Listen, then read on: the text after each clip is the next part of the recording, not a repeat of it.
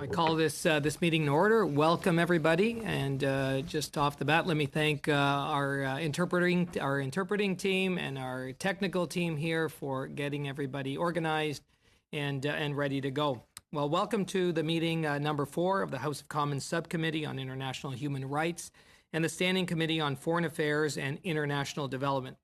Pursuant to the motion adopted by the Standing Committee on Foreign Affairs and International Development on February 20th, 2020, the subcommittee is meeting on its study of the human rights situation of the Uyghurs. Today's witnesses are mainly appearing by video conference, and proceedings will be made available via the House of Commons website.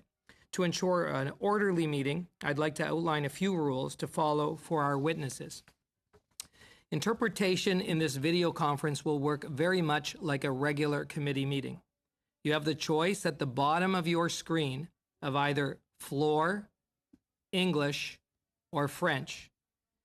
As you are speaking, if you plan to alternate from one language to the other, you will need to also switch the interpretation channels so it aligns with the language you are speaking.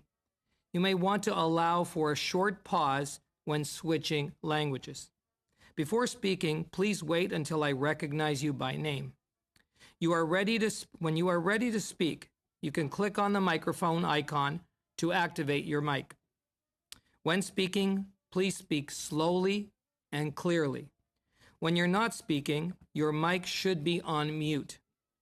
Should any technical challenges arise, for example, in relation to interpretation, or a problem with your audio arises, please advise myself, the chair, immediately, and the technical team will work to resolve them.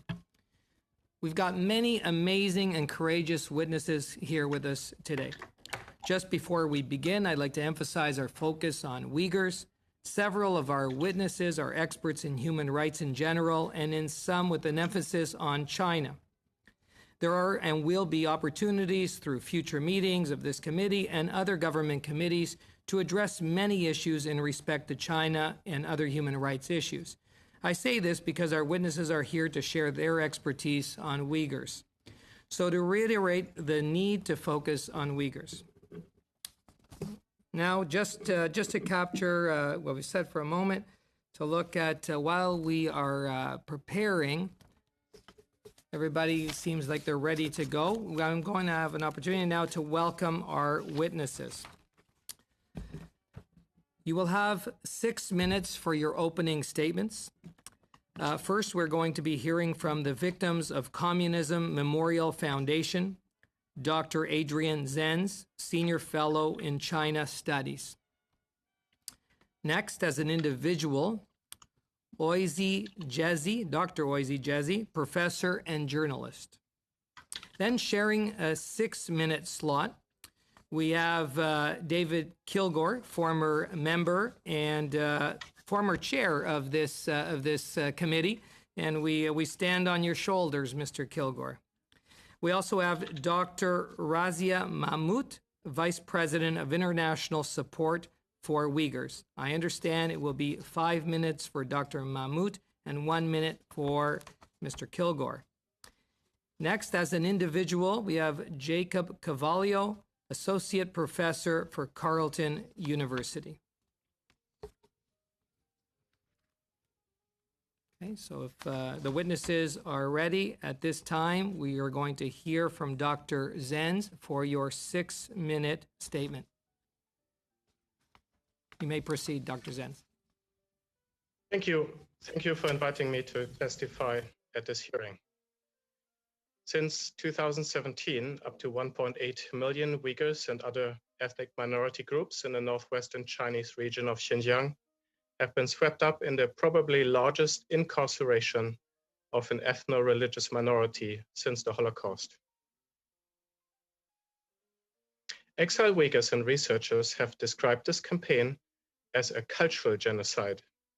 Now, new research gives strong evidence that Beijing's actions in Xinjiang also meet the physical genocide criterion cited in Section D of Article 2 of the United Nations Convention on the Prevention and Punishment of the Crime of Genocide to, quote, imposing measures intended to prevent births within the targeted group, end quote. Starting in 2018, a growing number of female internment camp survivors testified that they were given injections that coincided with changes in or cessation of their menstrual cycles. Others reported that they were forcibly fitted with intrauterine contraceptive devices, abbreviated as IUDs, prior to internment or subjected to sterilization surgeries. Also in 2018, official natural population growth rates in Xinjiang plummeted. In Kashgar and Hotan, two Uyghur heartland regions, combined natural population growth rates fell by 84% between 2015 and 2018. In 2019, birth rates in ethnic minority regions declined by a further 30 to 56%. For 2020, one minority prefecture set a natural population growth target of near zero, specifically 1.05 per mil, a record low and a major drop in the natural population growth of that same region. New evidence shows that drastic declines in population growth are not merely linked with a campaign of mass internment, but also related to a systematic state policy to prevent births in minority regions. With many men, husbands, and community leaders being detained in camps, nothing prevents the state from seizing complete control over female minority reproductive systems. First, 3 different government documents show that those who violate birth prevention policies are punished with internment. Punishments for violations of birth control policies have become far more draconian, especially in 2018. Second, in 2018, a stunning 80% of all newly placed IUDs in China, estimated by subtracting having added IUDs from removals, by subtracting new IUD placements from removals, were fitted in Xinjiang, even though the region only makes up 1.8% of the country's population. By 2019, Xinjiang planned to subvert over 80% of women of childbearing age in the southern 4 minority prefectures to birth control measures with quote-unquote long-term effectiveness. This refers to either IUDs or sterilizations. Third, Xinjiang's Health Commission budgeted 260 million Chinese yuan or 50 million Canadian dollars in 2019 and 2020 to fund pre-birth prevention surgeries. Family planning documents from 2 Uyghur counties show specific target figures for mass female sterilization, stating respectively that 14% and 34% of all rural women of reproductive age are to be subjected to tubal ligation sterilization. The entire region-wide program had sufficient funds in 2019 and 2020 for hundreds of thousands of such sterilizations, and some regions indicate that additional central government funds have been channeled into this campaign. In addition, in 2019 and 20, Xinjiang budgeted about 1.5 billion Chinese yuan or 291 million Canadian dollars for financial rewards for women who supposedly voluntarily opt for IUDs or sterilizations, even though they're legally permitted to have more children. In my estimation, all of these measures combined allow the Chinese state to permanently maintain Uyghur natural population growth rates at levels that are 85 to 95% below those of the past 2 decades. The government can dial minority birth rates up and down at will, like opening or closing a faucet. This new evidence is reflective not only of what we may call demographic genocide, but also of a strategy of ethno-racial supremacy. Between 2015 and 18, an estimated 2 million, what we must assume to be Han Chinese migrants, moved to Xinjiang from other parts of China, lured by lucrative job offers, free housing, and free land. I call upon the Canadian government to publicly condemn these practices, to perform a full legal determination of the nature of the atrocities that are taking place in the region, and to impose sanctions on Xinjiang's political leadership. Thank you. Thank you. And now we are going to be moving to Dr. Oisy Jezi for 6 minutes, please.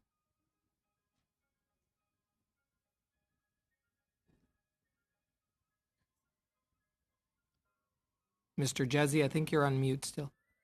Yes, can you hear me now? Yes. Go ahead. Yeah, hello everyone. My name is Orsi Yazeci. I'm a historian and a scholar of Islam. And in 2019, I wanted to understand the situation of Muslims in Xinjiang. For this reason, I visited Xinjiang from August 16 to 25. And I was invited, and we were a group of journalists invited by State Council Information Office of China and Xinjiang. During our visit, which lasted almost 9 days, we had the chance to get a number of lectures delivered to us by Communist Party officials, and also to visit the situation on the ground. During our visit, we visited 3 cities, Urumqi, Aksu, and Kashgar. Before visiting these 3 cities, we stayed for around 3 days in Urumqi, which is the capital of Xinjiang. And in Urumqi, we were presented with a number of white papers produced by the Chinese government about the situation in Xinjiang or East Turkestan. The people who delivered us these white papers were communist and party officials, people like Xu Guijiang and Mai Pinyan. In the historical presentations that we got, for me at least as professional historian, the narrative that the Chinese Communist Party officials were giving to us was that Xinjiang has historically been Han Chinese. It has belonged to the Buddhist culture, but the native Turkic people of Xinjiang, the Uyghurs, who are the majority, the Kazakhs, Kyrgyz, Tatar, and other ethnic groups, they were latecomers.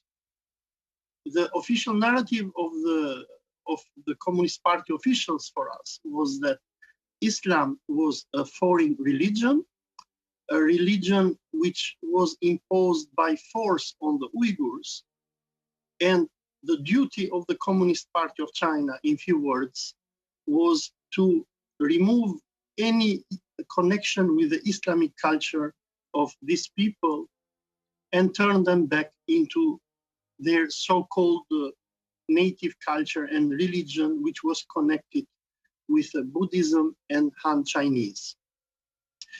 During our visit, we visited the Museum of Xinjiang in Urumqi, the Aksu Museum and Kashgar Museum.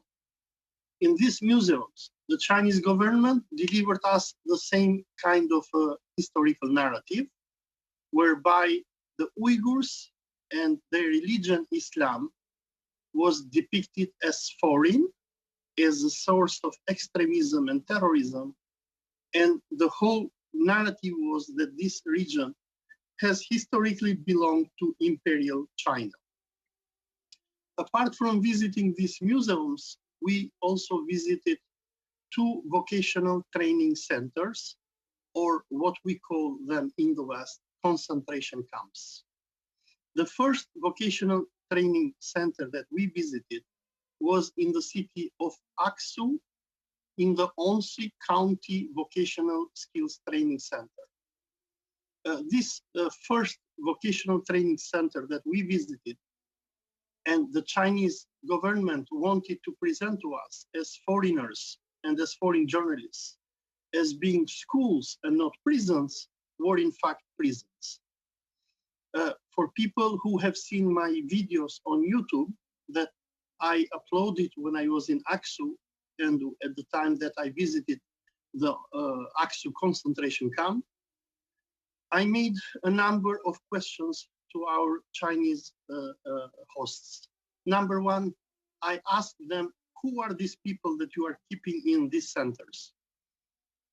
The Chinese claim was that these people were students. But then I asked them, are these people allowed to go to their home? The answer was no. Number 2, I investigated what they were doing with them in these concentration camps. Number one, these people, they didn't have access to the phone, internet, or to their families. These people had been taken from their homes 2 years before. When we entered in the concentration camp, which the Chinese authorities had designed it as a school, and the Chinese wanted us to film these people singing and dancing in order to show to the outside world that these were not concentration camps, but were schools, we started to ask these prisoners about their conditions. Number one, we started speaking to them in their Turkic language. We were greeting them in their native language. We were telling to them, Salam alaikum, or Nasılsın, which means peace be with you and how are you. The Uyghurs who were understanding us very well, they were afraid to respond in their native language, but they were responding in Chinese. Thank you. We are going to be moving on to our next witnesses, and that is Dr. Razia Mahmoud and Mr. David Kilgore for 6 minutes, please. Merci, Monsieur le Président, chers députés. Dr. Mahmoud speaks perfect French, so you're welcome to speak to her in French. I'll be very, very short. Just to say, last December in Brussels at an event sponsored by the World Uyghur Congress, I made the point that forced organ pillaging from Uyghurs in Xinjiang predates that from Falun Gong, which, as I'm sure you know, began in about 2001. In 1995, Surgeon Enver Tohti in Urumqi was ordered to an execution ground to remove vital organs from a wounded but still living prisoner. Appalled by what he had done, Tohti later left China. Ethan Gutman's book, The Slaughter, estimates that the organs of 65,000 Falun Gong and, quote, 2,000 to 4,000 Uyghurs, Tibetans, and Christians were harvested in the 2000-2008 period. Finally, Dr. Mahmoud is a Canadian of origin in East Turkestan. She has two masters, one from University de Montreal and one from Brussels. She has a PhD from Carleton in biology. She's a scientist, but she's appearing on behalf of International Support for Uyghurs and in her private capacity. Monsieur le Président et chers députés. Mr. Chairman, dear members. To begin, I will go straight to a topic of the worsening human rights tragedy in my homeland. We called, as I know, it is East Turkestan, but China calls it Xinjiang. So Uyghurs have always facing systematic discrimination, and they have long, painful story of human rights violations under Chinese Communist Party's regime. An example, so 60 years ago, the region was chosen as a nuclear test site. It is the only nuclear test site used in China, but it is the largest in the world. So impact of this nuclear test, so had like terrible long-term implication for our homeland. And as example, our homeland, the traditional ways of life has disappeared. And there is widespread environmental degradation. Health-related issues are enormous. As an example, there is a 30 to 35% cancer rate, higher than the state average, and the birth defects are commonplace.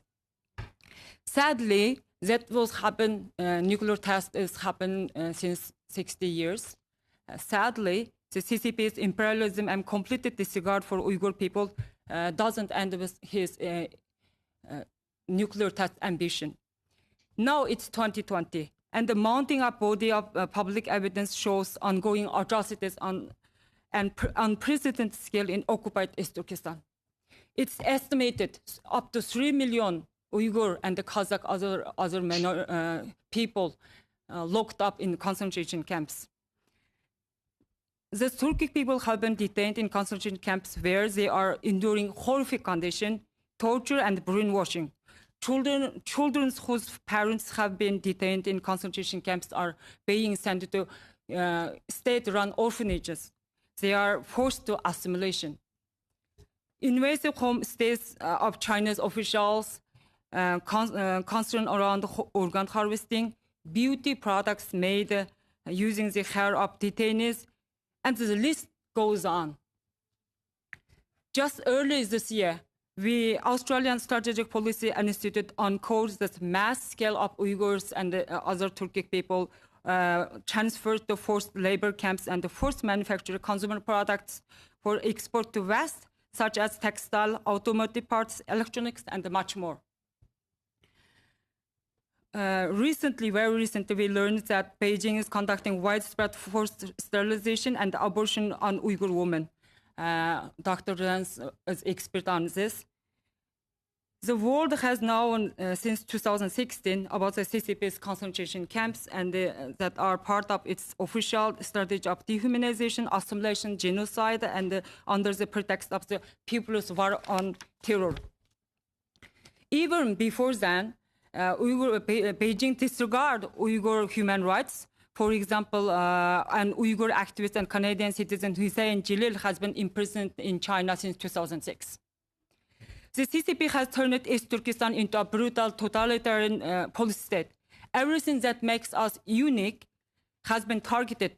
Our language, culture, story, religion, and identity. Our books and our history have been rewritten. Thousands of our mosques, shrines, graveyards, and other sites of historical, cultural, and religious significance have been destroyed as the CCP's target is erase traces of our very existence. We Uyghurs now refer to ourselves as people destroyed. As you know, this committee held a hearing on this issue in 2018. I was here, and it doesn't seem to have moved the Canadian government to act. Let's hope today's hearing has a greater impact. This committee could help by issuing a formal statement demanding Xi Jinping, chairman, immediately abolish the concentration camps and release the detainees, calling on the Canadian government to use its Magnitsky legislation to target Chinese communist officials for perpetrating gross and systematic human rights violation on Uyghurs. Third, calling on the government to grant asylum to Uyghur and Kazakhs from China, a blanket refusal to deport them back. The Uyghur community is suffering profoundly, and we hope that Canada will help us stop this horror. Thank you. Thank you, Dr. Mahmood, and thank you, Mr. Kilgore. We will now go to our final witness for panel one, and that is Mr. Jacob Cavallo, Associate Professor at Carleton University. Mr. Cavallo. I think you are on mute, Mr. Cavallo. If you can unmute yourself. Thank you, Mr. Chairman. Thank you. I value the opportunity to participate in this virtual roundtable on the human rights situation of the Uyghur people in China, which I will address first, followed by my assessment of the Beijing regime. The Xinjiang Uyghur Autonomous Region, which the local Uyghur Aboriginal people know as East Turkestan, is a very large area, 1.7 million square kilometers, relatively sparsely populated, very rich in natural resources, located most strategically at the heart of Xi Jinping's Belt and Road Initiative. China's is a non-monotheistic culture where religion has always been subservient to the state, unlike the Uyghur culture where Islam is an integral part of life, as Buddhism is in Tibet. The pretext for anti-Uyghur policies over the past decade is what Beijing calls separatism, extremism, and terrorism. Here are measures in force since the so-called Strike Hard campaign against violent terrorism in Xinjiang in May 2014, and especially since 2016, when Chen Quanguo became Xinjiang Communist Party boss. Relentless surveillance using closed-circuit television, artificial intelligence, facial recognition, biometric data. A new grid surveillance system where each square contains 500 people for stronger surveillance has just been completed. Hundreds of so-called vocational re-education as well as forced labor camps where around 1.2 million Uyghurs, including hundreds of thousands of school children, are incarcerated. The focus is on Mandarin training, intense Han Chinese nationalist indoctrination, and strict discipline. Many Uyghurs are forced to host Chinese agents, Han Chinese agents, into their families as so-called family members who train the hosts in Mandarin and Chinese nationalism. Beards and hijab are very strongly discouraged. Contraception and sterilization of women, that has been already referred to, is pushed. Muhammad and Medina are not allowed as name for new babies. All these steps aim at assimilation, Sinification, or monoculturalism. Sinification is accelerated through Han settlers moving into Xinjiang. What kind of a regime is the People's Republic in name only, ruled over by the Chinese Communist Party also by name, in name only? In an intriguing case of dire history repeated, in a process launched by Deng Xiaoping in 1978 and completed by Xi Jinping in March 2018, China has evolved from Maoist communism to what I call fascism or Confucian fascism with Han Chinese characteristics for the new era, a purely descriptive designation. To Mussolini's everything within the state, nothing against the state, nothing outside the fascist state, Xi Jinping's slogan is, quote, the country, the military, society, schools, north, south, east, and west, all belong to the Communist Party state. Wei Wen, preserving social stability, is the foundation of the domestic policy of the regime, the Chinese version of Gleichschaltung. Marxism and fascism differ only on one thing, private property, which fascism allows. However, unlike liberal democracies, the Beijing regime since 2012, lorded over by the never-elected strongman for life, Xi Jinping, because of its overwhelming political power, has the last word on large private businesses as well. Most of China's top businessmen are members of the Chinese Communist Party. Marx and Mao, Xi Jinping's heroes, are probably spinning in their graves. China's core interest, 核心利益, is the term for Beijing's aggressive, not assertive, foreign policy in the past 15 years. Indeed, the Chinese version of Lebensraum. I apologize, but Mr. Carvalho, if you could move your microphone just a little lower. Yes. That would Is be this great. better? Is this better? Are the interpreters? Yeah. Is this better? Yeah, 1 second. Okay. Hi, this is Yuko again. I'm sorry. I know earlier, sir, I said to move it closer, but is it touching? Perhaps the side of your face? This could be better. Okay. That seems a bit better. Thank you very much. I just have 2 sentences left. Thank you. So We'll add a again, little time. Good. Go ahead. China's core interest, 核心利益, is the term for Beijing's aggressive, not assertive, foreign policy in the past 15 years. Indeed, the Chinese version of Lebensraum, that's living space foreign policy of Germany until 1945. China and Russia are the 2 most successful imperialist powers in history. In 2020, they co-lead the 21st century version of the anti-democratic axis of yore, which also includes Pakistan, Iran, and Turkey. In the context of the legal aspects of the present crisis in Ottawa-Beijing relations, remarks by Professor Samantha Hoffman of the Australian Strategic Policy Institute are highly relevant. In China, I quote, in China, there is no such thing as the rule of law. Regulations that can be largely apolitical on the surface can be political when the Communist Party of China decides to use them for political purposes. There are no genuine protections for the people and entities subject to the system. Thank you. I've shortened my original presentation to fit within the 6 minutes allotted to me. Thank you very much. Well, thank you so much, Mr. Carvalho, and thank you for that interruption, for adjusting your mic. I want to thank all the witnesses for your remarks. We'll now move to the members, an opportunity to ask the witnesses questions for 7 minutes each for each member. And we are going to get started with Mr. Genius for our first 7 minutes. Thank you. Well, thank you, Mr. Chair. Thank you so much to the witnesses for your powerful testimony.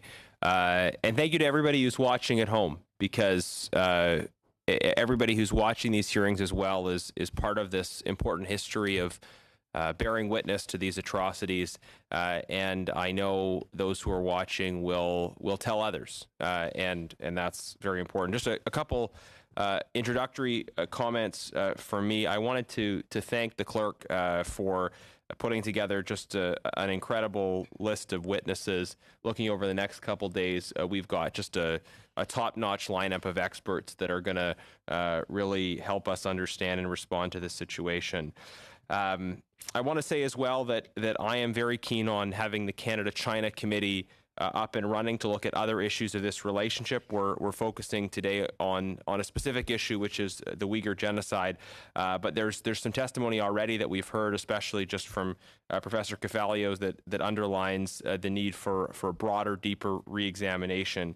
And I am hopeful that through continuing advocacy, we'll be able to have the Canada-China Committee working as well.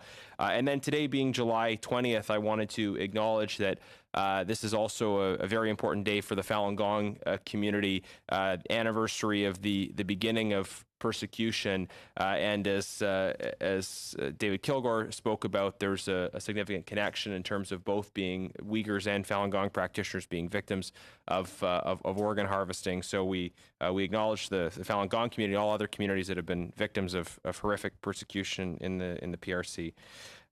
So we've heard from the witnesses' discussion about a number of important issues in terms of the Canadian response to these events, legal determinations, genocide recognition, as well as the use of Magnitsky sanctions.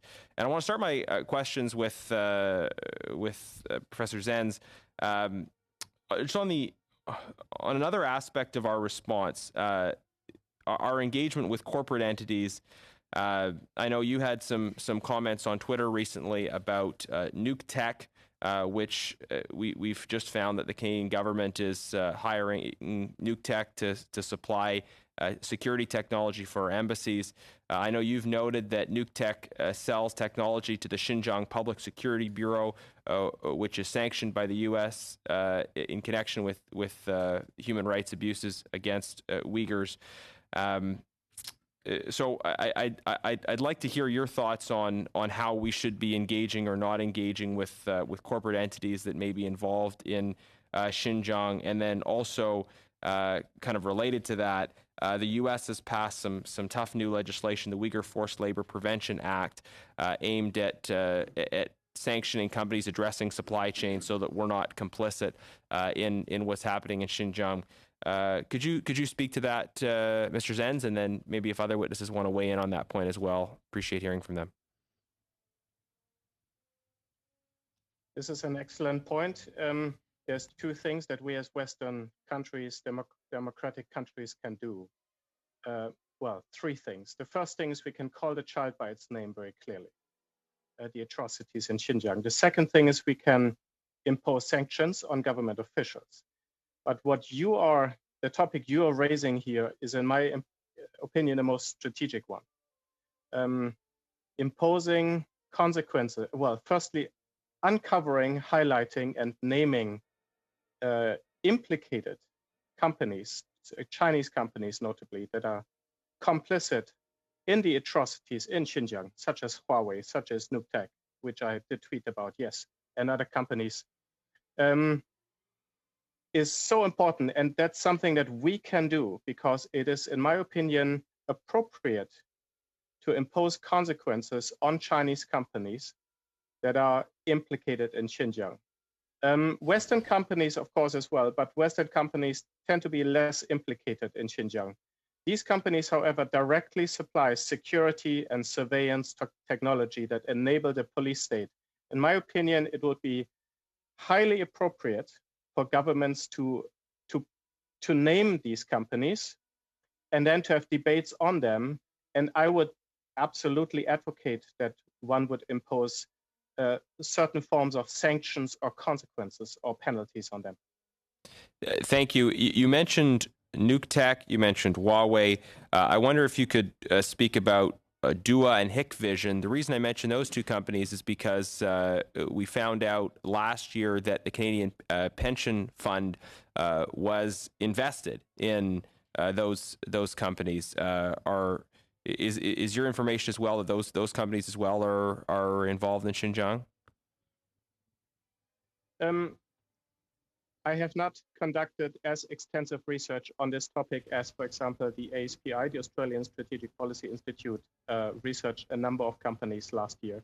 Okay. I specifically have information on Huawei and NUCTEC, but I also know, and also the IVPM has published on this, on Hikvision specifically. Hikvision was clearly received public security tenders in Xinjiang.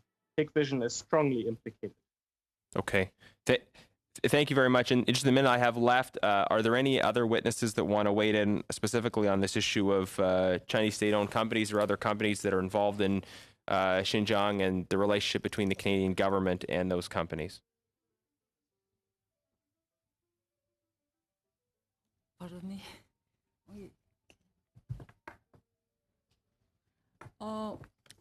This like recently hair products, for example, specifically U.S. border agency stopped like certain tons of product from probably made from detainees from concentration camps, female detainees, and so this product comes from East Turkestan. So it's a huge. There is a big possibility of this is made from hair products made from Uyghurs, other Turkic people detained, and it is very usual. Usually, once they locked up people, they shaved them time to time regularly. Thank they you. all shaved. Now we will be moving to Ms. Vandenbel. Thank you. Yes, thank For you 7 very minutes. much. Thank you. I want to thank all of our witnesses today for incredibly compelling and very, very timely testimony on a topic that, as you know, this committee has done previous work on. We did do a study. It was the fall of 2018, and at that time, I think it was probably some of the most disturbing testimony that I have heard. And I would be interested in knowing from each of you, because at that time there wasn't very much in the public domain. A lot of what we heard was secondhand. There was a tremendous desire by the authorities in Xinjiang to make sure that information was not getting out internationally. Today we have firsthand testimonies, and we have studies like that of Dr. Zen's that are documenting things in a much more concrete way. So I would be very interested if the witnesses could talk a little bit about what has happened since December 2018, since our study. I know that in January of 2019, when we published the summary of evidence, the very next day, China did allow UN observers into the camps. My understanding is, of course, that a lot of that was very staged. So if you could comment both on what has happened there, what has happened in terms of some of the international observers and what they have documented, and particularly if I could start with Dr. Zenz, because your testimony is so chilling on the sterilization. And if you could talk about how much of that have we documented, and where is it moving? How much has shifted since 2018? Thank you. Okay. In 2018, several important decisions were made and policies were established that have influenced everything that has happened since. Firstly, it is forced labor. In 2018, we had a policy of shifting internment camp detainees into different placements of coercive labor. This policy was initiated in the first half of 2018. It was ramped up with the construction of a lot of poverty alleviation workshops, as they are called, into the second half of 2018. And we have evidence that many detainees from the vocational internment camps, which is only one type of extra-legal re-education camp, were subsequently and are being shifted into forced labor placements in 2019. The other thing is in 2019, in terms of the birth control, we have a much more intrusive attempt to especially sterilize women in the countryside in 2019. So we have a draconian ramping up of birth prevention, of coercive labor, and of parent-child separation, through also converting a lot of preschools into boarding schools. Basically, from 2018 to 19, we have a shift from the shorter-term, medium-term internment campaign to the long-term police state. So the police, the securitization of wider society and the crackdown on the atrocities on Uyghur society in general have gathered significant speed in 2019. It's a shift to the long-term strategy that we see. It comes along with a apparent normalization, with a reduction of the visible police presence, with a reduction and a closing down of some of the vocational internment camps, although that is also unclear. It is an apparent superficial normalization of Uyghur life, whereas in reality, the police state is fully extended and going into long-term mode. Thank you. If the other witnesses would like to comment on that, Ms. Mahmood? Can I jump in? Oh, yes. Okay, certainly. All right. So yeah, I'm Orsi Azizi. I visited these concentration camps and Xinjiang in 2019. And adding up to what you're saying is that the Chinese government has been so much worried about what we are saying in the West about the presence of these concentration camps. And I was part of a group of journalists and diplomats that the Chinese government had invited throughout 2019 in order to sell a fake story to the outside world, and in particular to the West. Because what we found out during our visit in 2019 was that the Chinese government was so much worried about what we were saying in the West, that they were trying in a way to deceive the world. And for me, myself, after coming out of Xinjiang, and in September, I went public as soon as I returned to Europe, condemning and describing to the world what they were doing with these mass internment camps. I was attacked by the Global Times, which is one of the official newspapers of the Chinese government, whereby I was accused as a fake reporter. And among others, the Chinese authorities, they said that we had brought before him around 1,000 journalists and diplomats. Now, a big question that we are faced in the West is how come that out of 1,000 journalists and diplomats, very few are giving testimonies? The reason is that the Chinese government is very careful on organizing guided tours for foreigners, even for the UN observers. They do not allow. If you could just move a little closer to your microphone, please. Yes, sure. They do not allow foreigners to interview individuals in the street. And moreover, even for us as journalists, when they send us to these vocational training centers, they did not want us to make questions. They only prepare shows. They want us to feel and to show to the outside world that China is treating the Uyghurs fine, that they are happy, they are sinifying themselves, they are abandoning their language and religion out of their own free will. But if China will give us full access to investigate and question people, then there will be a huge explosion. And the problem with China is that they are so worried about this. And they are spending so much. Thank you. Now moving to our next member, Monsieur Brunel Duceppe, for 7 minutes. Merci. Thank you very much. I wish to thank all the witnesses. We do need you at this committee. Your testimony is exceptional and is very touching. I want to thank the House of Commons employees who allow me to do this work today, and all my honorable colleagues who decided to gather and do this work. Now we have to make sure that this subcommittee has an impact and that it's not just words. I wasn't here in 2018. The situation has changed, I imagine, but now we have a duty as parliamentarians to come up with something concrete and name things by their name. So I'm very pleased to be here with you today, and I really hope that we will achieve this objective together. First of all, I'd like to put a question to Dr. Mahmoud. What are you expecting in the short term? I've just talked about impact, but what do you expect from the Canadian government in the short term as quickly as possible as a response? Thank you for your question. Yes, in the short term, we want the government to commit to sanctions against the Chinese officials.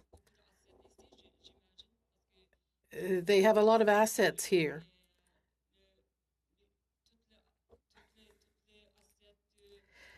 We're told that all the official government assets are first and foremost in the US and next in Canada. So Canada can do one thing: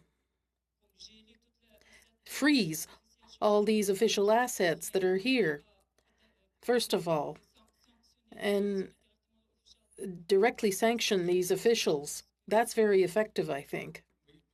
Yes, but I think that's in the short term. We can make an effort. It's very difficult for the government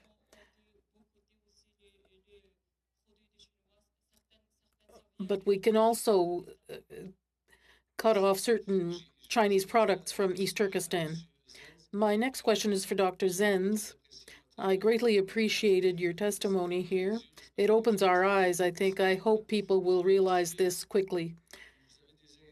Do you have any indications that this system will get worse if nothing is done, if we don't do anything? Do you have any indication that this is getting worse as we speak? Well, the evidence that we're uncovering is certainly getting worse as we speak. And I think there is significant concern as to the nature of the oppression and the growing, like what it encompasses in terms of life. This is an unprecedented atrocity. It is designed to break the Uyghurs. It is designed to break their soul, break their backs, put them into placements, hem them in from all sides. It's a perfect assimilation. It's a bit like a Holocaust 2.0, if I may say so, much more sophisticated. It flies below the radar of a lot of atrocity and classic genocide definitions, but it's all the more terrifying in the long term. This is a long-term plan. It is quite unprecedented. And I believe there are many, just if these all things continue to go on, the impact, the mental and the physical impact on the Uyghurs is going to be unspeakable as year by year goes by. And that's as much as I think we can say about this. This justifies an urgent response.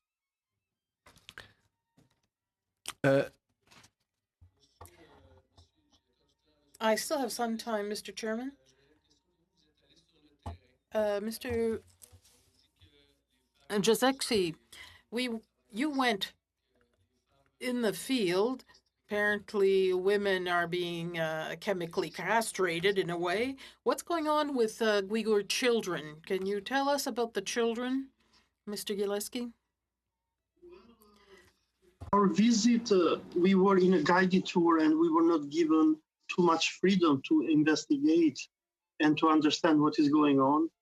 During our visit in major cities like Aksu and Kashgar, we tried to talk to the locals, but Chinese communist officials, they violently separated us from speaking to other people.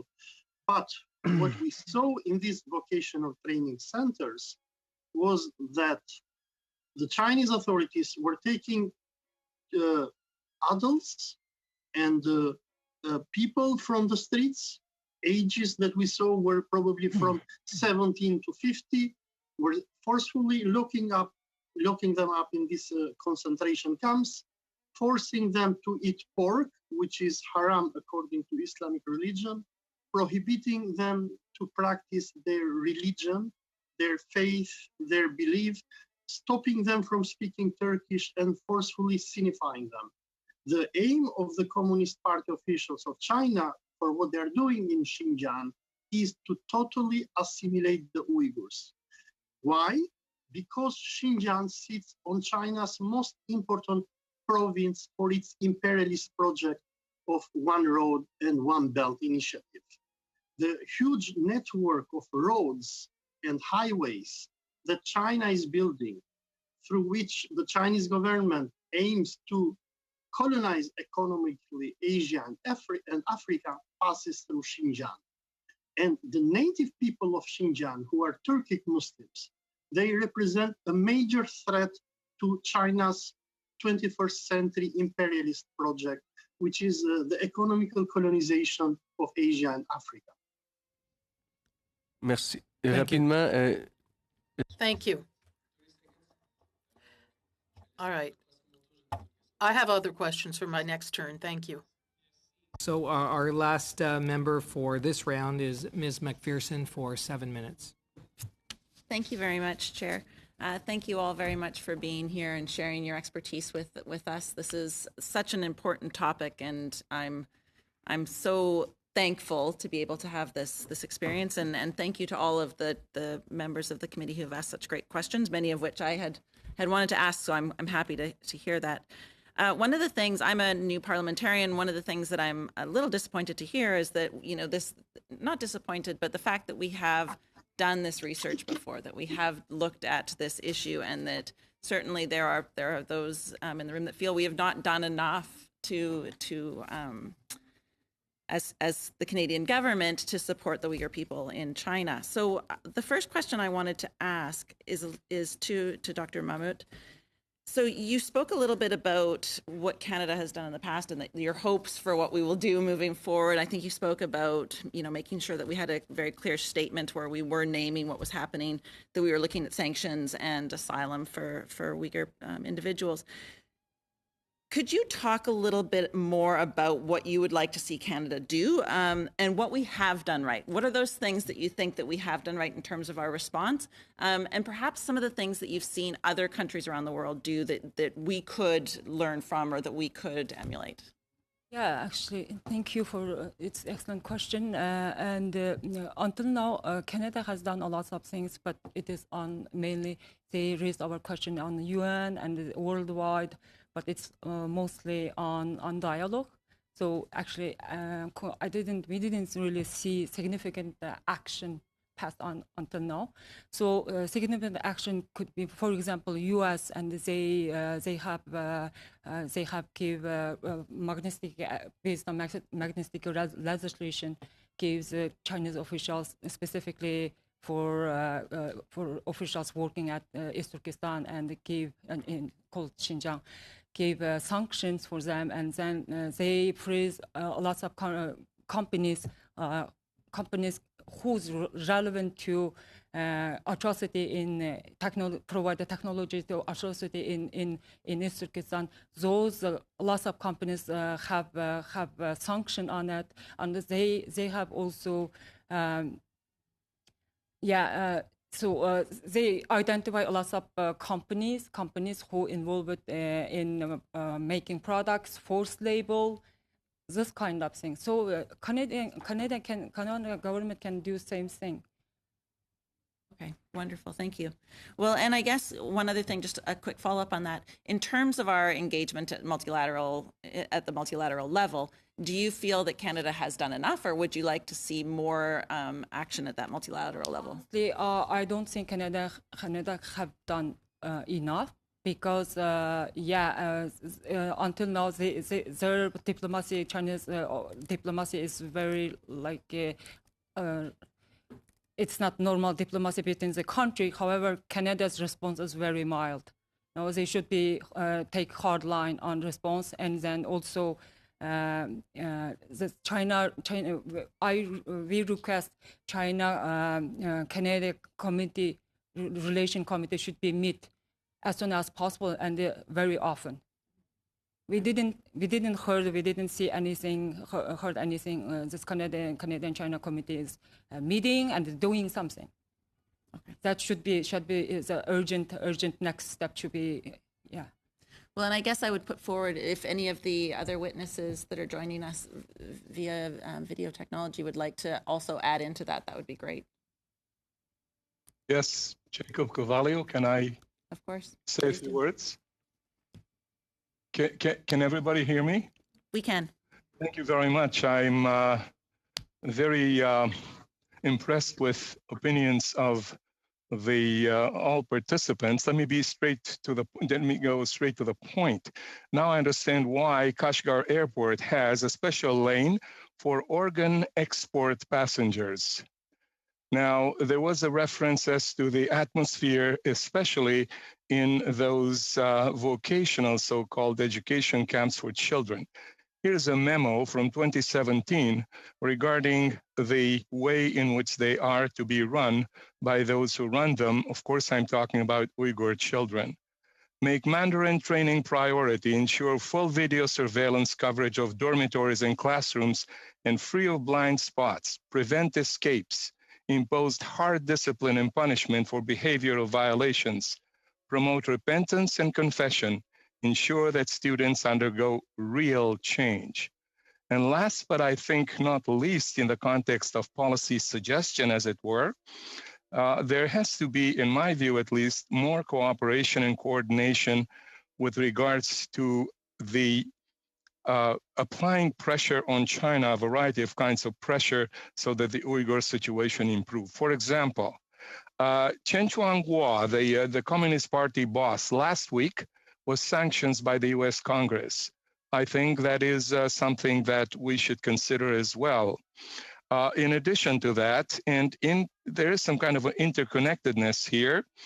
The UK last week announced that it was abandoning doing its 5G network with Huawei and moving to Japan, to Japanese technology and Japanese companies. In other words, we, meaning the democracies, Canada, the United States, Europe, Japan, should do more to reinforce, the impressing on the Chinese regime, first and foremost, of course, Xi Jinping, what we are all about, because this is a dire threat, not only to the Uyghur, first and foremost, of course, but also to the rest of the democratic world. Thank you. 30 seconds. 30 seconds. I just had one very, very quick question, a follow-up question, actually, from Mr. Jennings. Dr. Zenz, or Mr. Zenz, you talked a little bit about Western companies not being as implicated in their supply chains. Could you talk a little bit about that? My understanding is that there are a number of Western-based multinationals or corporations that are implicated, and I'd like your thoughts on how we could work with Okay, 10 seconds, Dr. Zenz. Sorry. Good luck. 10 seconds, please. Western companies do sell products, and some, like Heinz, use tomato ketchup, and Volkswagen produces cars. The most direct implication in the police state is through technology, which is Chinese companies and Chinese technology. But I think Western implication is much more through supply chain, also cotton, textile, especially textile. So Thank you. That's why that'll end our first round. Moving into our second round, this will be for 5 minutes of questions by each of the members, and we will move to Ms. Khalid for the first 5 minutes. Thank you, Chair, and thank you to all of the witnesses. I really do appreciate your advocacy and your testimony. Going to keep. I'm trying to unpack some of the recommendations that some of you have made. Given the 5 minutes, I will try to do the best that we can. Mr. Zenz, in one of your recommendations, you had asked that there needs to be a full legal determination of the nature of the atrocities. Who do you think should be making that legal determination? Are you suggesting Canada specifically, or international community as an organization? I would like to see both. I think individual nations have a responsibility. Sometimes there's a legal precedent for that, to make a determination of the nature of the atrocity. For example, I'm aware that the United States State Department is able to do that, but hasn't done so actually, which is a notable omission. I'm not sure about the situation in Canada, but I believe that individual Western democratic nations should do so. And then on top, at the multilateral level with the United Nations as well, And there we have the problem of elite co-optation by China. Thank you. And a lot of these recommendations are really, I think the ultimate objective is to encourage China to stop these atrocities to the Uyghur community. Dr. Olsey, if I may ask you, in your testimony, you had spoken about how you were invited to film the concentration camps or the re-educational camps. Can you just go into that a little bit more? Why did you get invited to film? And do you think it's because China feels pressure from the international community that they needed to respond to that pressure by inviting you in? Yes, Ikra, that is right.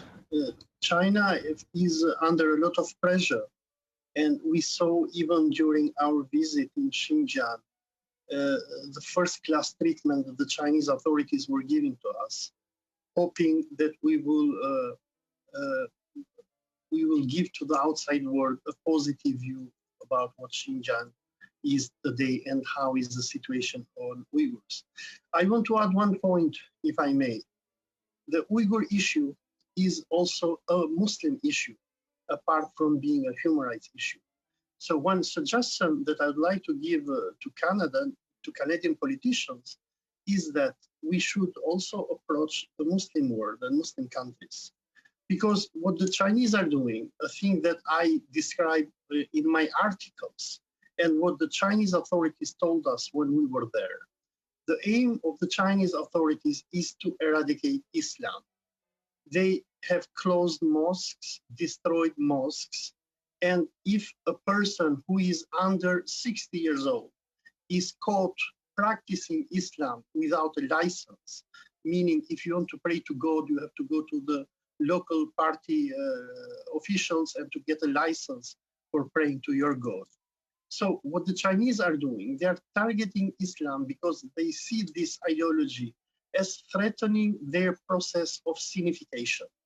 So I believe that apart from Western democracies, we should also approach Muslim countries, because you have to know something after all. I'm so sorry, I'm going to cut you. I just have one more question and not a lot of time.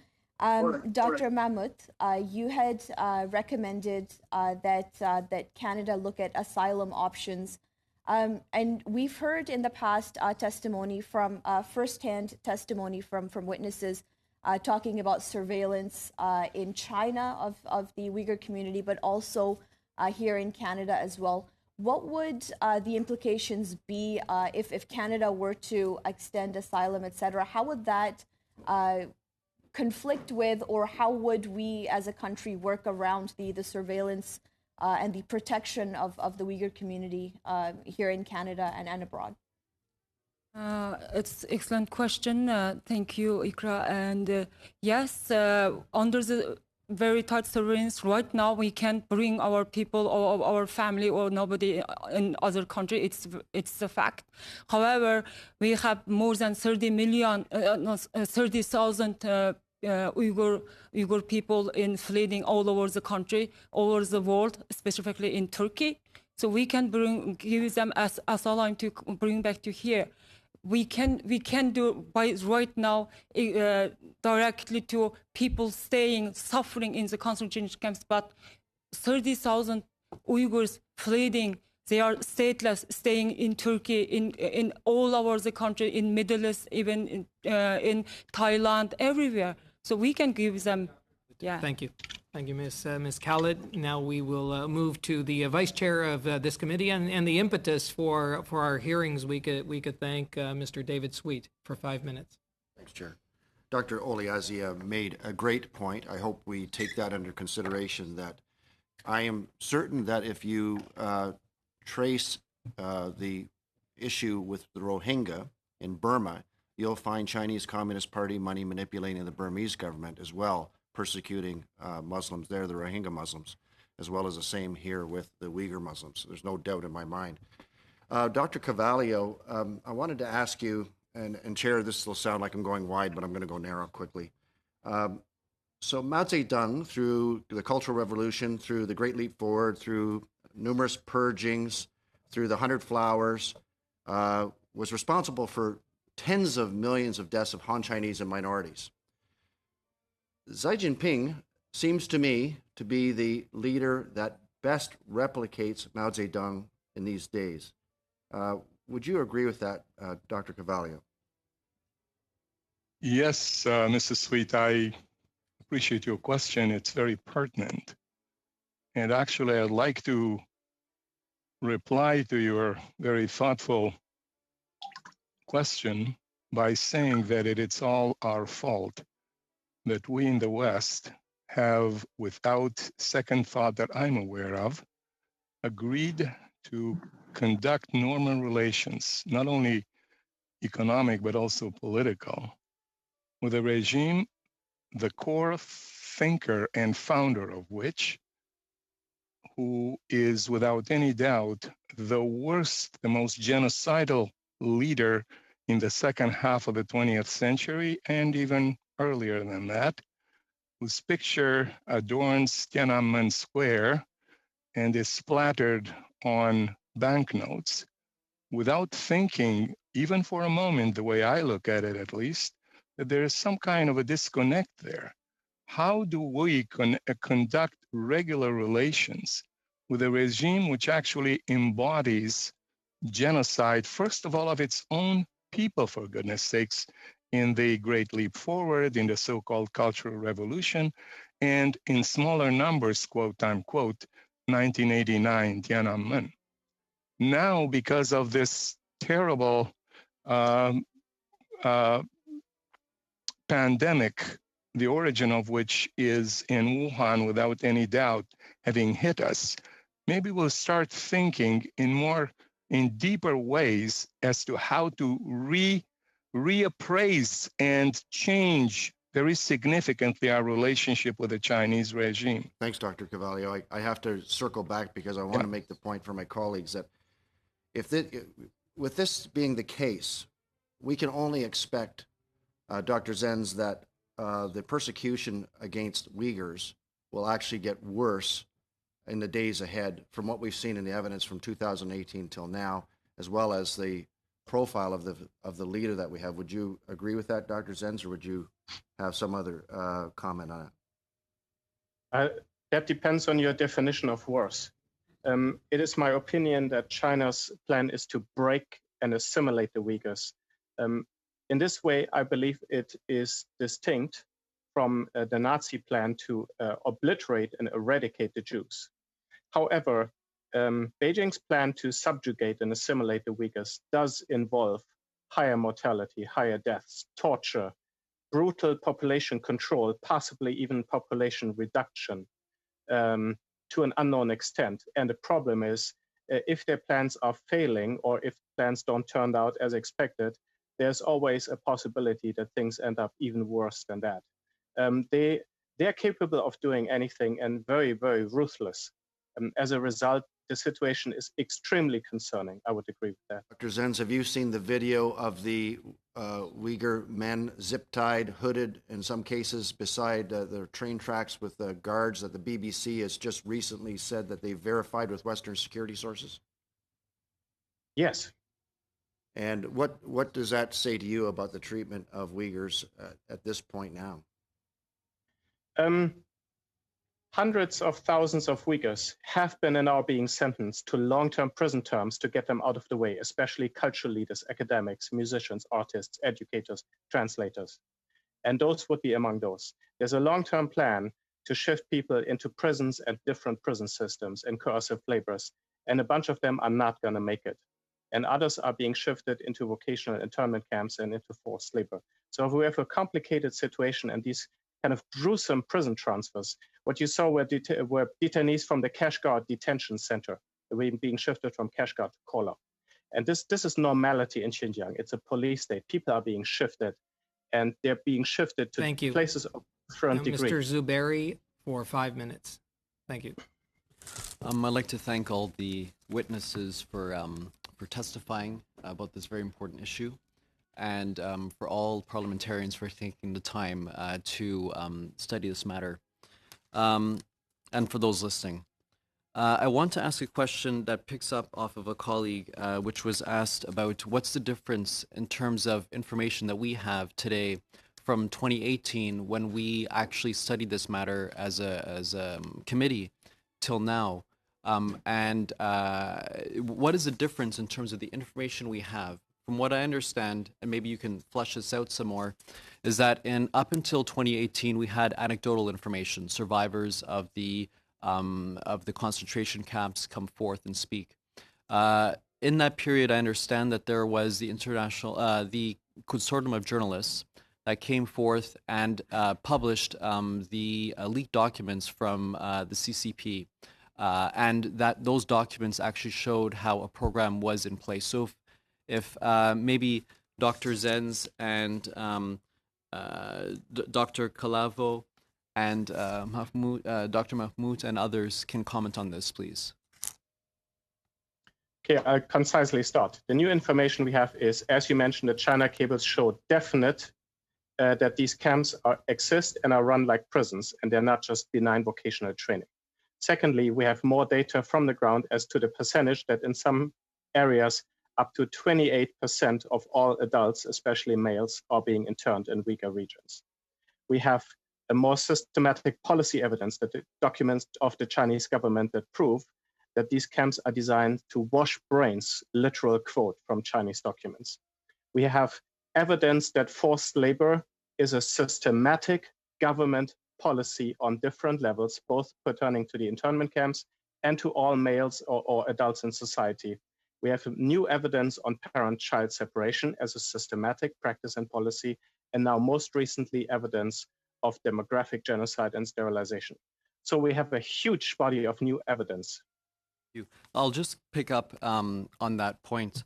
So you mentioned there's a huge body of evidence that it's established that there are leaks from the Chinese Communist Party, which allow us to independently verify this. It's not simply anecdotal information as it was before. We know that the Convention on the Prevention of Genocide and Punishment of the Crime of Genocide, which was of 9 December 1948, commonly known as the Genocide Convention, Article 11D, says that the convention, in the present convention, genocide by any means of the following acts committed with the intent to destroy, in whole or in part, a nation, ethnical, racial, or religious group. It gives a number of examples. Killing of members of a group, causing serious bodily, mental harm for members of the group. It continues on to Section D, which is prevent births within the group. Section E, forcible transferring of children from the group to another group. So given what I've just mentioned, which is the Convention of Genocide, of which China is a signatory of, and Canada, both, and given what you just mentioned, Dr. Zenz, around the new information we have, for the PhDs and professors, do you feel now that we can say with confidence that what we are seeing in front of us meets the definition of genocide according to the convention? In my opinion, it meets the definition of genocide specifically on preventing births and partially and to an extent on some of the other ones, such as mental and parent-child separation. The intention is to break and assimilate the weaker. So in genocide, in this sense, I do not believe that this is a genocide like the Nazi genocide of literally trying to obliterate the ethnic group in whole, but it's designed to destroy the ethnic group in part in terms of identity and even population size. Thank you. I'll leave that time for others to comment. Thank you. And we'll move to, for other the witnesses. other panelists to comment. Yes. Genocide definition is one simple example. In Holocaust, this shaved hairs used as Vegas products is in Holocaust. It's the same right now. It's on one simple example. Thank you. Now moving to Monsieur Brunel Duceppe for 5 minutes. Thank you, Mr. Chairman. Mr. Kilgore, we haven't had an opportunity to hear you much yet, answering questions. Earlier, we were discussing countries that issued sanctions against China because of what's happening in Xinjiang. Do you know if that's had an impact on the relations between China and these countries that issued sanctions? I must make a point here. I suppose everyone has visited Auschwitz. Have all members seen it? No. Okay. Well, you will see hair in these museums, as Dr. Mehmet just said. It's horrible, absolutely horrible. And as we saw yesterday, 13 tons of Uyghur hair, of hair products.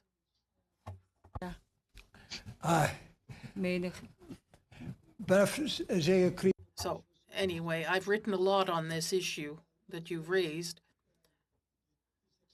Our export deficit with China is $40 billion, I think.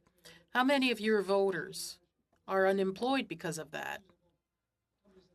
Like the Americans and the Europeans. I hope that others will say the same thing. They've eliminated a lot of jobs. In the United States, for instance,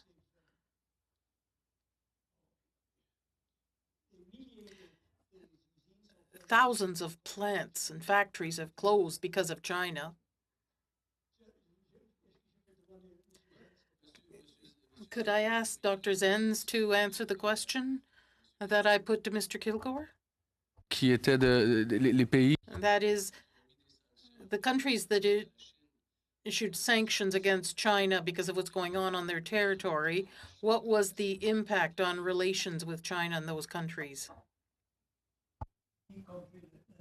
About the United States imposing sanctions, because I'm not particularly aware of others. Okay, parfait. I see, okay. Mr. Kilgore, I'll continue with you. What other measures are there? Because we're talking about the Magnitsky sanctions. I think that most people here agree that that should be done quickly. But what other measures would be appropriate,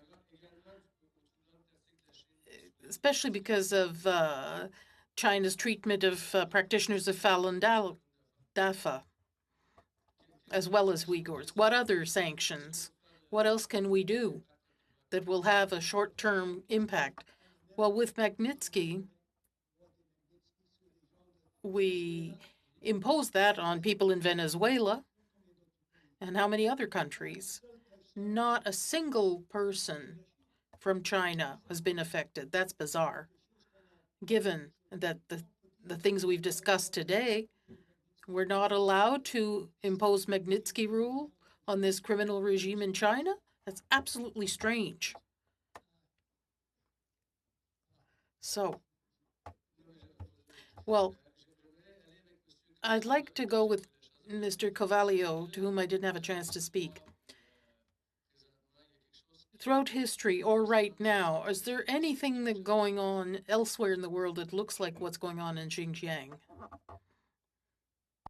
I would say almost instantly that the policies of Xi Jinping in particular, in other words, since December 2012, remind us of Sovietization and Russianization policies of Stalin, who of course moved the Tatars from Crimea, for example, to about 3 other places throughout the then Soviet Union.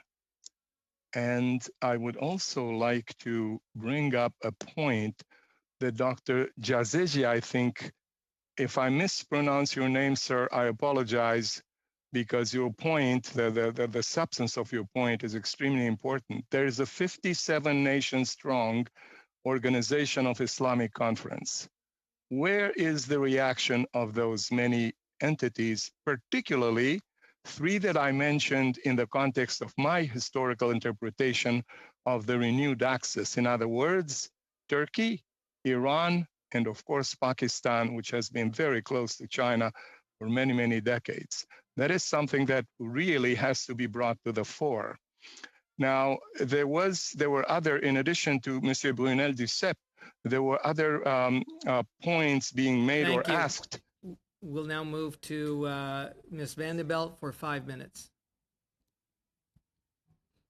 Thank you very much, and also thank you to my colleagues for some very good questions today. I would like to go back to something that was said earlier about China is obviously trying very hard to make sure that the international community is not necessarily seeing what's happening. There was a talk of the staging of the, I think Mr. Zenz called it guided tours, but also the communications and preventing communications from Xinjiang to the rest of the world. Does this indicate that action on the part of the international community does in fact have an impact on the pressure from the international community, does shift China's policy and does impact China? I would go to an extent. Go ahead. To an extent, yes. To an extent, yes, there has been a campaign. China is concerned about its image, perhaps even more so among Belt and Road countries. China, I think, is now looking even more to secure its status and image in Belt and Road countries. It is especially careful to not alienate Muslim countries because it knows that Muslim populations could quite significantly turn against China, actually, which would be a real problem. However, I think the impact has been very cosmetic. There has been no real policy change. I would give a very sober assessment of the real-world impact of Western attention on Xinjiang, in Xinjiang itself. In my opinion, a much stronger prospect to actually change the situation on the ground is through forced labor and the ethics of forced labor. Earlier on, I mentioned that Western companies are not as implicated. I meant that in respect to the police state and the technology and the security technology. Western companies are implicated in terms of their supply chain, especially in textile and to an extent in other products. And I think this is really also special because Uyghur labor is being shifted to other provinces and is used in other factories in other parts of China. And I think over forced labor and the ethics of forced labor, consumer awareness, this is a very important avenue. And the second really important avenue is the Muslim countries. As was mentioned before, the OIC, the Organization of Islamic Cooperation, on the high level, they have been co-opted by China. They have been bought by China, so to speak. But increasing awareness in the general Chinese population, that is, in the general population of these Muslim countries, finding a way. And of course, if countries like Canada impose sanctions and do big things that get in the news, that could be very helpful. Thank you. If I could go to the other witnesses, Mr. Yazeji. Yes, thank you. I just wanted to respond to your question and to Mr. Jacob when he said, where is the OIC, Turkey, Iran, and Pakistan? Now, there is something that we are not doing right when it comes to the question of Xinjiang and the Uyghurs. Number one is that the United States has taken the lead. And we have to know that in the Muslim countries, United States doesn't have a very good image. So what China is doing now, it is trying to portray this as a kind of an imperialist intervention in its internal affairs.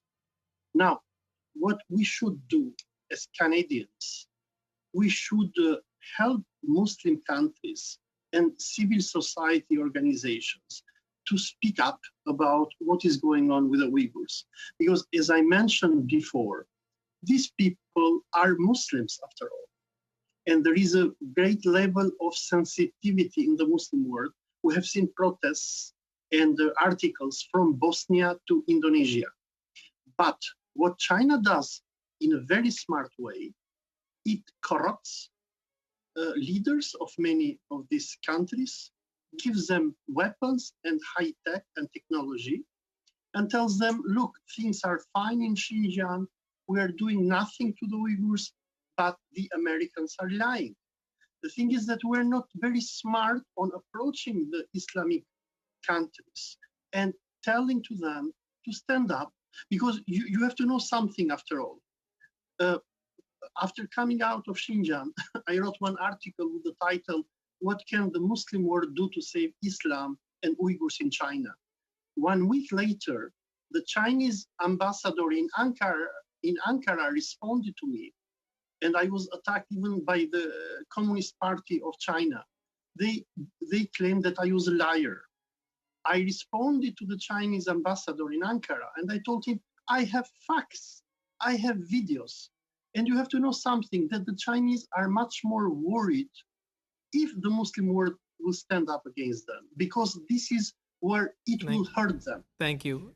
Now for 5 minutes, Ms. McPherson. Thank you for all of the questions, everyone, and sorry to cut you off there. I have a couple questions. One for Dr. Zenz, again, going back to the Western involvement and corporate involvement in supply chains. Do you feel, or could you comment a little bit on the role that the Canadian government could play in terms of ensuring that our Canadian corporations or international corporations have due diligence in satisfying their supply chains are not using forced labor? I think we know that there are over 80 multinationals that are implicated in this, and I'm just wondering if you could comment a little bit on that, please. Yes, I think the first possibility is in public awareness. If governments issue supply chain warnings, as was done by the United Kingdom and the United States, both governments issued specific supply chain warnings to their companies or to companies in general. And that has a big impact. And I feel that is one thing governments absolutely must do. They must raise awareness and name things by their name. The second aspect is legal. I know in the United States, there is the CBP that can block shipments that are even suspected of forced labor, and then the burden of proof is on the importing company. In the United Kingdom, there's also an anti-slavery act that can be used, and that's being challenged, and the government can be sued to enforce it, because it's really not been very keen to actually enforce it. I'm not aware of the legal situation in Canada, but I believe that any legal possibilities should absolutely be exploited, and if they do not exist, I think it'd be high time to consider relevant legislation, to introduce relevant legislation that does target forced labor in supply chains of companies that do business in Canada. We do have a corporate ombudsperson that does not have the teeth that they need to have to do the job appropriately, so that's something maybe we could look at. Now, I'd also like to just ask a quick question of Dr. Gervaisi. Again, apologies, I'm sure that was not pronounced correctly. When you were in China, when you were in Xinjiang looking, observing, one of the things that we have, one of the tools that we could do is promote further observation missions through the United Nations. We could be asking for this and pushing for this. Could you talk about how you feel that could be, whether or not you think that would be an appropriate next step for Canada to take? Yes, that will be a very appropriate step for Canada, but there is something. The observers, if China will accept them, should be very demanding and should not allow the Chinese to determine their agenda. I know many diplomats and journalists who were sent in Xinjiang. They had guided tours, and when they came back, they reported nothing. Because what the Chinese do, they will take foreigners, they'll send them to big factories, to big mega projects that they have, and they'll send them to some Uyghur families whom they instruct beforehand what to say. And during the whole time, they will be with government minders. So these observations will be nothing. The thing is, we should send real observation teams to investigate without allowing the Chinese to interrupt them and to determine their agenda. Thank you very much. And I have 1 more minute, so I have one very, very quick question then, actually for Dr. Mahmoud. We talk a little bit about the Uyghurs who are in Canada that are suffering from intimidation and possible surveillance. Do you feel that the Canadian government has done enough and to protect that diaspora community in Canada? Until now, I didn't see any specific legislation came out to protect the specific relevant to Uyghurs. But yeah, we are having phone calls before. Now it's nothing, everything cut out. We always fear under the Chinese embassy, under the Chinese embassy surveillance. We feel that. We worry when we have some stuff like advocacy. Always embassy shows up somewhere front around. This is intimidating, but I didn't see specific legislation that came out to protect us. So it should be a next step. Yeah, one more next step to have, I don't know, human rights product action for Uyghurs in Canada. Yeah. Thank you so much. And this will take us to our final round. Each party will have 5 minutes. We'll start with Ms. Khalid. Thank you, Chair. I just wanted to, again, just pick up on some of the things that we've heard today from all of you. I'll go to Professor Carvalho, if that's okay. In your testimony, you had talked about a little bit about the history of and the reasoning behind the official reasoning why China is persecuting the Uyghur community. On the ground, within the Uyghur community in China, I understand that there are some Uyghurs that would like greater autonomy within China. There are others that would like to have autonomy or separate from China as well. Can you just delve into that a little bit? And then the Chinese response to that has been the accusation of terrorism or religious extremism. If you can just go into that a little bit. We'll start with you, Professor Carvalho, and I do want to hear from Dr. Mahmoud on the same question. Thank you. The point, thank you for the question. There is a significant worsening of the situation across the board, particularly when it comes, in this context, the Uyghur situation, as well as the Tibetan situation, by the way. Exactly what he did, and I'm talking about Chen Shuangguo, what he did in Tibet, squeezing Tibetans and their autonomy wishes and importing some of those same methods into Xinjiang. That is why, as I was mentioning earlier, he was sanctioned last week by the American Congress. In general, the kind of state that Xi Jinping is trying to build in China since December 2012 is by forcing upon non-Han Chinese whatever form he can of a Han Chinese-like identity. And that, of course, technically would start with the language. That is why the pressure, the constant pressure regarding instruction in a variety of ways, not only in forced schools, but also by bringing in Han Chinese into Uyghurs' families so that those Han Chinese, can train their families, if you will, in the Chinese language, and of course Chinese nationalism, which has become extremely strong again since December of 2012. The same kind of policy can be seen in Tibet as well. Now, when we talk about the difference between Uyghur tradition and Chinese tradition, this is something that we cannot overlook, and it is very fundamental.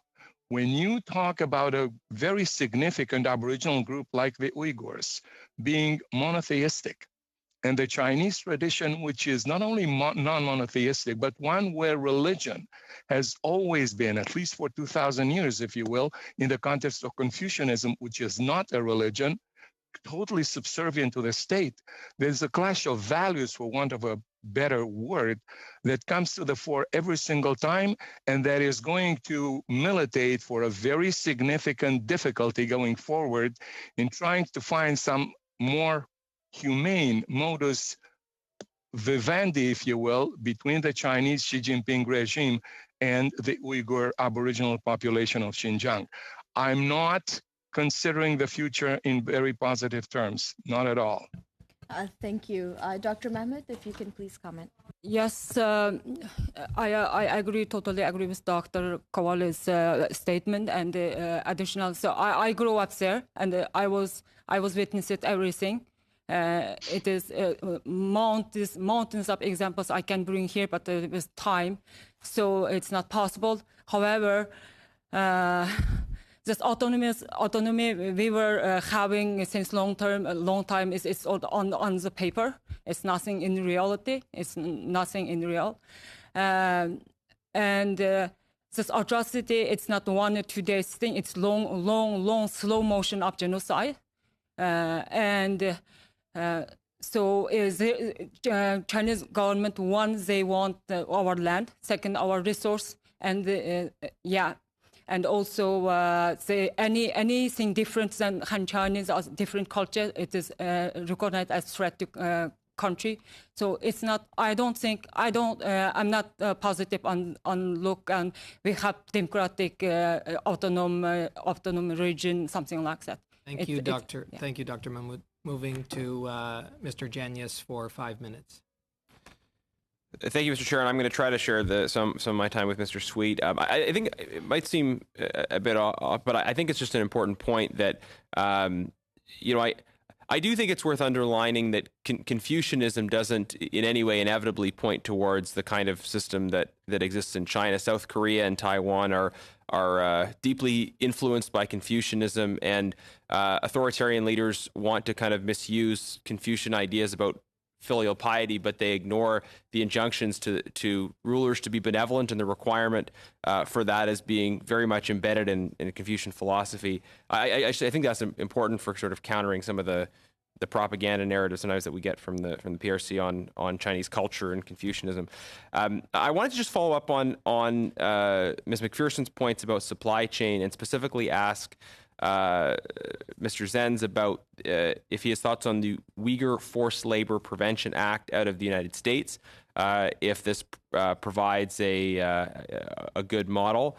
And then also, if anyone wants to just give some feedback further on the issue of engaging with Muslim countries. It seems to me we have to make a distinction between the leaders of Muslim majority countries and the peoples of those countries, because leaders of those countries have, unfortunately, in many cases, chosen to look the other way, and in some cases even been complicit in promoting kind of anti-Muslim narratives in other countries, perhaps as a way to justify their own domestic repression. But I think we could play a big role in trying to engage civil society leaders in Muslim majority countries and build coalitions, not exclusively at the government level, but at the civil society level to push these issues forward.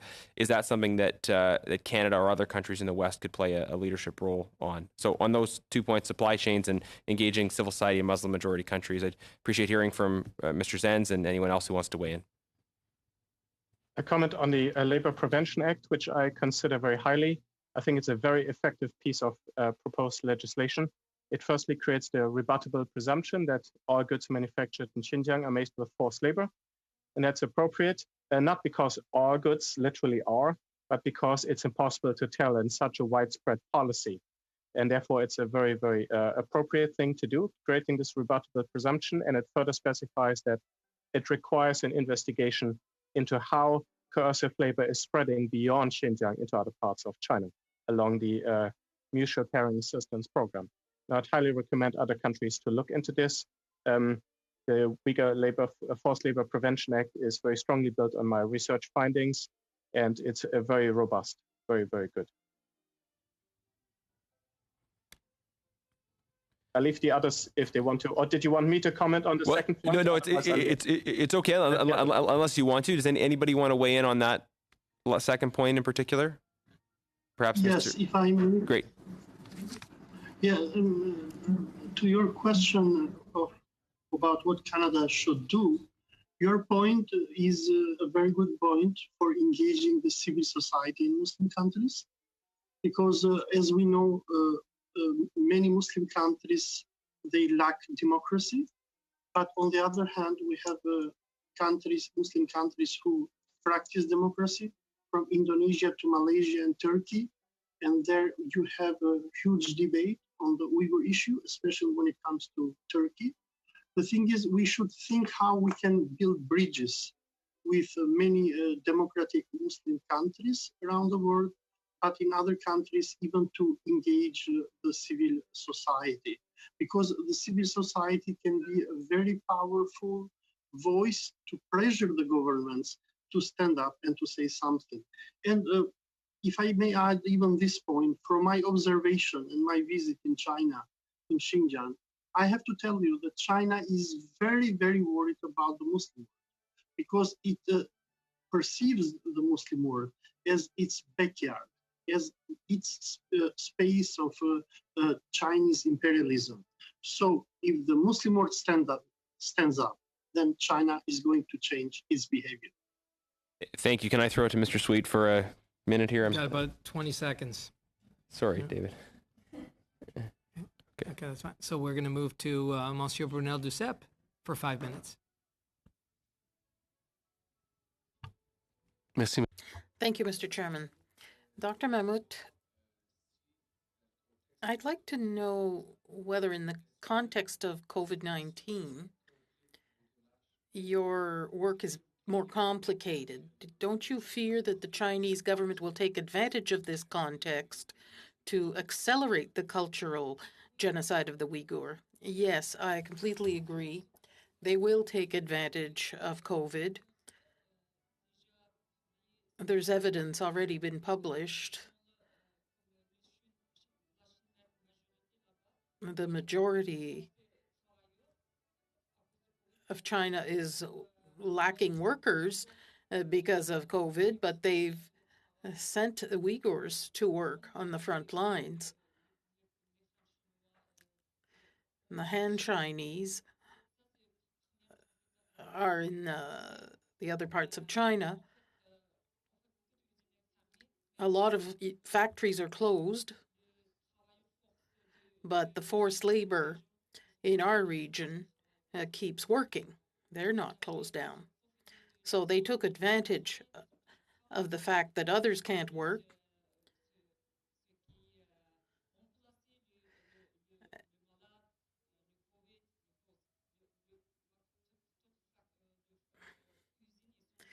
The plants are closed because of COVID, but the Uyghurs, they work. So we don't know what happened with COVID there. There's a lot of disease there. We don't know exactly what went on. It's very well controlled as far as information is concerned. But they are sent to work. Without masks. They're sent to central China to replace other workers. Mr. Zenz, in your study, you say that when Beijing cites the number of Uyghur, they subtract 8 to 10 million people from the official numbers because this would go against family planning policy, but the census is less rigorous. Could you explain to us why the census of Xinjiang is less rigorous than it used to be? The argument I make in my research is that I think the Uyghur population figures of most recent dates are probably accurate. They have been catching up, and in some years they've been adding quite a few Uyghur population, because Uyghur population growth was one of the highest in China, and a lot of these were born in violation of birth control policies. And therefore you had a significant Uyghur population that was not recorded, and there was no record on them. And the government, this was a big issue in the eyes of the government, and I believe that's one of the main reasons they're engaging in this demographic genocide, birth prevention, is to have a tighter control of the population. And there you see a sudden spikes in population in Uyghur regions. And I think the most recent figures of the Uyghur population are quite accurate, and they reflect a dramatic decline in Uyghur population growth. Okay. Okay, very quickly, Mr. Jalezi, earlier you talked about cultural imperialism of China in Asia. Could you quickly detail what that imperialism entails in Asia? Well, what is happening nowadays in our planet is that we are having the clash of Chinese imperialism on one hand, and the legacy of the Anglo-American empires from the past. Now, China is a growing empire, an ambitious empire, which is expanding. During our visit in Xinjiang, throughout all the institutions that we visited, the whole party, state, and people are working towards Xi Jinping's great plan of one road and one belt. In every institution and museum that we went, the Chinese were propagating their ambitious project to send their one road and one belt project from Morocco up to Istanbul and even Europe. So the Chinese are building a new economic empire throughout Asia and Africa, and most probably their ambition is even in Europe because of their cheap product. Thank you. And Ms. McPherson for 5 minutes. Thank you so much. So I guess I have a few questions. I want to just follow up on some of the questions around birth control and sterilization, knowing that this is a key component of genocide, and it aligns with the Universal Declaration of Genocide. I want to talk a little bit about some of the gendered impacts, I guess. So I'm a big proponent of Canada having a feminist foreign affairs policy.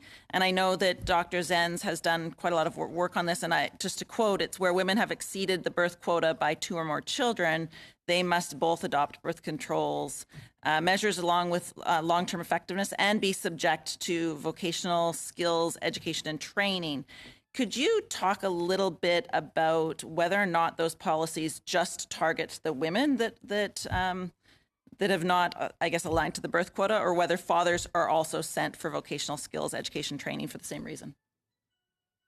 I believe the evidence we have points to the fact that if a family is in violation of birth control policies, the punishment is often levied on the husbands. A lot of those who are targeted for internment are the males. And I believe one of the reasons is to increase control over weaker society, which is very patriarchal also. And you have more control over the entire family and the women if the males are out of the way, but also if the males are the ones who are broken, beaten into submission, and then placed into coercive labor. Then the women, however, are targeted with the birth prevention measures, the insertion of IUDs. The sterilization is female. We can tell that from budget documents. So the women and the quarterly IUD checks, the bi-monthly pregnancy checks, the monthly visits. The women are subjected to these intrusive visits, and Han Chinese cadres, often males, staying with them, spending time with them, which also raises real questions about the potential for abuse in these contexts. So the males are kind of taken out of the way. However, there are females who are put into internment camps, and there are examples of females who have been put into camps for violating these policies. So in the examples where the females and the males are both put into the camps and are both taken away, I think you talked a little bit about children being put into orphanages. Could you talk a little bit about what that looks like and what the scope of that issue is, I guess? The scope is, most instances, you have one parent taken away and one parent still at home, although they're being in full-time labor.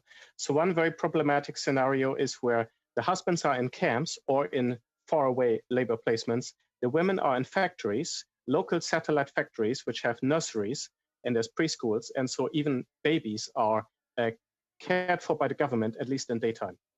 Now you increasingly have a percentage where both of them are in internment, and the children are virtual orphans being cared for either by relatives or the government. And there's documents that show that they're placed in orphanages, welfare homes.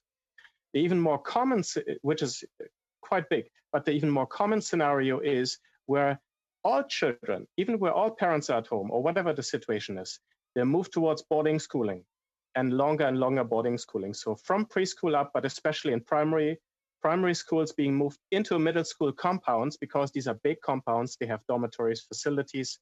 They're kept all week long. Maybe can come home one day a week. In some instances, however, not until every other week. So you have, with the securitization of the entire society, we also need to look beyond the internment campaign and see the long-term impact, the long-term practice of separating families and children, even when there's no internment or parents have been released. So it's a huge, and that's a very long-term intergenerational scheme of separation.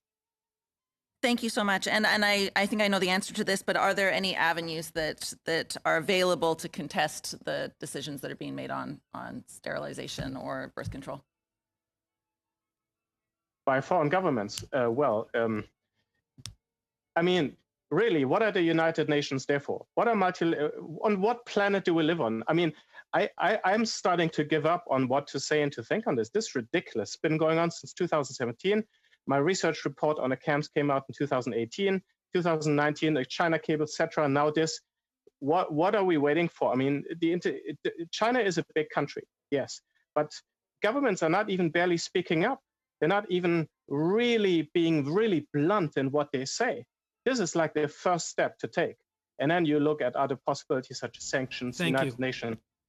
Thank you. This will conclude our first panel. I want to thank the witnesses on behalf of the committee for your compelling testimonies that you've provided here, for all the members for your excellent questions, the analysts, the interpreters that are with us here today, all the staff that are keeping us. It takes a lot of technology and know how to keep us going, and all those watching. And I want to thank our clerk, Erica Pereira, for organizing all this and keeping us on track. With that, we are going to suspend for 15 minutes to our second panel. Thank you.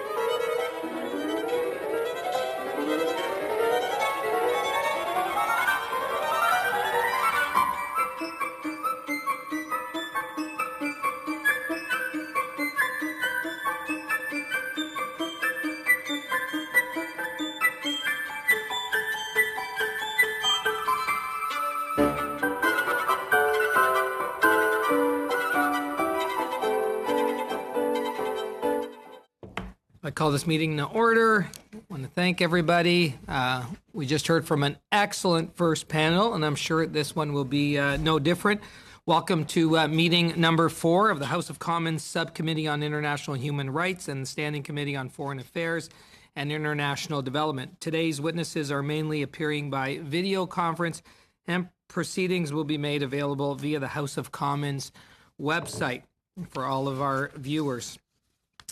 Should any technical challenges arise, for example, in relation to interpretation, or a problem with your audio arises, please advise the chair immediately, and the technical team will work to resolve them. I now would like to welcome our witnesses. As we just heard, our first witness is going to be American Turkic International Lawyers Association, Rayhan Assad, who is the president. Then we will have from Amnesty International Canada, Alex Neve, who's Secretary General of the organization.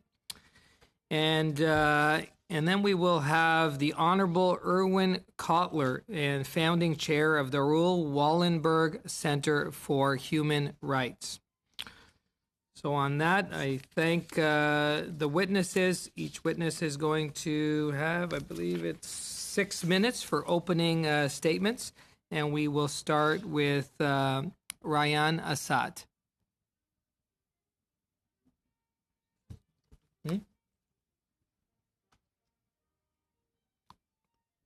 Rayhan is... Good afternoon. Yeah. Thank you. Good afternoon, ladies and gentlemen. I appear before you today as an attorney, an advocate, a sister, and a member of the Uyghur community. 2020 marks 4 years into the Uyghur human rights crisis, a crippling genocide, and yet here we are. I hope we will emerge from this hearing with an understanding that we no longer have the luxury of time to raise awareness. We need action. A little over 4 years ago, I was about to graduate from Harvard Law and start my career as a lawyer in DC. I had big hopes and dreams for my future.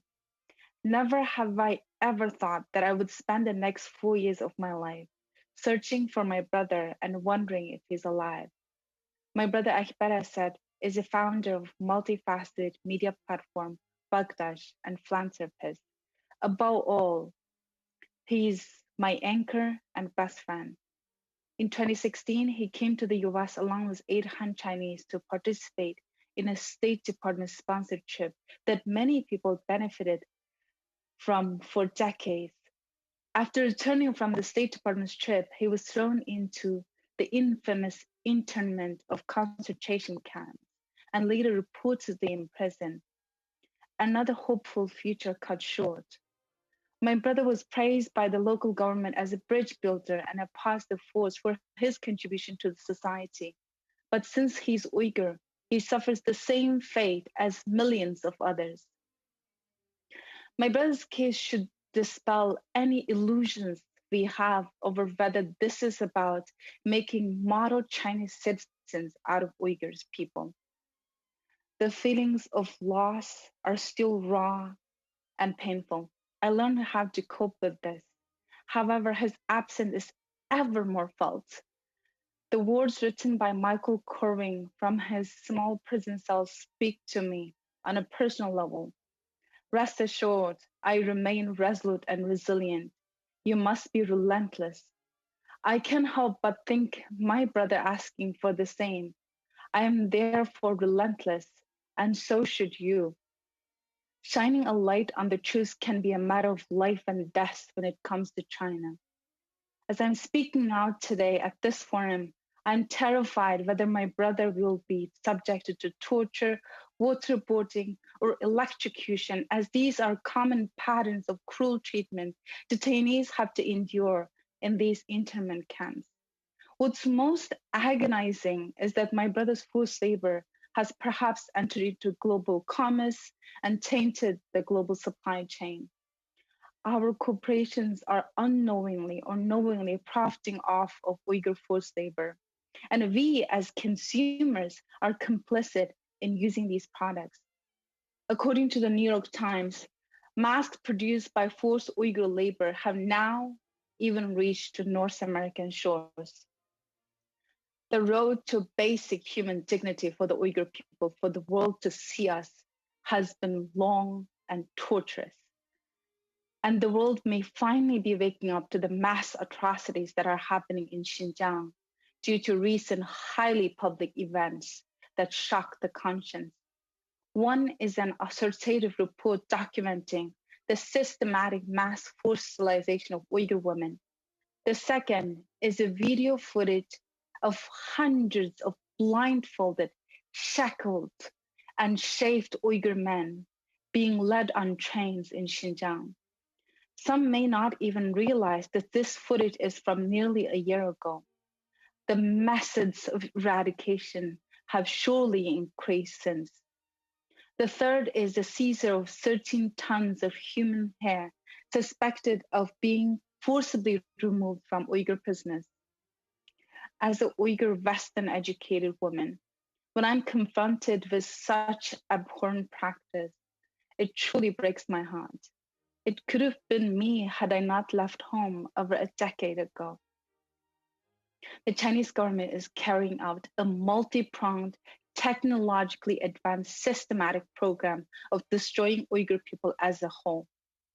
Last week, I published an article with human rights lawyer Yona Diamond from Canada's leading human rights NGO, the Wallenberg Center in Foreign Policy, laying out the overwhelming evidence amounting to genocide under the UN Genocide Convention, including the mass sterilization of women and detention of men, widespread torture in detention, and state-sanctioned abduction of Uyghur children.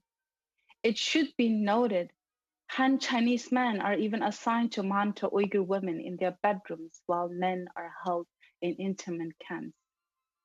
Beijing's campaign is now having the desired effect.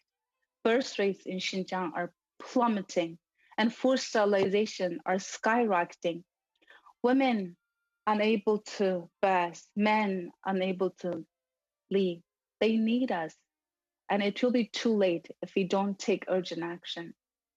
I therefore kindly ask the Canadian government to formally declare that what is happening to the Uyghur people is genocide. Calling it genocide would catalyze other countries to join in a concerted effort to end the ongoing genocide in Xinjiang. It will also prompt consumers to reject the over 80 international brands that profit off genocide. I further ask Canadian government to impose magnitsky sanctions on the architects of the genocide and lead and assemble a coalition of countries at the United Nations Human Rights Council to pass a resolution so that UN can dispatch a fact-finding mission to Xinjiang to further document and preserve evidence of genocide. And I hope in all your bilateral meetings, please kindly speak up for my brother. Thank you, Mrs. Saad, for your opening statement. Thank you. And now we're going to move to Mr. Neve for your 6-minute opening statement. Thank you very much, Mr. Chair. This subcommittee's study of the staggering human rights crisis faced by Uyghurs in China's Western Xinjiang Autonomous Region is welcome and urgently needed. The crisis is, of course, not new. China's unrelenting repression of the Uyghur people goes back decades.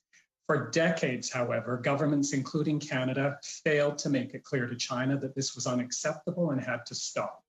Symptomatic of a failure by the international community to put human rights at the heart of our relationships with China, consistently prioritizing trade and investment prospects to the detriment of concerted human rights advocacy and diplomacy. And now the scale of the suffering is unimaginable. Since 2017, authorities in Xinjiang have been engaged in a massive campaign of intrusive surveillance, arbitrary detention, torture, political indoctrination, and forced cultural assimilation, targeting the region's Uyghurs, Kazakhs, and other Muslim people. Well over 1 million people have been held in so-called transformation through education or vocational training centers, where they have endured a litany of human rights violations. Consider these headlines from 6 Amnesty International urgent actions over just the past 8 weeks, reflective of the unrelenting nature of the repression. 70-year-old editor Qurban Mahmoud held incommunicado. Uyghur businessman Abu Daini Qadiar imprisoned in secret trial. Grave health concerns for missing Uyghur Gulsan Abbas. Mahira Yaqub, a Uyghur indicted for money transfer to her parents. Uyghur Ekbar Assad, jailed for 15 years in secret trial. And Uyghur academic Imunjan Seydin reappears in a state broadcast after 3 years of incommunicado detention. The crackdown has been decried by the UN Committee on the Elimination of Racial Discrimination and exposed by investigative journalists. Faced with undeniable evidence of mass internment, arbitrary punishment, and torture, the Chinese government did eventually acknowledge the camps, but absurdly claims that they are voluntary vocational training centers. The true scope and nature of what has been taking place in Xinjiang is not yet fully known because the Chinese government steadfastly resists calls to admit independent monitors into the region. The UN High Commissioner for Human Rights has pressed for full access to carry out an independent assessment of the continuing reports pointing to wide patterns of enforced disappearances and arbitrary detentions in Xinjiang. Over the past year, including just 3 weeks ago, Canada has joined in 3 unprecedented statements at the UN Human Rights Council and General Assembly, with more than 20 other countries echoing that call for unhindered access and independent investigations. The Chinese government has ignored all of those interventions. Around the world, Uyghurs, Kazakhs, and other ethnic Muslims are desperate for information about family members in Xinjiang. Many have been reluctant to speak, fearing retaliation. Amnesty has collected hundreds of accounts documenting how Chinese authorities in 22 countries have systematically harassed them. And as a member of the Canadian Coalition on Human Rights in China, established more than 20 years ago, Amnesty International released a report in May, following a similar report in 2017, documenting an intensifying campaign of interference, threats, and violence against Uyghur and other human rights defenders in Canada who actively draw attention to China's atrocious human rights record. None of the coalition's recommendations for action to the Canadian government have yet to be implemented. There are important ways that Canada must and can make a difference in individual cases. 3 Uyghur men, Ayub Mohammed, Salhadin Abdulahad, and Khalil Mahmoud, have endured more than 20 years of human rights abuse, first in Xinjiang, then 5 years of unlawful imprisonment in Guantanamo Bay, and now, despite exoneration by the US government, forcible exile in Albania and Bermuda, where they have been waiting for more than 5 protracted years, while the Canadian government delays their applications to be reunited with their wives and children who are Canadian citizens. This failure to bring their human rights nightmare to an end is unconscionable. And you will hear today from Kamila Telendebaeva and her family's lawyer, Chris McLeod. In 2006, Camila's husband, Uyghur Canadian Hussein Shalil, was arbitrarily arrested, subject to unlawful deportation tantamount to rendition from Uzbekistan, and now remains unjustly imprisoned in China. For 14 years, this Canadian citizen has not been allowed even one consular visit by Chinese officials. Camila has had no contact with Hussein's family in China for the past 4 years. She knows nothing of his fate and is particularly fearful about his health. It is, of course, important that the Canadian government is pressing hard for the release of Michael Kovrig and Michael Spavor.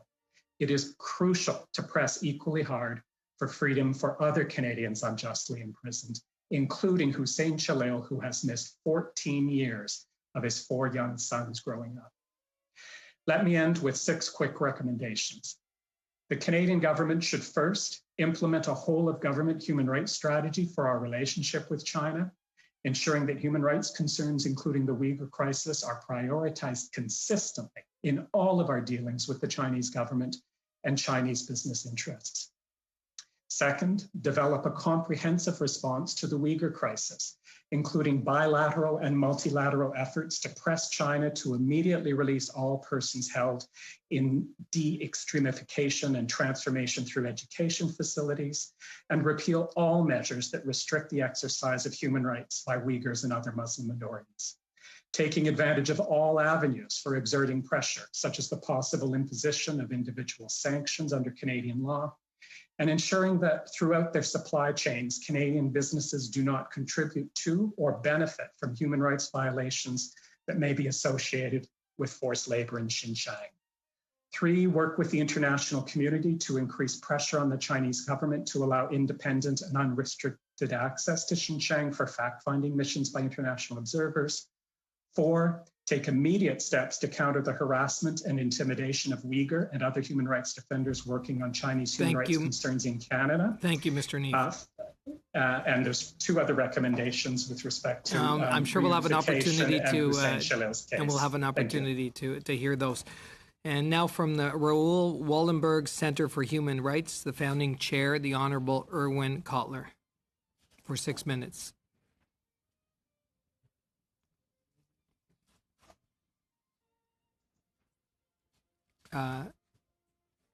Mr. Cotler, you're muted. I think. Yeah.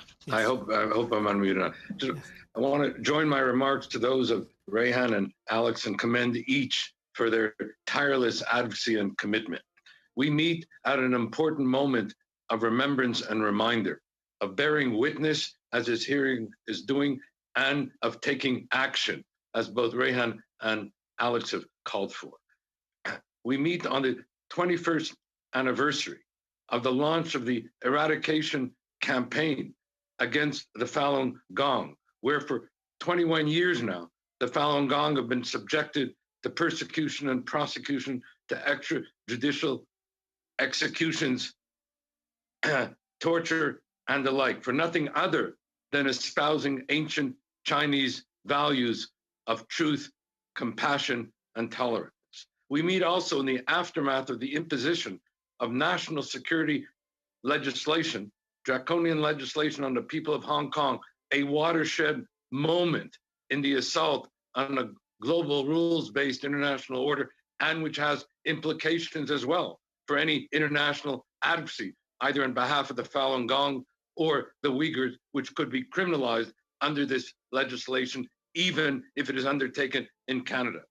And we meet on the occasion of the brutal mass suppression of the Uyghurs, involving, as it has been said in your hearings today, the mass incarceration of 1.8 million Muslims in detention camps. And Rayhan has compellingly described this, the mass surveillance with respect to slave labor, torture, and abuse, the massive population control and suppression techniques involving massive sterilization, forced abortions, coercive injections, the separation, the forced separation of over 500,000 of Uyghur children from their families, the massive assault on the religion, the culture, the identity, the traditions, and the memory of the Uyghurs, and the case of Ekpat Asar, as Rayhan has shown, as a looking glass, as a case study to the disappeared and these massive human rights violations. And so what then can we do? Number one, we need not only to unmask and expose these crimes against humanity, but to act upon it, to secure justice for the victims and accountability of the human rights violators. Number two, we need to invoke and implement the responsibility to protect doctrine. We are meeting on the 15th anniversary of the unanimous adoption by the UN of this doctrine, where Canada was one of the architects. We now have to implement this doctrine with respect to the pain and plight of the Uyghurs. Number three, we need to impose Magnitsky sanctions. The evidence here is clear and compelling. Join the US and the UK, which have already begun on this path, and join the call of the Interparliamentary Alliance on China, of which I'm one of the co-chairs along with Garner Jennings from Canada, which now has over 600 parliamentarians calling as well for the invocation of such Magnitsky sanctions.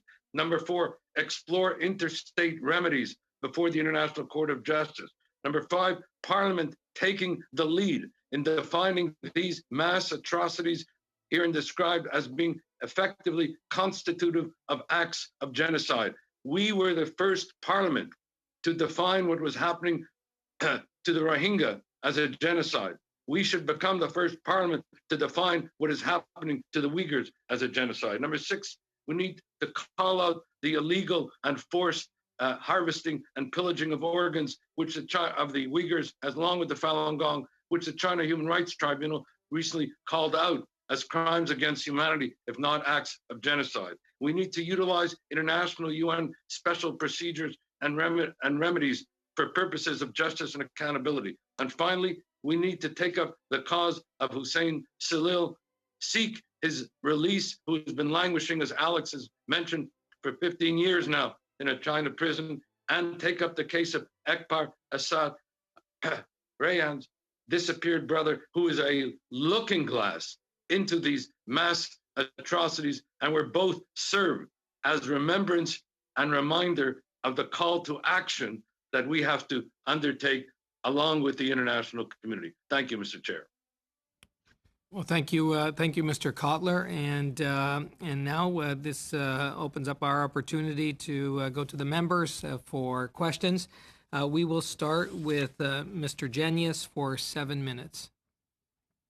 Thank you, Mr. Chair. Powerful testimony again from all the witnesses, and it seems to have that we have unanimous support so far among the witnesses we've heard from around recognizing what's happening as a genocide. And I'll start there. Professor Kotler, some would say that it's not the role of national parliaments to recognize genocide. It's the role of international bodies. What would your response be to that?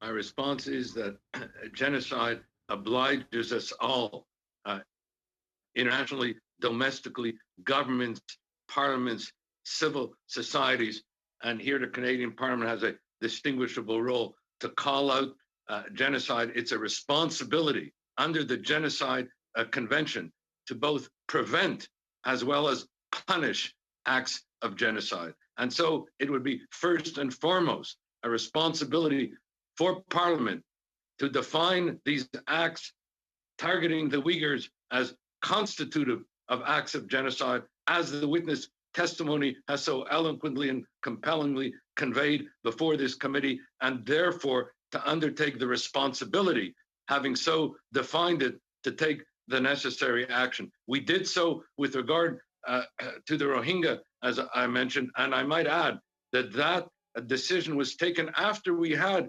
hearings before this Foreign Affairs Subcommittee, when I was a member of this Foreign Affairs Subcommittee, which documented then the atrocities that were targeting the Rohingya at the time. And subsequently, this led to Canada becoming the first parliament to define what was happening to the Rohingya as a genocide. And this too led to the initiatives taken at both the International Court of Justice, which I hope Canada will join in that case with the Gambia, and with respect to the initiatives at the International Criminal Court. So there is a responsibility here to call it out and to act upon it. Thank you very much, Professor Carlo. That's very strong and very important. That national parliaments have a responsibility under these conventions to identify and to act, not simply to defer responsibility to some amorphous other. We should engage in international bodies to pursue a collective response, but we also have specific responsibilities under the convention. Is that correct? That is correct. Okay, thank you. Could you speak more about the doctrine of responsibility to protect, what that obliges us to do? If the government were today to take your recommendation and to say what is happening to the Uyghur Muslims in China is genocide, what would they then be obliged to do as a result of that declaration? Okay, when I was a Minister of Justice back in 2005, then the UN General Assembly unanimously adopted the responsibility to protect doctrine.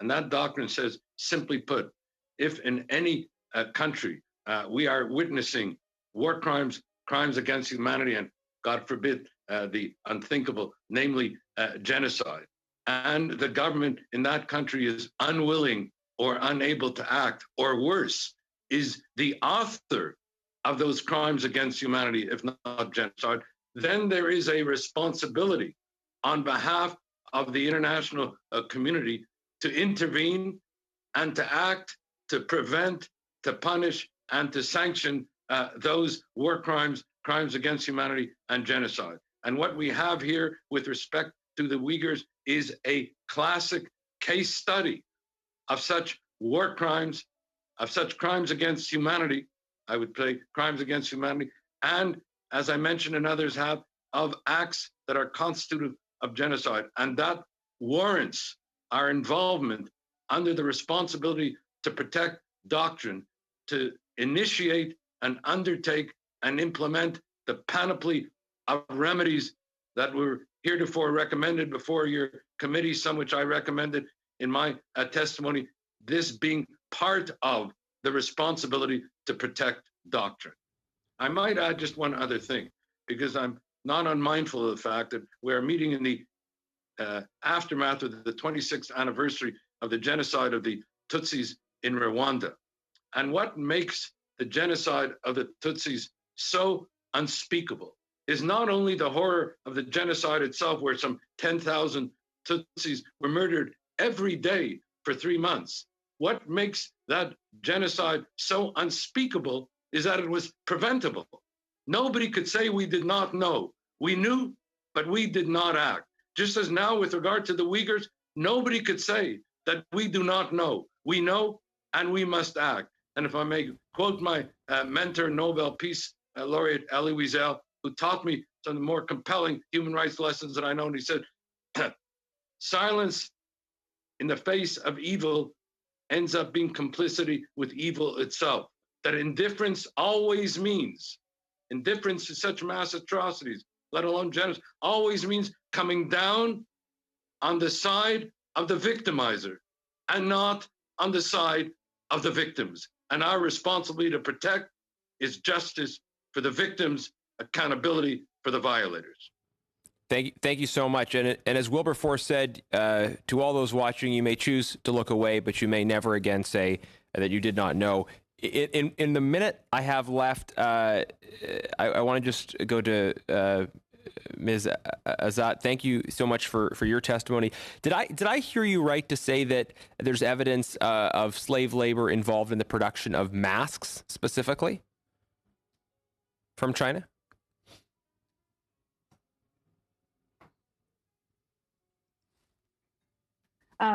Yes, indeed. Actually, this information just came to light yesterday as a result of incredibly detailed investigative journalism with the New York Times. So I think everybody knows there's a very well documented research called Uyghurs for Sale, which identified and flagged more than 80 international brands that are entangled in the use of Uyghur forced labor. Now, I think this has also extended to the masks during this COVID pandemic. And as we are perhaps wearing a mask going around, we could perhaps using one of those masks that were produced as a result of forced labor. It could be even my brother's prison labor. Thank you. And I believe you're testifying from the United States. Do you have any comments on initiatives in Congress, in the Senate, around addressing supply chain issues? I've mentioned the Uyghur Forced Labor Prevention Act and other initiatives, bipartisan initiatives in the U.S. that are seeking to address this issue.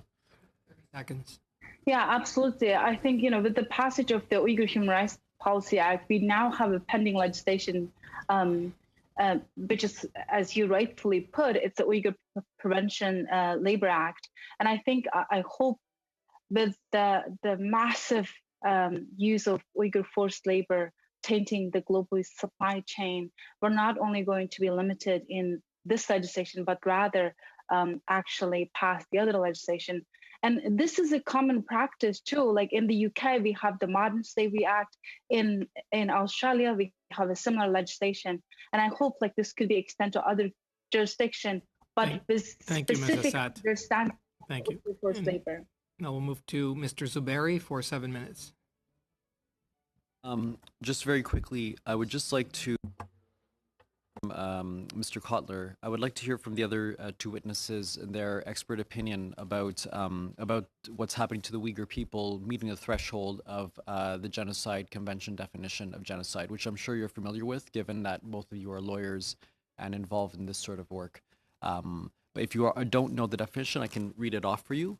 But from your knowledge of the facts on the ground and the law, does this meet the definition of genocide? I have a series of other questions, so I just like a quick response on that. Yeah, I'm happy to go on this. I think we do have a very strong case for genocide because it meets both the intent element. So far, I think everything we've seen so far, mass sterilization of women and detaining people of childbearing age in internment camps and giving them lengthy sentences, like 15 to 20 years is like a basic norm. And then separating children from their family members and then placing them in these state orphanage schools. I think the Chinese government perfectly laying the groundwork for eradicating the Uyghur people as a whole. So not only it meets the mens rea, the intent element under the Genocide Convention, but we do have a well-documented evidence that shows that the Chinese government did commit all these crimes. So it meets both elements and it perfectly fits within the definition of Genocide Convention. Thank you. And Mr. Neve, I'm sure you're very familiar with the Article 11D of the Convention, which includes operatively the intent to destroy in whole or in part a national, ethnic, religious group, etc. And enumerations, some examples of genocide, including preventing births and also forcibly transferring children. Do you feel, and other elements of the article, do you feel that genocide, the threshold is met, Mr. Neve?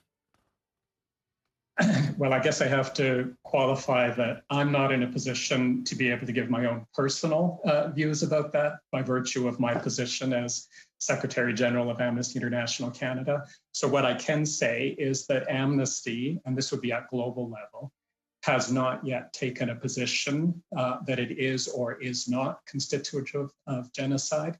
It's certainly something we're continuing to look at very closely.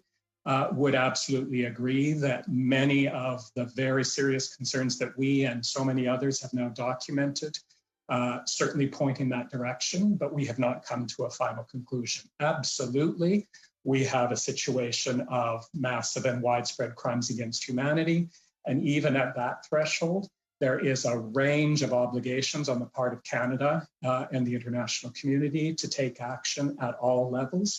So even while the debate about whether it is or is not genocide continues, there is nothing that should forestall robust, meaningful, and much more forceful action than we've seen today.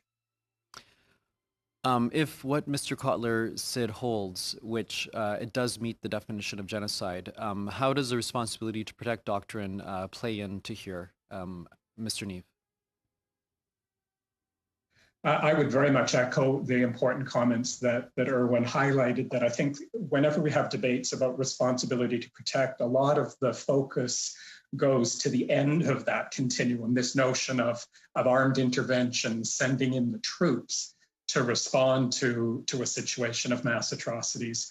But responsibility to protect is about so much more than that, and it's about what is consistently short-circuited by the international community, the obligations to take preventative action through a whole variety of means, be it sanctions, be it through very strong and forceful action at a multilateral level, justice and accountability measures, all of the things that for decades the international community has shied away from when it comes to China, trade and investment being more alluring than that sort of preventative action. So we need a very strong agenda on that front of the kinds of steps through justice and accountability, universal jurisdiction, considering possibilities of individual sanctions, et cetera, and we need it now. Thank you. So I'd like to shift to the point of forced labor. We know that an Australian institute, the Australian Strategic Policy Institute, noted that 27 factories, 9 of which in Chinese provinces, are taking forced labor transfers from the Uyghur people. We've heard of several companies, upwards of 80 companies, including Apple, Dell, Mercedes-Benz, Nike, that are benefiting from supply chains that are taking forced labor materials. What steps do you think that businesses can do to prevent this from occurring? Secondly, what steps can government take, in particular Canada? I'd like to hear your opinions from the panelists.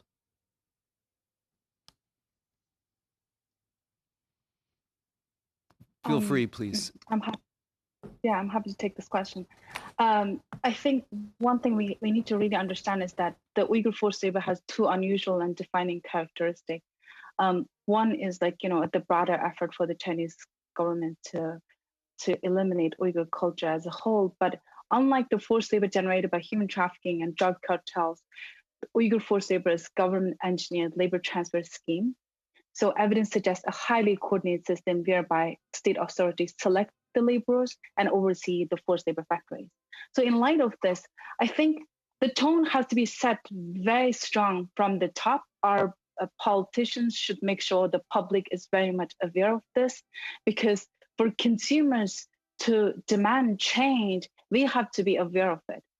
So I hope, within the Canadian Parliament, there could be a strong advisory note like the ones that we have within the State Department here. But in addition to that, I hope there's a way that we can ask our corporations stop profiting off from Uyghur forced labor, so that corporations can indirectly change the behavior of the Chinese government. Thank you. And now we'll move to Mr. Brunel Duceppe.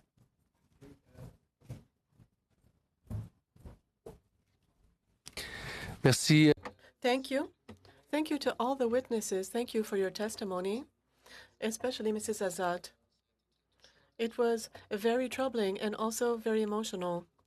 And we have a lot of sympathy for your people. Mrs. Azad, in your testimony, you spoke of kidnappings of children. Do we know what happens to these children once they have been kidnapped?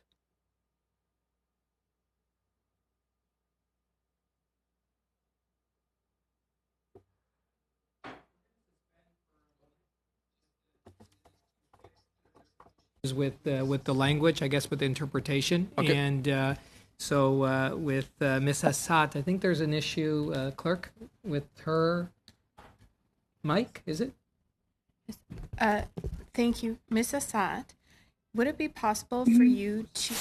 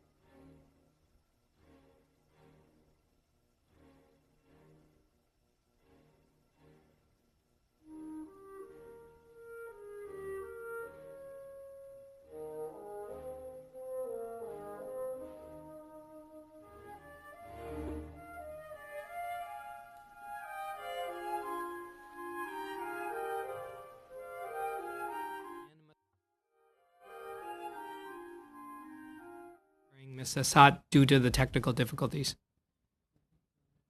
Okay. Yes. Okay. I see everybody's in agreement. We can move forward, and we'll add time, of course, to Mr. Ducep's. Mais Madame Assad m'entend par contre. But into English for Mrs. Assad, that's fine? Yes, absolutely. So I thanked you for your testimony, Mrs. Assad, among other things. And I said that we are with you, with your brother and your people. During your testimony, you spoke about child kidnappings. What happens to these children? Do we know what happens to them once they've been taken?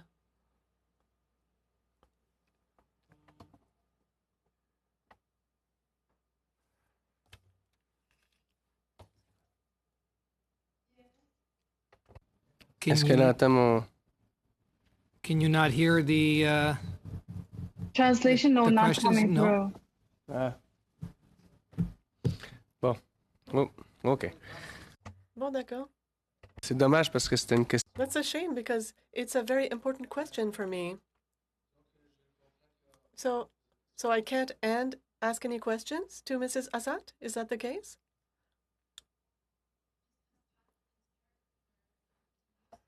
Interpretation button on the bottom of your screen, the little globe. Oh, yes. So click on that and click English. Oh, yes. Okay, sorry about that. Okay. Yes, it's all good. Sorry. Okay, that's fine. Now can you hear me? Can you hear the interpretation? Wonderful. Okay. So I'm going to start again. I want you to know what I said, and I would like to thank all the witnesses. Thank you for your testimony today. Thank you for your presence, and I would like to say that your testimony, Mrs. Assad, touched me deeply, and I want you to know that we're with you, your brother, and your people, and that's why we're here today. During your testimony, you spoke about child kidnapping, if I understood correctly.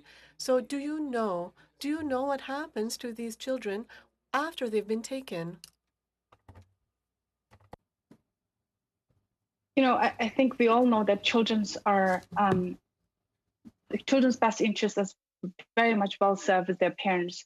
But when they are taken away and placed in these like state orphanage schools, basically they are at the state's care. And this is not the kind of government that we could trust, that they raise these kids with the values that their parents wish to raise.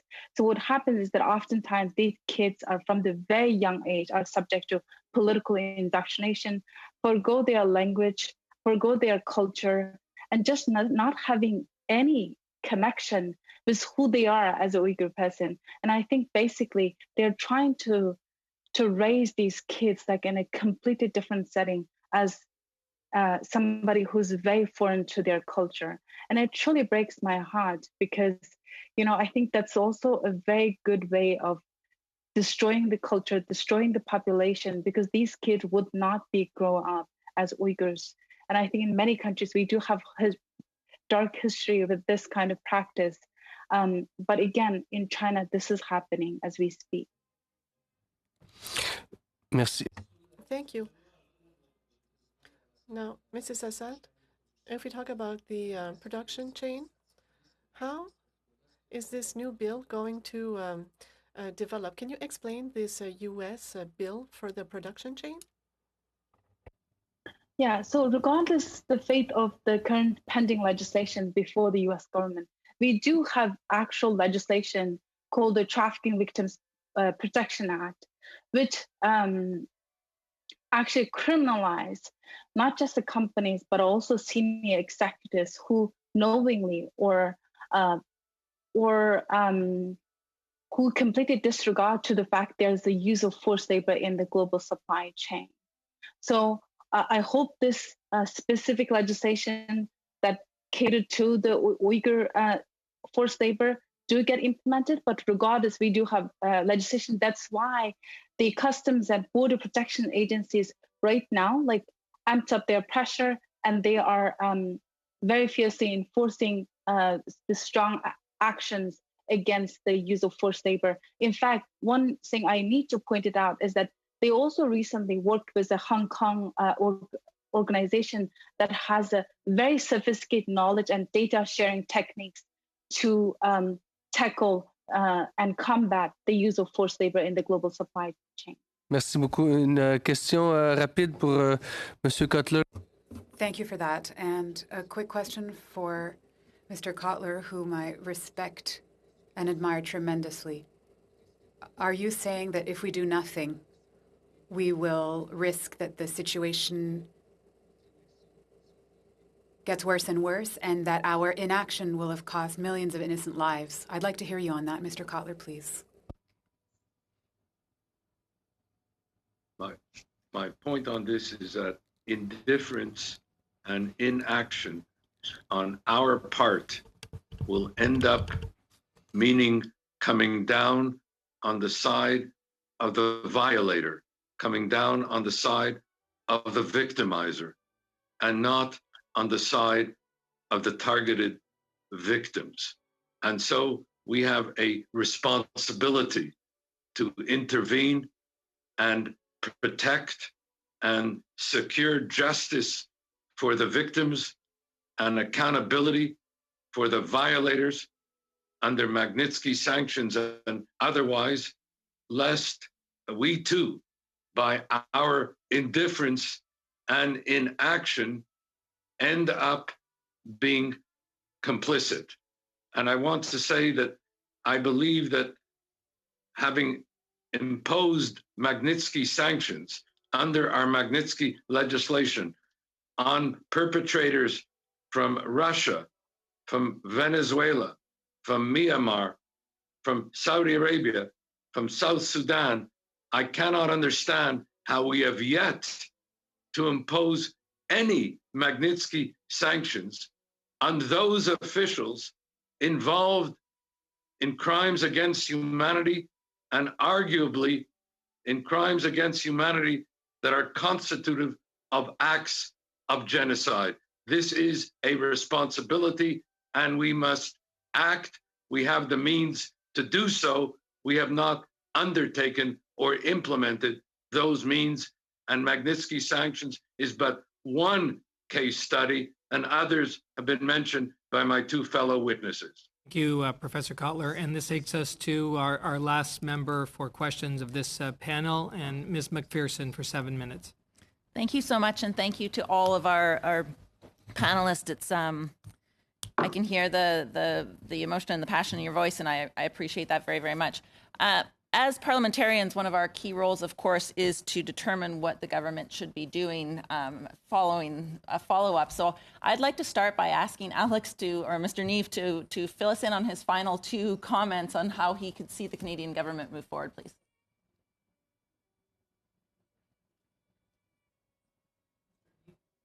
Thank you very much for that opportunity, Ms. McPherson. The final 2 comments were actually very much focused on individual cases of concern.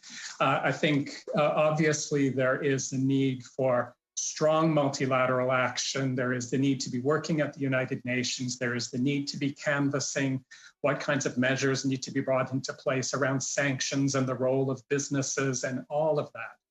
At the same time, as Ms. Assad has powerfully reminded us, at the end of the day, this crisis is about what is happening to individuals and individual families, and we need to keep very much focused on what is possible in that regard as well.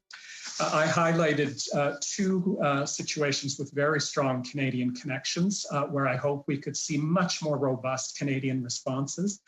The first was the case of the 3 individuals, Ayub Mohammed, Salahuddin Abdulahad, and Khalil Mahmoud, who were once in the past detained unlawfully at Guantanamo Bay, have been released, forced into exile in Albania and Bermuda, and for more than 5 years now, their applications to be reunited with their wives and children who are Canadian citizens has been protracted and delayed, and the anguish and injustice that has befallen those individuals and families is frankly unconscionable. Canada could solve that situation in a few days or weeks, and I would urge that that happen right away.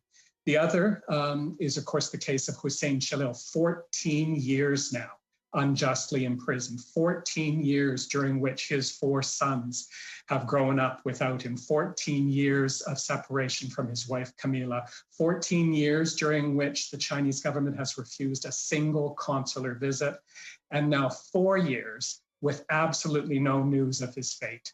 Canada needs to intensify its efforts. Prime Minister Trudeau should become involved in insisting that a minimum a health and welfare visit be allowed without any further delay.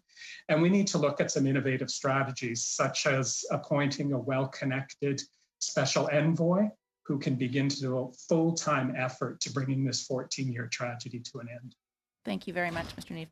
I have another question, too, in terms of the efforts the Canadian government has done to date. I know that we have taken a bit of a soft approach with expressions of concern. Our interventions at the multilateral and bilateral level have maybe not been as strong as we would like. And we haven't seen that China has been particularly swayed by these soft diplomacy efforts. Mr. Coulter, if you could talk a little bit about what you think would be a more appropriate diplomatic response, I guess, for the Canadian government to take.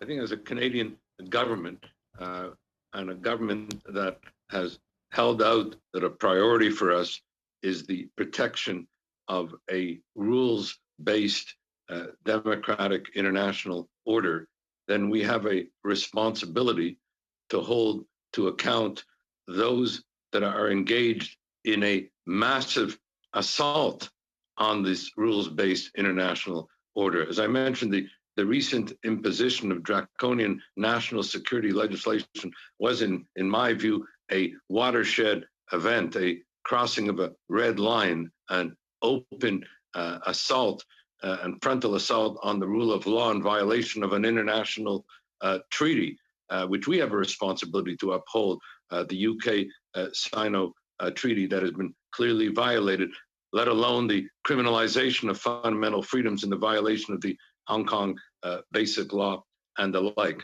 And this takes me to the Uyghurs. What is happening here is that we are witnessing and have been witnessing for some time in Xi Jinping's China, and I use that to distinguish it from the people of China who are otherwise the targets of mass oppression.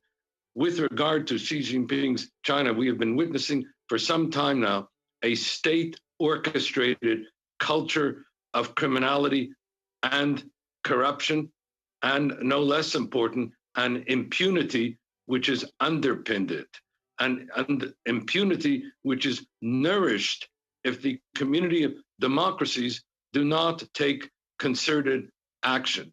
That's why I'm pleased that we established an inter-parliamentary alliance on China to bring together parliamentarians from the community of democracies, because I understand democracies alone, whether it be Australia or Canada or New Zealand and the like, can individually be bullied.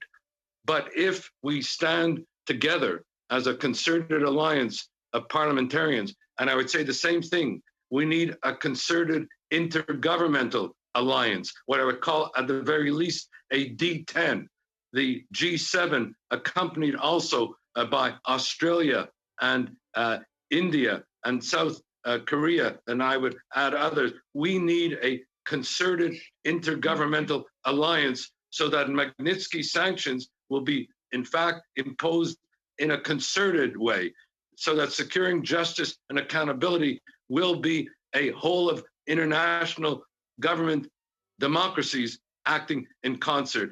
The time has come to put the Xi Jinping and the leadership of the Chinese government in the docket of the accused.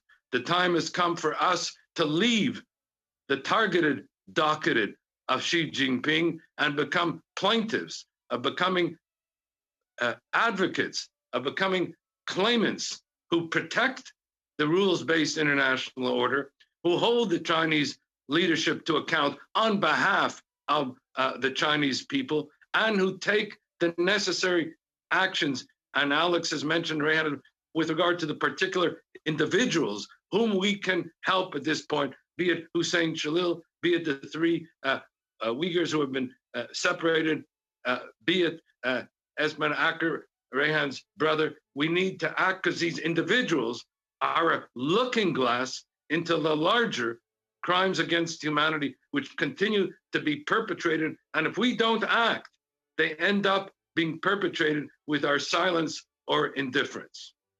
Thank you. And on that point, that concludes our second panel. On behalf of the committee members, I want to thank the three witnesses for your tremendous advocacy. I know that the Honorable Erwin Kotler was chair of this committee. Yes. Chair, sorry to interrupt. Yes. Is it that's all the time that we have for this panel now? That is all the time we have for this panel. Yeah. Yes. We have specific questions for some of the panelists. Can we put them in writing and to propose that they can submit their thoughts in writing to us? Yeah. So witnesses are able to submit yes in writing to this committee. On behalf of the members, you can also ask those questions. Thank you. Thank you. Thank you, Mr. Chair. Thank you. So we'll be suspending. Thank you very now. much. Thank you.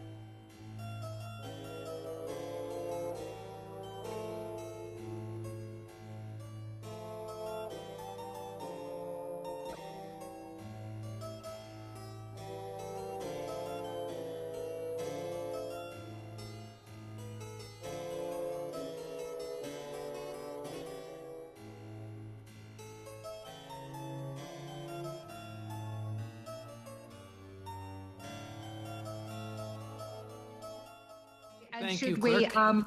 And welcome. I should be on mute at the moment. We should be on mute at the moment. Welcome back, everyone. This is our third panel. Thank you very much, Dr. Turpie, for your patience. And technology is a bumpy road. We all know that, and we're experiencing that more often than not, especially during this COVID-19 time. I do want to start off on that note. Should any technical challenges arise, for example, in relation to interpretation, or a problem with your audio arises, please advise the chair immediately, and the technical team will try to work with you to resolve those problems. This is meeting number 4 of the House of Commons Subcommittee on International Human Rights of the Standing Committee on Foreign Affairs and International Development. Today's witnesses are mainly appearing, or all 3 of you will be appearing by video conference, and this will be made available via the House of Commons website. Now I'll introduce our next 3 witnesses, and this will be in the speaking order of how you will start your statements. First, from the Uyghurs Rights Advocacy Project, Mahmoud Todi, who is the Executive Director. Second, we've got Canadians in Support of Refugees in Dire Need, and we've seen a lot of, and we'll hear much from, Dr. Irene Turpie. Welcome. And as an individual, we have a pharmacist, Hasimu Alishiati. I hope I pronounced that correctly. If I did not, I'm sure you will let us know. I hope you would let us know. Oh, no. Oh, sorry. Our pharmacist will not be present. Is not able to make it today. So we're going to start off with Mr. Todi, and that will be for 6 minutes as your opening statement, please.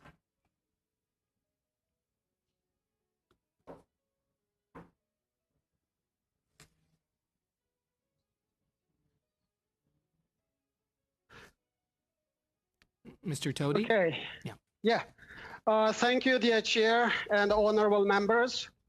Thanks for the invitation.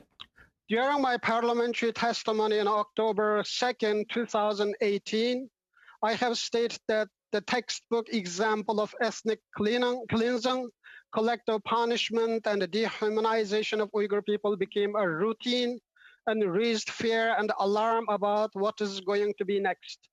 Alarm I referred by then was the genocide against Uyghur people committed by China. What is new since then?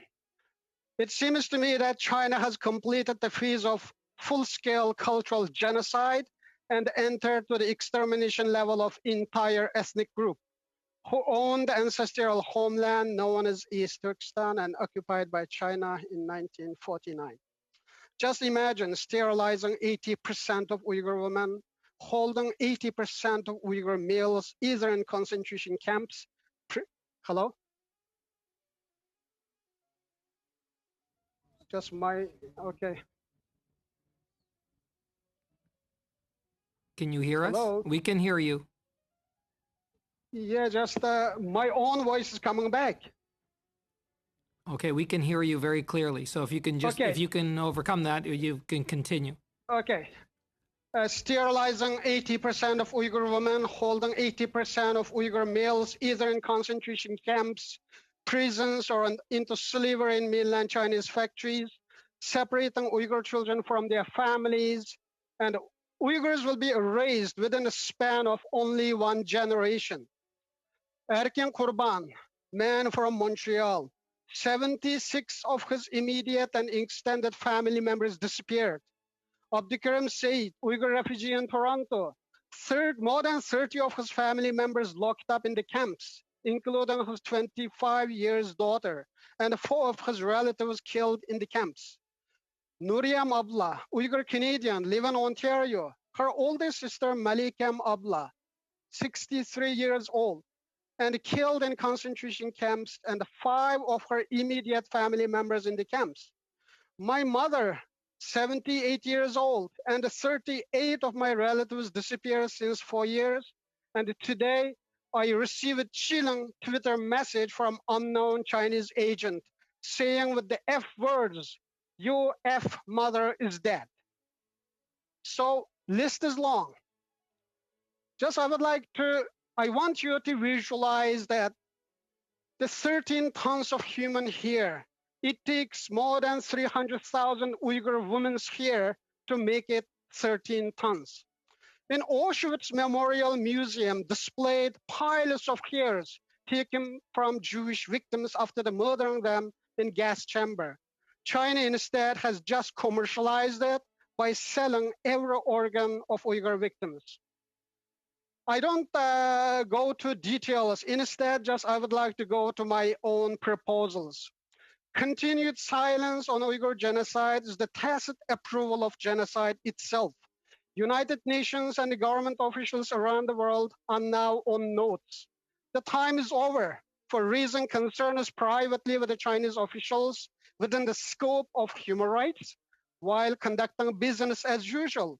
Scale and the depths of evil by CCP is committing is shocking the conscience of civilized world. And yet what we know so far is the only drop of the ocean. I want you to remember, Uyghurs are paying highest price because Uyghurs are seen by China as an obstacle for its dream plan of expansionism through a Belt and Road Initiative. Here are some proposals I would like to make, at least our government can do. The committee needs to recognize the atrocity committed towards Uyghurs as a genocide and to lead the world conscious to stop it. This committee has to issue a strong, actionable proposal to our government on the Uyghur genocide. Let Xi Jinping and Beijing know that our government is under pressure from Canadian public and the parliamentarians alike and united. Strong, actionable proposal is necessary to strengthen the hand of our government to safeguard our national interests with China. Impose Magnitsky sanction, as others already mentioned. We severely undermining our own credibility by applying this bill towards some individuals from some countries and set aside when it comes to China. Ban all products coming from China that are associated with Uyghur forced labor. As the US proposed and did, onus should be on the companies to prove that their products and supply chains are not related to forced labor. And amend and pass organ transplant bill to ban any human organs originated from China, as Israel, Spain, and recently Belgium did it already. And urge our Ministry of Immigration to accept nearly 2,380 Uyghur refugee families in dire need and stateless children trapped in Turkey or vulnerable other countries as they face deportation to China at any time. Remind the Immigration and the Refugee Board to accept the claim of Uyghur refugees meet here in Canada without further delay, as long as their Uyghur identity is proven. There is no need to compel those Uyghur refugees to tell their horrible stories in pain and in tears before the adjudicators. I have witnessed a number of such hearings at IRB, and it is painful. For that reason, Sweden decided to accept all Uyghurs as refugees collectively. This is the right move because China is targeting all Uyghurs, and all Uyghurs are at risk indiscriminately. CIC is still asking Uyghur refugees to provide official documents from China, which China has been denied since long, to process their family sponsorship program. For that reason alone, Uyghur refugee families are shattered, divided without unification. Can we adjust some technical requirements like this to the actual situation on the ground to make it easier for Uyghur refugees to unite with their families without seeing double penalty? Thank you, Mr. Toti. And we were able to hear you very well. You'll have an opportunity to elaborate from questions from members. And now we will move to Dr. Turpie for 6 minutes.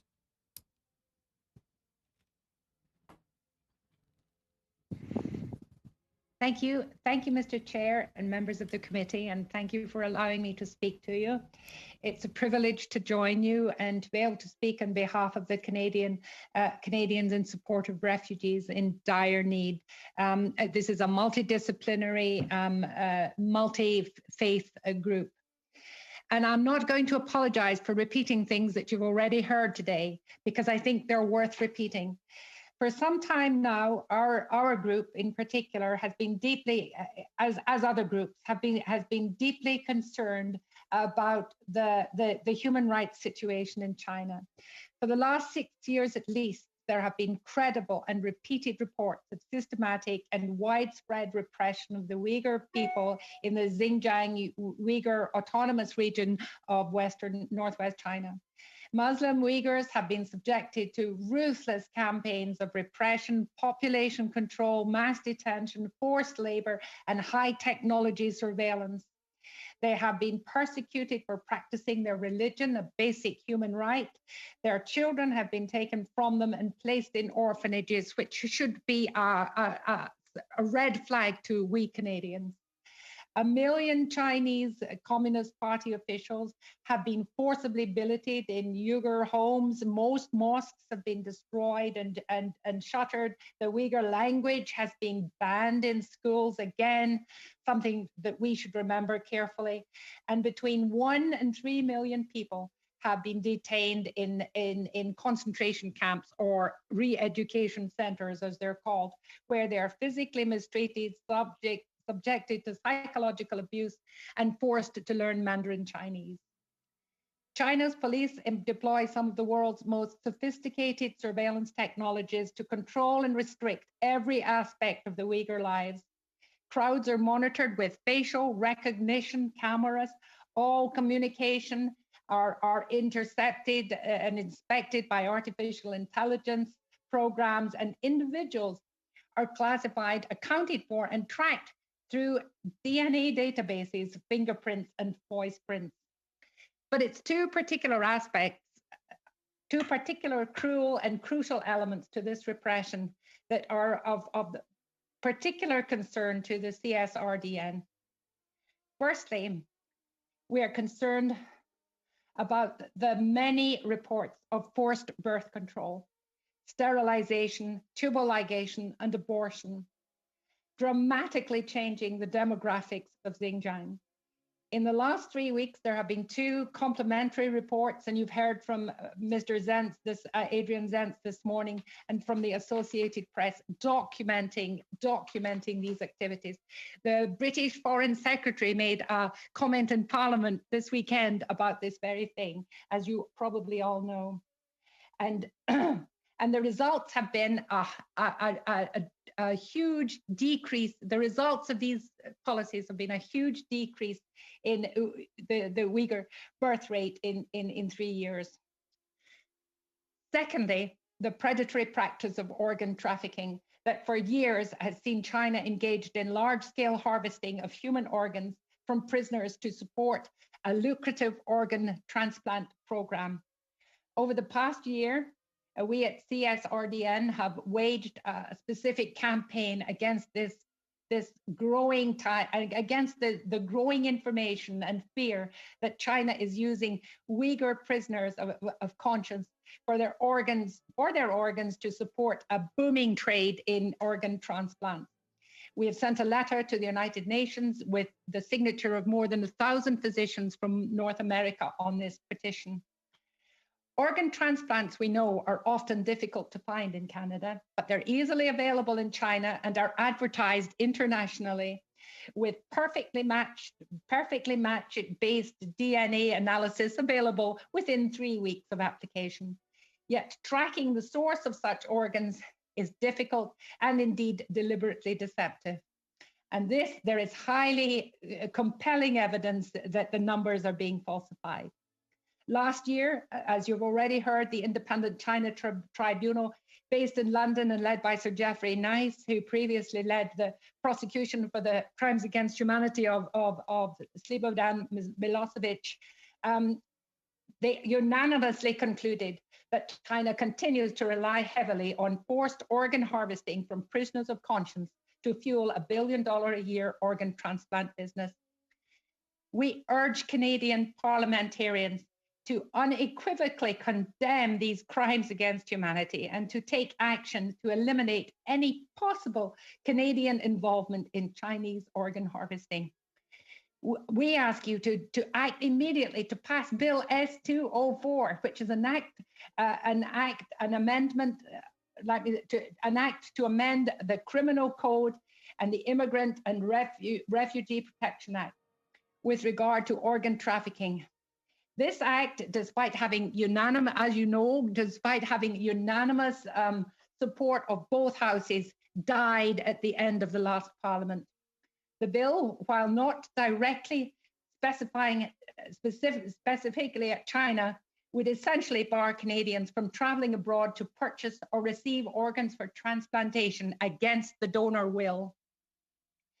And it would amend our immigration laws to make a permanent resident or foreign national inadmissible to Canada if they participated in unsanctioned and unauthorized organ harvesting. You have the power to fast track Bill S-204 now and to strike an immediate practical blow to China's genocidal treatment of the Uyghur people. Thank you for your statements, and that will give us the opportunity to, you'll have an opportunity also through questions, Dr. Turpie, to continue with some of the testimony that I'm sure you would want to give. So we are going to commence with Mr. Sweet for 7 minutes. Mr. Sweet. Thank you very much. I appreciate it. I think it's worthwhile repeating in every session that our concern is namely for the Uyghur people, but we also want to identify the perpetrators as the Chinese Communist Party and not the innocent Chinese citizens, many of which who have emigrated here and have made great positive contributions in Canada. But our main concern is with the regime of Xi Jinping and the CCP and their how would I say, totalitarian nature. Thank you, Dr. Turpie, for putting a number to the amount of Han Chinese operatives from the CCP that are put into homes of Uyghurs. It's been mentioned by other witnesses, but I had no idea it was so pervasive as 1 million. Where did you get that? Do you have a source for that number of that you mentioned? I don't have I personally don't have the source, but I can certainly get it for you, Mr. Sweet. There's I've got it from a very reliable source. Thank you very much, Dr. Turpie. Appreciate that. And I'll send it to you. Okay. Mehmet Todi, it's good to see you again, sir. I think of you every time that we talk about the tragedy of the two Michaels, and then Hussein Salil isn't mentioned after 13, 14 years of his incarceration. Why do you think, we had testimony here earlier, Mr. Todi, that the organ harvesting of the Uyghurs actually predated that of the Falun Gong, and yet we didn't find out about it till long after. Why do you think that was the case?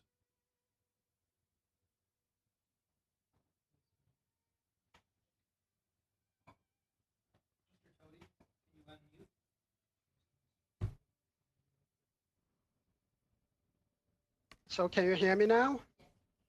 Yes. Continue. Okay. Especially the Los Angeles case is troubling because when you look at the statements from the government officials and when we talk about the two Michaels, despite Los Angeles case is also exactly the same. If you look at the charge laid by the Chinese government, it is approximately state secret or endangering state security, the kind of similar pattern of charges laid against all three Canadians. But somehow we are forgetting Los Angeles. Actually, that is giving kind of green light for Chinese government to continue denying consular access. And as you know, Chinese government claimed that he's a Chinese citizen, despite Chinese nationality law tells otherwise. And for when now two Michael's case, because of this case, we are debating about China and in media and in our political setting. But because of the mistakes we made to save Los Angeles, now consequently we see the detention of two Michaels. And two Michael's case did not happen just overnight. And Canada somehow just raising the case within the bilateral the meeting, seen as enough. We raised the case, just like fulfilling the job. In fact, we did not go after the Los Angeles case and enforced our law because he's a Canadian citizen to save him. And that is the tragedy in our politics. We had two witnesses earlier today speak about the fact that we need to find some way for the Muslim nations in the world to realize that we need their voice. We have two Muslim communities, large Muslim communities, the Rohingya being persecuted by the Burmese government that's manipulated by the CCP, and then we have the Muslim Uyghurs. Can you give this committee some idea about how we could build bridges and to have these other Muslim nations be more vocal? One of the witnesses who mentioned this actually said that that's exactly what the CCP wouldn't want, because their Belt and Road Initiative would be very much hampered if these nations rose up and demanded some justice for the Uyghur people. Thank you. It is an excellent question, and I partly disagree with the previous panelists' the conclusion. If you look at the reality now, where the Chinese money coming from? The Chinese money are coming from Western markets, not only selling their products, at the same time our stock markets and our investments. So we have much upper-handed position to impose or enforce our demands on China. Just because Chinese government since long time just applied the divide and the rule policy, divide the Western nations one to another. And now we are trying to get back on the basis to tackle against China. And the one thing I can suggest the Canadian government to do is recently the US government started the initiative Alternative to Chinese Belt and the Road. Canada should withdraw the investment, very small size of investment, nearly 280 million or 180 million, something to Asia Infrastructure Investment Bank, withdraw that money and join the United States and show the alternative to those countries in the Central Asia and the Muslim world, and just show them some future for mutual benefit-based future development. That can be the best option. You mentioned that you got a call about your mother. How much is the Uyghur community being intimidated here in Canada, a free nation as Canada, from the Chinese Communist Party operatives here on this soil? Actually, this is the case we have been reporting to our government since early 2000. Just imagine, I left my home country in 1991. Since then, I did not have a chance to see or visit my mother and my siblings, all relatives. I was totally blocked, and my relatives, including my mother, also totally blocked to access to a passport to come to see me. So intimidation and a threat applied for Uyghurs has a long history. And initially in the year 2000, there was kind of a website attack or email malware kind of. Now it is directly holding your family members as a hostage. If you look at the records from the Global Affairs, I have been raising this issue maybe since 10 years, hostage diplomacy. The Chinese government are taking hostage of Uyghur families and forcing us to act as Chinese government wants us to act. So it is quite long history. Now, just this morning, I received a tweet message, and then he deleted it. One Chinese guy said, "Your mother is dead already." So vulgar language, so rude. Ms. Vanderbilt now for 7 minutes. Thank you very much, Dr. Turpie and Mr. Tohti. I'd like to follow up a little bit. First of all, please know our sympathy to you about your mother, but also to so many people who have that fear and suffering. The intimidation and the harassment, and you went so far as to say that using family members as hostages. First of all, let me just say that we really admire your courage in speaking out. I know that a lot of people would be afraid and are afraid. And one of the things that was remarked to me when I was talking about this previously to some Canadian students is that they don't know about the Uyghurs. If they knew that the products that they're consuming is done with forced labor, I think the Canadian public would certainly take action and act on that. But there is less awareness than there is, for instance, with the Rohingya and others. Is this in part because of this harassment of journalists, of CSOs, of Uyghur activists? And if that is the case, what is it that Canada, we heard this morning we could help CSOs in other countries to speak out.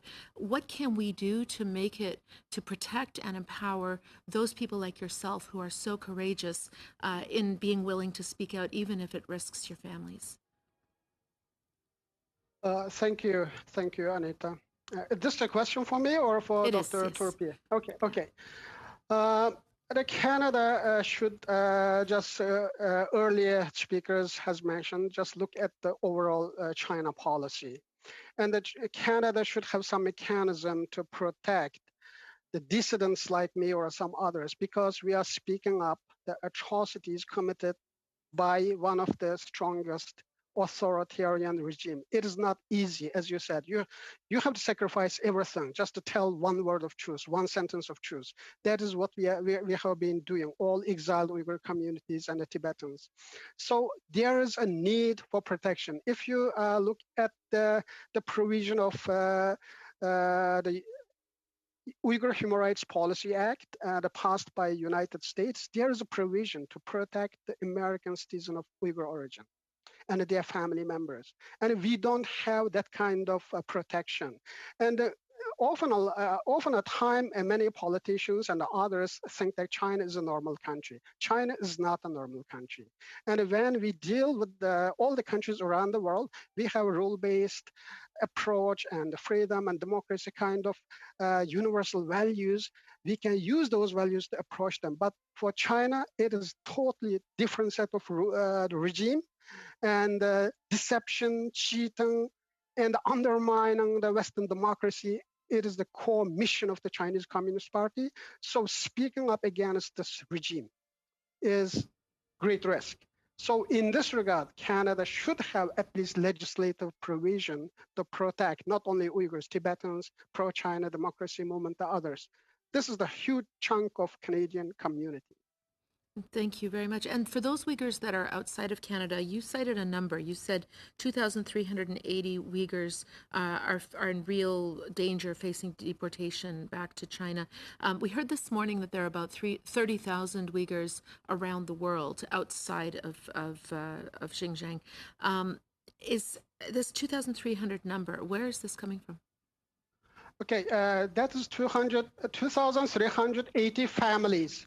I said the families in dire need. Okay. Yes, there are maybe 30,000 or 40,000. There's no clear statistics on this. I don't know the exact number, but before the hearing, just right after the, November 2017, our organization sent 2 Canadians to Turkey, just interview and talk with the people, what is their problems. And most of the children born in Turkey, they became stateless because Chinese government did not offer them any identity papers. And the Turkish government just gave them a birth certificate. The Turkish government did not give them any identity documents. So they became stateless, born in stateless status.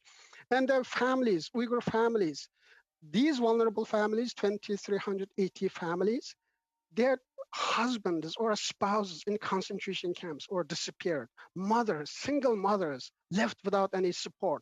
UNHCR office closed. There is no place to apply for protection. And there is the immigration office in Turkey under the jurisdiction of the Interior Ministry. It is not the impartial authority as we have in Canada, Immigration Refugee Board. So when they apply this Turkish immigration office, it is up to the political parties to evaluate the relationship between China and their own interest. If there is some loan agreement or any financial interest, they easily deny the application. When they deny, they have to be deported back. For that reason, Uyghurs cannot apply for Turkish immigration. And there is no UNHCR office. And just if you remember, in 2018, I raised this issue before this committee. And at least our prime minister's father brought nearly 3,000 Tibetans in 1970s. Those Tibetans became very good Canadians.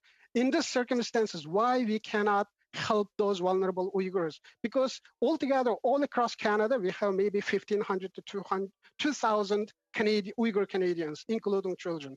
Chinese government banned our language, history, everything. This population is not sustainable to keep our culture. We are talking about thousands of years of culture. Only Western countries became the only venue for us to preserve our culture, teach our language, and keep our culture for next generation. Otherwise, China totally erased it. So in this regard, Canada should help to bring those 2,300 Uyghur families. If I could just use my last 30 seconds for Dr. Turpie to weigh in on this. I know you've done a lot of work on this too. Unmute. Have about 20 seconds or so. Sorry, what can I do?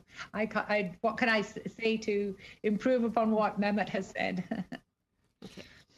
Thank you very much. And now we're going to move to Monsieur Simard for 7 minutes. Thank you and welcome. Merci. J'aimerais peut-être. Thank you. I'd like to begin by thanking you. Thank you to the witnesses. I believe that you do essential work. We need to inform civil society of the situation, of these unacceptable situations, especially the situation with the Uyghurs, and I think that this is fundamental to change the situation. We have to have constant information provided to civil society, and I don't think that we're sufficiently informed. We don't really know what's happening, especially when you talk about sterilization of organ donation, all of this in the shadows, and people don't know about it. There's something extremely striking about all of this. I also have a lot of sympathy with regards to the story that Mr. Toti spoke about, the threats that you are receiving, and I understand that over the past 10 years, you have spoken about hostage-taking, and I'd like to know if this has been documented, and in your opinion, what could be done either by the Canadian government to minimize at least the situation or to provide support? It is me? Okay. Thank you. Just one thing I have to emphasize here that the last visit I made to Ottawa was 117th visit in 20 years. I spoke with the government officials, global affairs, and all the high-level officials. January 17th, I gave, for example, the list of Chinese officials to be sanctioned to Sanction Division of Global Affairs. March 9th, I spent nearly an hour and a half with the Minister Champagne during the luncheon on China-Canada, to the evaluation meeting of China-Canada relationship. I told all horrible stories. And December 11th, 2018, I briefly chatted with Honorable Chrystia Freeland. What I mean is also I frequently spoke with Omar Al-Gabra. He's in my he's in my neighborhood. And so when I wrote a letter to him, and he said, I conveyed the message to Prime Minister Justin Trudeau. So there's no excuse that politicians in Canada did not know about this. They know all about this. I am the proof of that. I personally spoke. I personally raised this issue. The question is, even you speak 1,000 times, if you do not want to listen, or if you do not want to take action. I am the simple Canadian. I have only one vote. I am the taxpayer. And especially that $180 million for Asia infrastructure investment. That is the bank that funds Chinese government's imperial dream for expansionism. Why my tax dollar should fund the Chinese expansionism? And secondly, suffer of Uyghurs today just because of the Chinese Belt and Road Initiative. My tax dollar supports Chinese persecution of my own people. And I raised this case more than anyone else in Canada with my own time, with my own expense. Just for half an hour meeting, I traveled 10 hours to Ottawa. And honestly, I don't know what else we can do. And we testified in the parliamentary. This is my 4th testimony in this parliament. We raised this issue. There is a record. Donc, si, Can you hear me? Okay. So if I understand, Mr. Toti, perhaps the economic imperatives are making it so that sometimes we accept to close our eyes on the atrocities that you've outlined and condemned. Oftentimes, it seems that public opinion needs to be alerted, and this can have an influence on policymakers. This can force them to act. Do you think that you have a sufficient support to inform public opinion as to these atrocities that are happening right now with regards to the Uyghurs? Thank you. There is a frequent media report on the atrocity of Uyghurs. And I think majority Canadians already knew what is going on there. Probably it is part of the genetic code of all Canadians. We are not that politically active. And because there are so many atrocities taking place around the world, we cannot catch up one after another.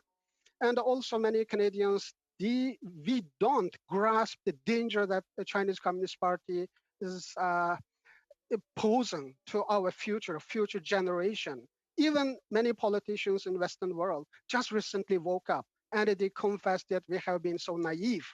And so if politicians with the full of information, if they have been naive, we cannot blame the Canadians. And so now the information is flowing, and this testimony in this the committee is important. So we have to put much greater task to our government with our policy proposals. Just the government should lead for action.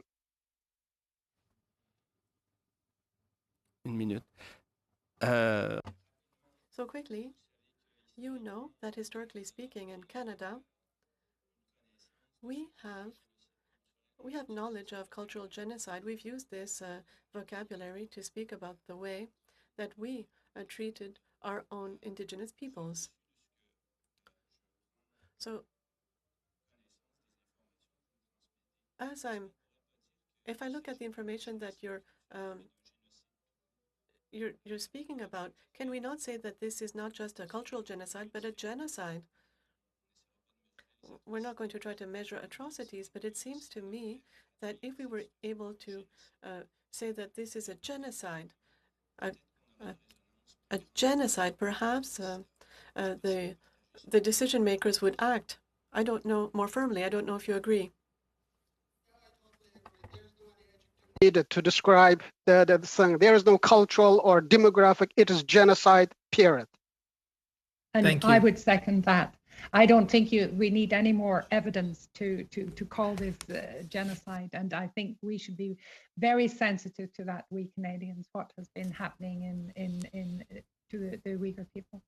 Thank you. And now moving to Ms. McPherson for 7 minutes. Thank you very much. I have to say that over the testimony we've heard today and through all of our witnesses, including the two that we have today, that the underlying thing that I'm seeing is this frustration that there has been such a slow acknowledgement, such a lack of movement, such a lack of action on behalf of the Canadian government and on behalf of the international community, I guess I could say. So I wanted to dive into a few different things. I thought maybe I would start with you, Dr. Turpie. You talk a little bit about organ harvesting, and of course we know that this is a horrendous affront to human rights. We know that the Chinese government has done widespread collection of DNA data and other personal information. Can you confirm or assume, I guess, that the gathering of this data is for organ harvesting purposes? I can't confirm that it is only for organ harvesting purposes, but I know that if you have the DNA makeup of prisoners in a re-education center, what would you normally use that for? And certainly, I know they use it for training and they use it for following people, but I believe that it is also used it's also used for organ harvesting. And can I just follow up with that? Do you feel that the impacts of that have increased, or accelerated, I guess, during the COVID-19 crisis, not necessarily the organ harvesting, but just the use of the Chinese government using COVID-19 as sort of cover to continue to accelerate their attack on Uyghur people. Or the attack on the Uyghur people. I honestly don't know. We heard a little bit about that this morning. I heard a little bit about that this morning. I know there are concerns about the spread of the COVID-19 virus in these detention centers, and certainly if people are being forced to work in areas where they don't have protection, then that is certainly not what one would call in the best interest of those people who do not have the protection. If that answers you.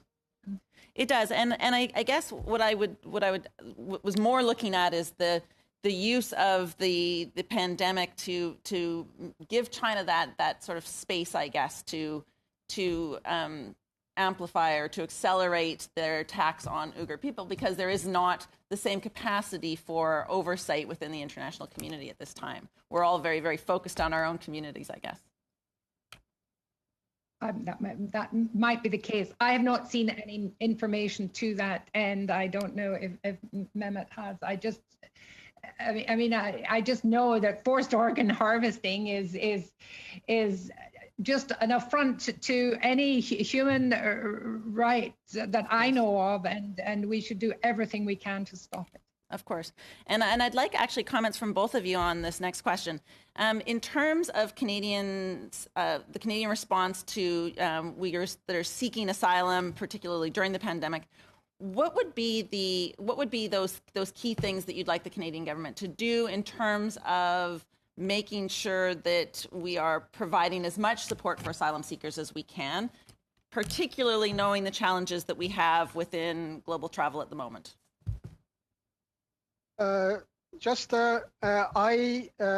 Personally, I prefer to follow the procedure and the law. It is quite clear. But for why I raising the issue of Uyghurs, because it is a very special situation. And the Uyghur refugees making a claim here, and their relatives or spouses and the children, they are leaving them behind in some insecure countries. And the spouses are facing the danger of repatriation to China at any time. For that reason, just unification of family not only is a better option for them, at the same time, it is important to secure their safety. And now, because of the COVID-19, everything is postponed, and it is a lengthy period. This is one the dimension that I want to emphasize. And secondly, I participated in a number of hearings. It is heartbreaking. People just recalling the atrocities their family members and they personally gone through in tears and pain. Why we are compelling those people just to repeat this pain and horror in front of the interpreter and the adjudicator. Whole world know what's going on. Whole world knows that Chinese government is targeting all Uyghurs indiscriminately. And Sweden declared they accept all Uyghurs as a refugee as long as they prove their identity as a Uyghur. Why we don't follow the example of Sweden? At least give those people some comfort. And I don't really think that the COVID pandemic should stop that. I mean, I think that people can be quarantined where they come from, and they can be quarantined when they come here to Canada. And I mean, apart from the bureaucratic problems, I don't think that should be any problem in bringing in refugees. Okay. And in particular, when you talk a little bit about the stateless, the children that have been born and are now stateless, can I then assume that you would see Canada playing an important role in ensuring that those children are given state status in Canada? Of course, we have a documentation of 125,000 pages of personal information during the interview and the survey we did 2 years ago by dispatching two community members to Turkey. It is heartbreaking stories. We have their testimonies, how many members of their family lost, disappeared, or killed, or interned in the concentration camps. Those people left without any support. And most importantly, there is no any venue for them to seek any assistance. For example, UNHCR office closed in Turkey. And the Turkish Interior Minister controls the immigration office. And when they make asylum, they're afraid if they are rejected because of the political gaming between Turkey and China. Now, as you know, Turkey is derailing its position from West, NATO, and the Western Alliance, and coming much closer to Russia and China, and they seek financial assistance from China. So they became a political chip to play, to victimize. And for that reason, and there might be 20,000, 30,000, but realistically, at least 23 to 2,400 families with multiple children, very vulnerable. Can we offer help to them? That is my concern. Thank you. And that takes us, we're going to go into a short round right now. We're going to afford each party 3 minutes. We're going to start with Ms. Khalid for 3 minutes. Thank you, Chair, and thank you, Mr. Tohti and Dr. Turpi for your testimony today. Mr. Tohti, I just want to say last year I was at Muslim Fest in Mississauga, and I just want to thank you and the Uyghur community here in Canada for showcasing the beauty of the culture and traditions. So I don't think, and I understand your frustrations, but you're absolutely having an impact. You're absolutely raising the voice and you're preserving that culture, and I thank you for that. I will go to Dr. Turpi real quickly. Dr. Turpi, in December of 2019, there was a statement that was made by representatives of the Chinese government in the Xinjiang province that people had been released or that they had graduated from these re-education camps. So I am hoping that you can tell us what that was all about. And then also we heard reports of Han Chinese that are settling into Xinjiang. And we also heard that the Uyghur communities are being moved out of that province. Can you explain kind of what this movement of people is all about, and whether or not people are being allowed ultimately to leave these re-education centers? Thank you. Well, you have to understand that the information that we get from this province is very, very limited. It depends on some of the press reports that we have. It depends on some of the academics that we hear from, and it depends on personal reports and personal witness such as you've heard today. It's my understanding that people are being billeted in the homes of the Uyghurs, presumably again they're taking over their homes, they're taking over their jobs, as the Uyghur men in particular are in these detention re-education centers, and that I cannot imagine what qualifications they need to graduate from these re-education centers. Presumably, they have admitted their allegiance to the Chinese Communist Party. Presumably, they have learned to speak some Mandarin Chinese, and presumably they have denied perhaps their religion. I don't think that any of it is good, for sure, to graduate from one of these places. I don't know. Thank you. Mr. Tohti, if you had some comments on that. Just in my opening, I give just as an example 3 Canadians. I talked about the family members of 3 Canadians. None of their family members are released from the concentration camps. And Erkin Kurban, he lives in Montreal. 76 of his family members, extended family members, still in concentration camps. 38 of my relatives are still in concentration camps. And another lady, Nuriyam Abla, and her relatives in concentration camps. You can talk with the Uyghur Canadians from coast to coast. No one reported that their family members are released from the concentration camps. We'll move to now Mr. Chu for 3 minutes. Well, thank you, Mr. Chair, and thank you, witness, for speaking to the subcommittee here. Mr. Tohti, as a Han Chinese, I can tell you that not only I'm not proud of what the CCP has done, are doing in the name of China, I and many, many others, Canadians, are very sympathetic to your people's plights, and we're working very hard to stop them and undo some of the damage that they have done. My question to you is, my writing, There is a Highway to Heaven, a long stretch of road that lines with religious institutions and faith-gathering places, among them 3 that are classified in the Muslim faith. I've been also trying to bring the sufferings of the Uyghur people to their practitioners' attention, but literally these have fallen to deaf ears. Why is that the case, and how do you suggest to counter that, to make people more aware and be on your side? Thank you for the question, and thank you for your support, first of all.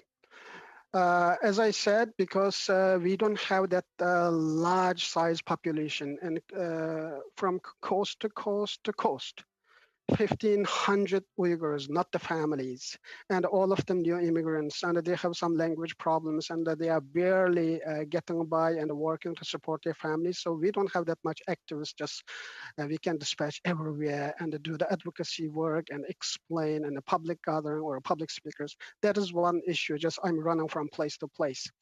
And so this is one element, and it is part of our communities. We cannot catch up every events or every community, but we are doing our best just to spread the words out in whole Canada, just to educate our fellow Canadian friends, citizens across the country, and working with the different faith group. I went to that your riding number of times.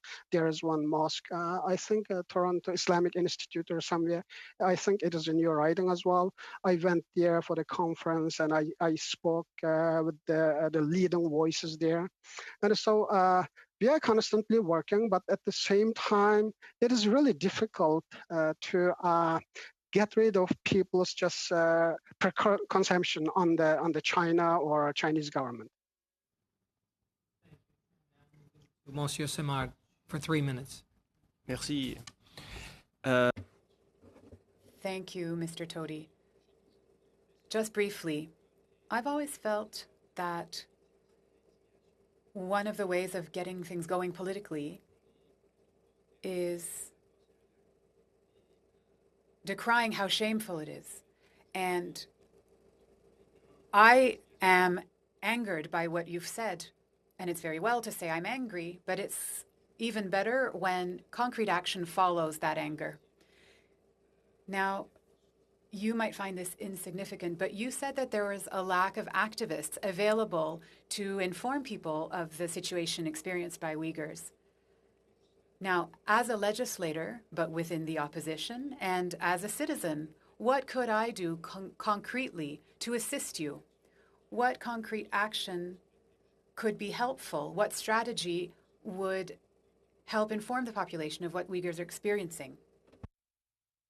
Thank you. I think there are a number of our parliamentarians in their personal website. There's Uyghur Window or instant update of the situation of the Uyghurs, and they post on their own parliamentarian website or personal website. This is one way. And Mr. David Kilgour, Honorable David Kilgour, he has on his website one Uyghur Window, and every day he's updating and spreading the news. Maybe you can do this. And secondly, during the town hall meeting with your own constituency or own ridings, maybe you can talk about this, because this is about our future. Just I try to emphasize this. And I have a son just 2 weeks old, and my son is going to grow up in here in Canada, and he's going to live in this world. If China becomes a global boss with this ambitious plan, what kind of world our future generation will live? It is not about the Uyghurs' situation or tragedy, or it is about all of us. And we would like to have a peaceful world for our next generation. And if we have a rule of law and freedom and the basic democratic values, we have to preserve that. And China is a challenge to our values. So you have to look at the issue from the broader perspective and educate your ridings and people around you. Just talk about this issue. Maybe this is the best way to start. En 20 I'm told I have 20 seconds. So in 20 seconds, how can you explain the aggression of the Chinese towards the Uyghurs? Is the project of political independence something that explains how aggressive the Chinese are being on this? China wants to eliminate the Uyghurs and take our ancestral land, and Uyghur wants to keep our land and keep their national identity. This is the struggle. If you ask all the Uyghurs abroad, they want to go for independent state because there is no way to live together with the people. Because many Chinese people... Thank you for that. We're going to move to Ms. McPherson for 3 minutes. I'm just going to ask two questions and get both of you to respond to them if you wouldn't mind. The first is, compared to other Western nations, how would you describe Canada's response to the government of China's actions against the Uyghur population? And are there examples from the international community that you'd like us to look at quite closely of international examples of where things have gone right and things that we could emulate? If you could both touch on that just to finish off today, that would be wonderful. Thank you so much. Dr. Turpie, go ahead. Okay. Well, I you know what Gandhi said, every journey begins with one small step. And I think we've given you lots of ideas, I think, today about things you can do. And I hope you'll certainly consider Bill 204. I think that other countries, I think other countries are, I think Sweden's one, I think the UK is one, I think even the United States has put sanctions and things into action, and I think there's no reason why Canada shouldn't do that.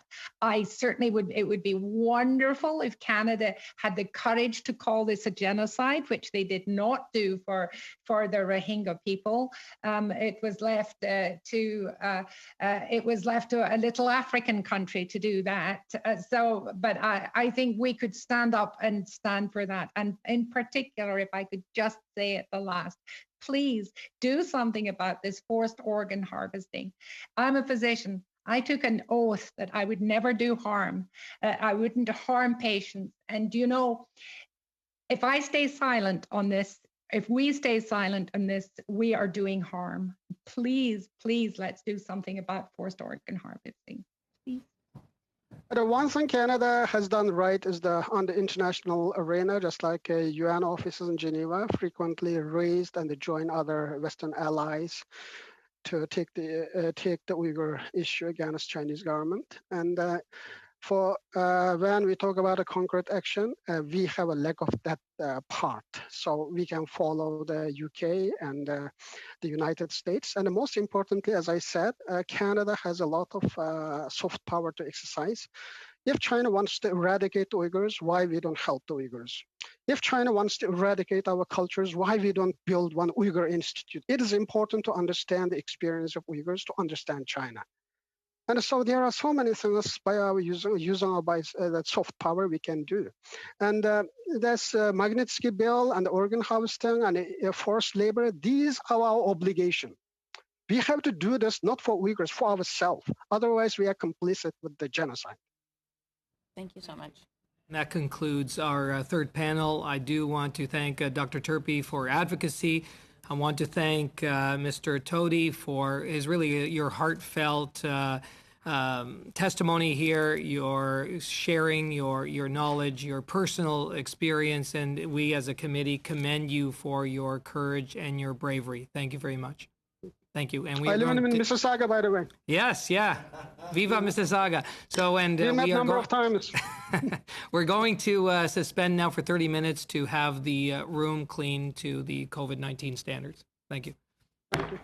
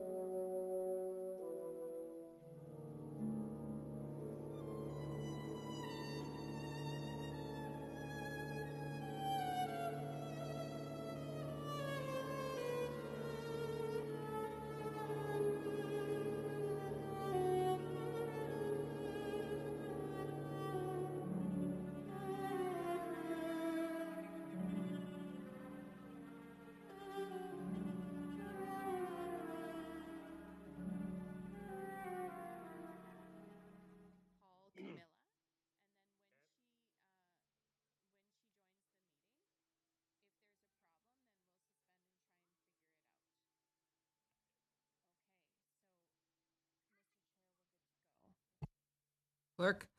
Welcome back, everybody. I know we've all come to learn that technology is never easy. And as we said, it's quite a bumpy road. We are trying to get one of our witnesses online. So far, we're having some trouble with that. But to everybody that can hear us and can see us, welcome. This is the House of Commons Subcommittee on International Human Rights of the Standing Committee on Foreign Affairs and International Development. Today's witnesses are appearing by video conference, and the proceedings will be made available via the House of Commons website.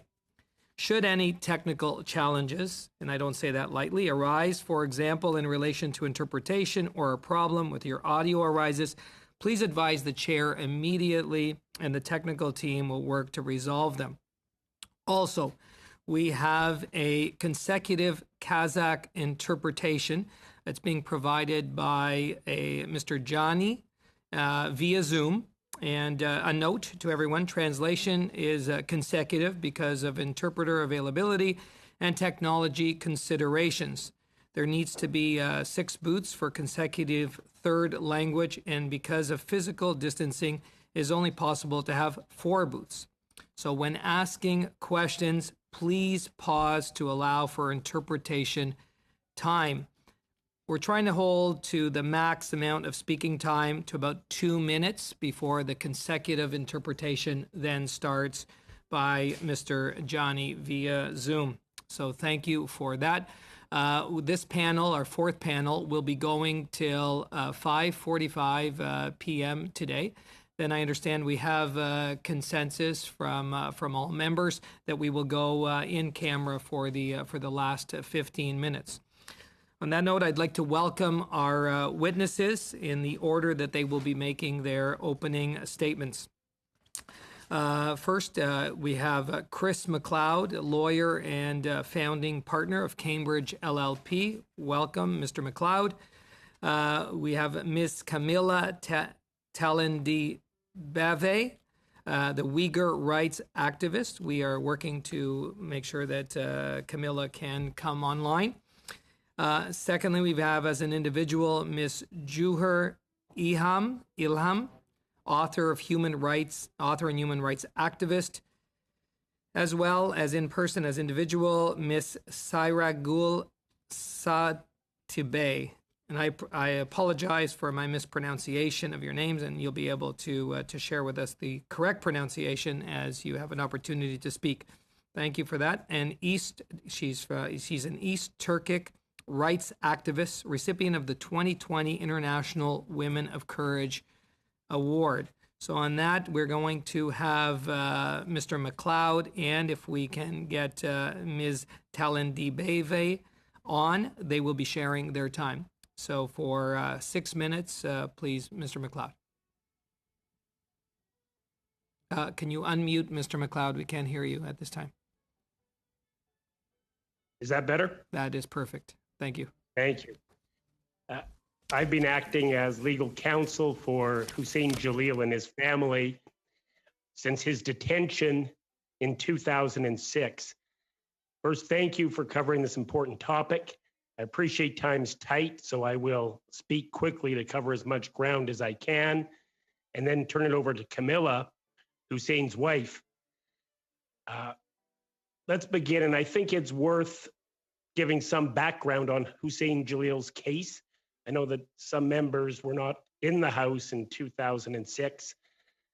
I know that Member of Parliament David Sweet was and has been active and engaged in the file. So let's begin. It's worth taking a few minutes. So Hussein Jalil was raised in northwestern China. He's a Muslim of Uyghur within the Uyghur community. He spoke out in China in favor of his ability to practice his language and his faith. For this, he faced persecution and detention in China. Ultimately, in the late 90s, he leaves, treks across Asia in Turkey, the country in the city of Istanbul. He declares and is given UNHCR refugee status. This time, he, his wife Camilla, and their 3 boys ultimately immigrate to Canada as UNHCR refugees in 2001, become permanent residents, and ultimately Canadian citizens. In 2006, Hussein, Camilla, their three boys decide, now that they're Canadian citizens, to travel on Canadian passports with temporary travel permits obtained from Uzbekistan to Uzbekistan to visit Camilla's family. While in Uzbekistan, one of their boys falls ill. Hussein decides, in accordance with proper regulations, to renew that travel visa. When he goes to the appropriate authorities in Uzbekistan to renew that travel visa on his Canadian passport, he's red flagged because Uzbekistan and China, unknown to Hussein at the time, have a treaty. They're part of the Shanghai Daesh, 7 countries that share information on political dissidents. Hussein, March 27th, 2006, is detained in Uzbekistan. There's a period of about 90 days where he's in Uzbekistan and people in Canada and on the ground are trying to determine what to do. The Uyghur community in Canada was loud and clear, as were we, to the Canadian government. This is a moment to get Hussein out. It's China that wishes to obtain him. Ultimately, Uzbekistan transferred Hussein to China in or around July 2006. He faced a trial, was sentenced to death, and ultimately, through the interventions of the Minister of Foreign Affairs at the time, Peter MacKay, that death sentence was commuted to life sentence. Ultimately, the Canadian government has never had consular access to Hussein Jalil. Camilla and the family have had updates from Hussein's family in northwestern China. Up until 2016, when all has been dark, we haven't had any word from Hussein's family there, or we've never had direct communication with Hussein. So this is really a long-standing Canadian tragedy where we have a Canadian citizen detained in China who didn't travel to China on a Canadian passport or at all. He went to neighboring Uzbekistan as a Canadian citizen to visit his in-laws. There, and this is where we have a case of rendition, where Hussein is ultimately transported by the Uzbeks, where the Chinese came into Uzbekistan and picked him up. He's transported to China. Trial was had. The Canadian, Harper at the time, Prime Minister Harper, ordered embassy staff out of Beijing to go to the courtroom and wait every day to find out when there would be a trial and try to gain access. They ultimately were never allowed in to hear the trial. An appeal was taken. So that's been the long and unnecessary saga of Hussein's case. We've always asked for, and I'm going to ask again for 2 things. One, that the Prime Minister appoint a special envoy specifically tasked with seeking the release and return of Hussein Jalil.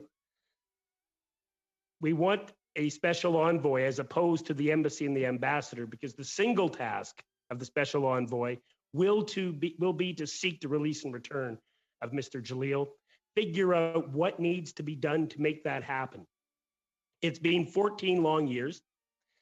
And Camilla, I'm not sure if we have her in the room at the moment, but we'll now go into additional details about the challenges she's faced with her 4 young children.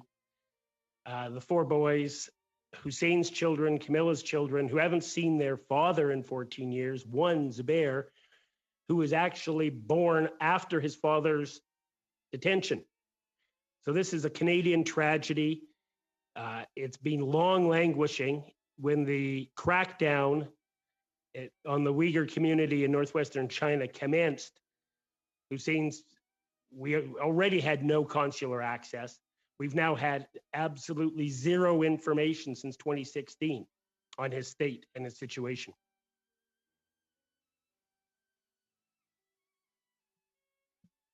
So, number 1, special envoy to be appointed by the Prime Minister seeking the release and the return. And the second would be that we have all-party cooperation in this regard. I recall when the Conservatives were in power and Minister MacKay commuted the sentence from a death to a life sentence. Member of Parliament Sweet, Member of Parliament Kenny were 2 active Conservatives at the time. Member of Parliament Gould, Karina Gould, has also been active. But we haven't had non-partisan action where all members of the House with unanimity are rowing in the same direction. And I think that Thank you, is Mr. important. Thank you, Mr. McLeod. And we want to ensure that Ms. Sotbe has some understanding of what the other witnesses are bringing forward. So I'm going to ask our Kazakh interpreter, Johnny, if he would be able to just do a 1-minute synopsis on after each of the witnesses speaks. Would you be able to do that, Mr. Johnny?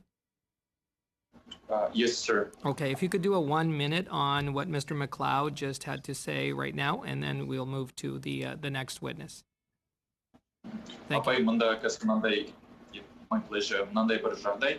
Өкінішке орай мен сізге бірден сөзбе-сөз барлығын да аудара алмаймын, неге десеңіздер, өйткені мына байланысқа тым көп адамдарда. Сондықтан әрбір айтқан кісінің сөздерін мен тек қана қысқа, маған қазір 1 минут қана соның жалпы мазмұнын ғана айт деп жатыр. Естіліп тұр ғой, иә, менің жалпы сөзім. Мен сізде қазір минутта тұр, мен сізге айта берейін, жақсы ма? Сізден қазір дауысын шықпай жатыр. Мынандай жағдай, мына кісіні, жаңа бір ұйғыр кісі Өзбекстан арқылы қашты, Қытайдан кейін оны өзбек негізінде билігі қайтып Қытайға жіберді. Осы мәселеге байланысты жалпы Шығыс Түркістандағы адам құқығы мәселесі туралы қысқаша осы кісілер қазір көтеріп тұр. Және жаңа Маклой деген кісі, ол сол мәселені ашық айтып жатыр. Және сонда сізбен бірге қатар ұйғырдың бір кісі, әйел, сол да арнайы бір куәгер ретінде сол сөздерді айтып жатыр. Thank you. Yeah. Ms. Silam now for, thank you very much. And you'll do this after this witness, Ms. Silam, now for 6 minutes. She's the author of Human Rights Activist.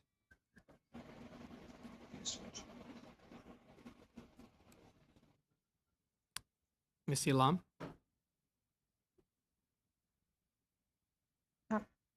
Thank you, Mr. Chairman.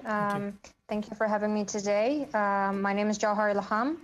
I come to you today not as a scholar or expert on Chinese politics and policy, but as a daughter of someone who was and still is a victim of human rights abuses targeting Uyghurs in China. My father, Ilham Tohti, the 2019 Sakharov Prize laureate, he also has been recognized with numerous other awards, and he has been nominated 3 times for the Nobel Peace Prize. But I haven't seen him since February 2nd, 2013, when I left him in the tiny white room at the Beijing airport and boarded a plane to the US. We were on our way to Indiana University, where my father had been invited as a visiting scholar. I was 18 years old. At first, I refused to go without him. I did not think leaving my father alone at the airport under those circumstances was a good idea.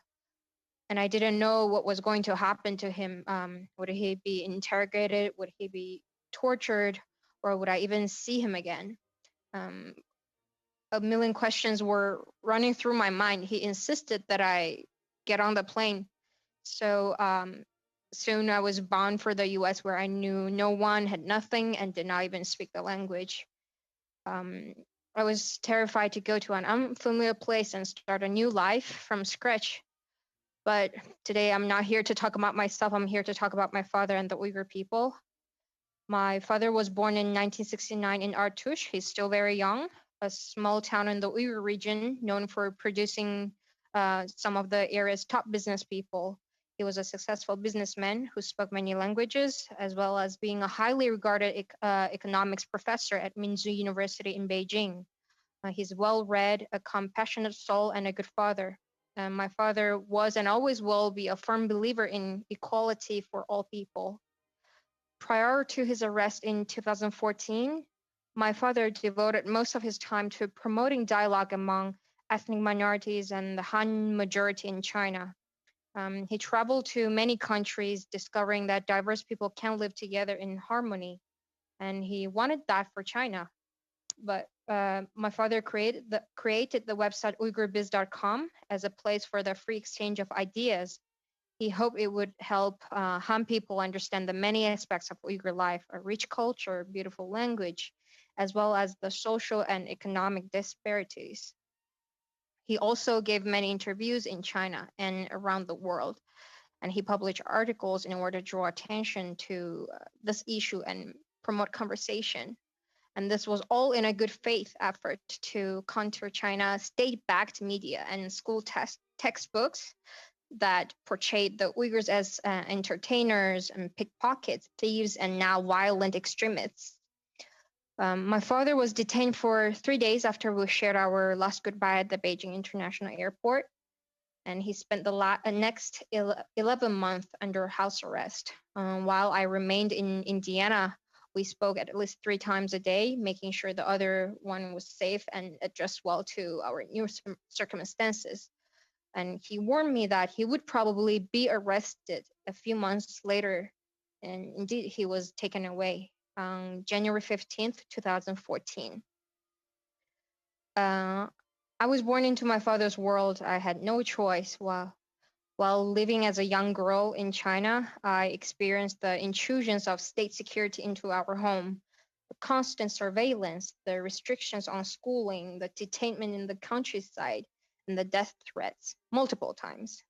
All because my father was dedicated to promoting peaceful dialogue between Han Chinese and the Uyghurs.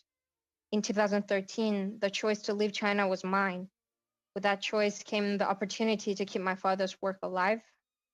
He knew that the Chinese would attempt to silence him by labeling him a separatist and locking him away in solitary confinement.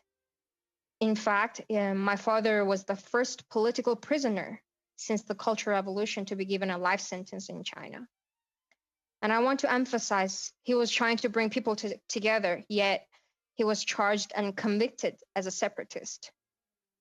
When this all started, I felt like I was among the few. But by 2017, I came to understand that I was a part of a generation of Uyghur children who did not know where their parents were. There are an estimated over 1 million Uyghurs now locked up in concentration camps. As you likely know, that has been documented through surveillance satellite photos, leaked videos, leaked party documents, and the testimonies of survivors. And of course, you have already heard from Mr. Adrian Zenz earlier today about using forced sterilization to reduce or even eliminate the Uyghur population in Western China. And this needs to stop. The systematic targeting of Uyghur people is a complete destruction of my culture, my tradition, my language, my religion, and my ethnicity. Many people ask whether my father has been transferred to a camp. It is a type of question so many of my fellow Uyghurs are being asked these days. And my answer is, I don't know where he is, and I don't even know if he is alive. No one has had contact with him for almost 3 years, and I just don't know. But I do know that my father is a wise man who knew that unity around a common cause is more powerful than isolation. The time has come for all of us to find each other and unity in our demands for freedom. With that, I offer a few calls to action that Canada can take. First, stop allowing the Chinese government to politicize this situation of thousands of millions of Uyghurs being held in camps. We all know that this is not an internal affair. This is a global mission. And Canada's global affairs needs to be raising the issue on a regular basis to its counterparts in Beijing. Let them know the government of Canada will not tolerate these human rights abuses, and they need to call on China to close the camps, stop the persecutions, and on a personal note, release my father, Ilham Tohti. Speak up on behalf of the estimated 1 million prisoners in the camp, over 1 million prisoners in the camp. 2 years ago, this committee urged the government of Canada to address this escalating crisis. And over that time, the Chinese government has continued to lock up people like my father and silence others. I urge the government of Canada to create formal legislation such as the recently passed bipartisan Uyghur Human Rights Policy Act in the US. And the third, encourage Canadian manufacturers to stop all business with suppliers and subcontractors that sell materials produced through forced Uyghur labor. And I would encourage all Canadian citizens not to buy products from brands that continue to rely on goods made by Uyghur prisoners. Those lists are easy to find on the internet. And thank you very much, Mr. Chairman, for the opportunity to speak to the committee. Thank you. As I said in my opening, I come here as a Uyghur and as a daughter of Ilham Tohti. And I believe it is not just my duty, but all of our duty to protect the fundamental rights of those who are being persecuted. Thank you, Thank Ms. Ilham. Thank you for your courage. Thank you for sharing your personal story of persecution of your father and your family and of the Uyghurs.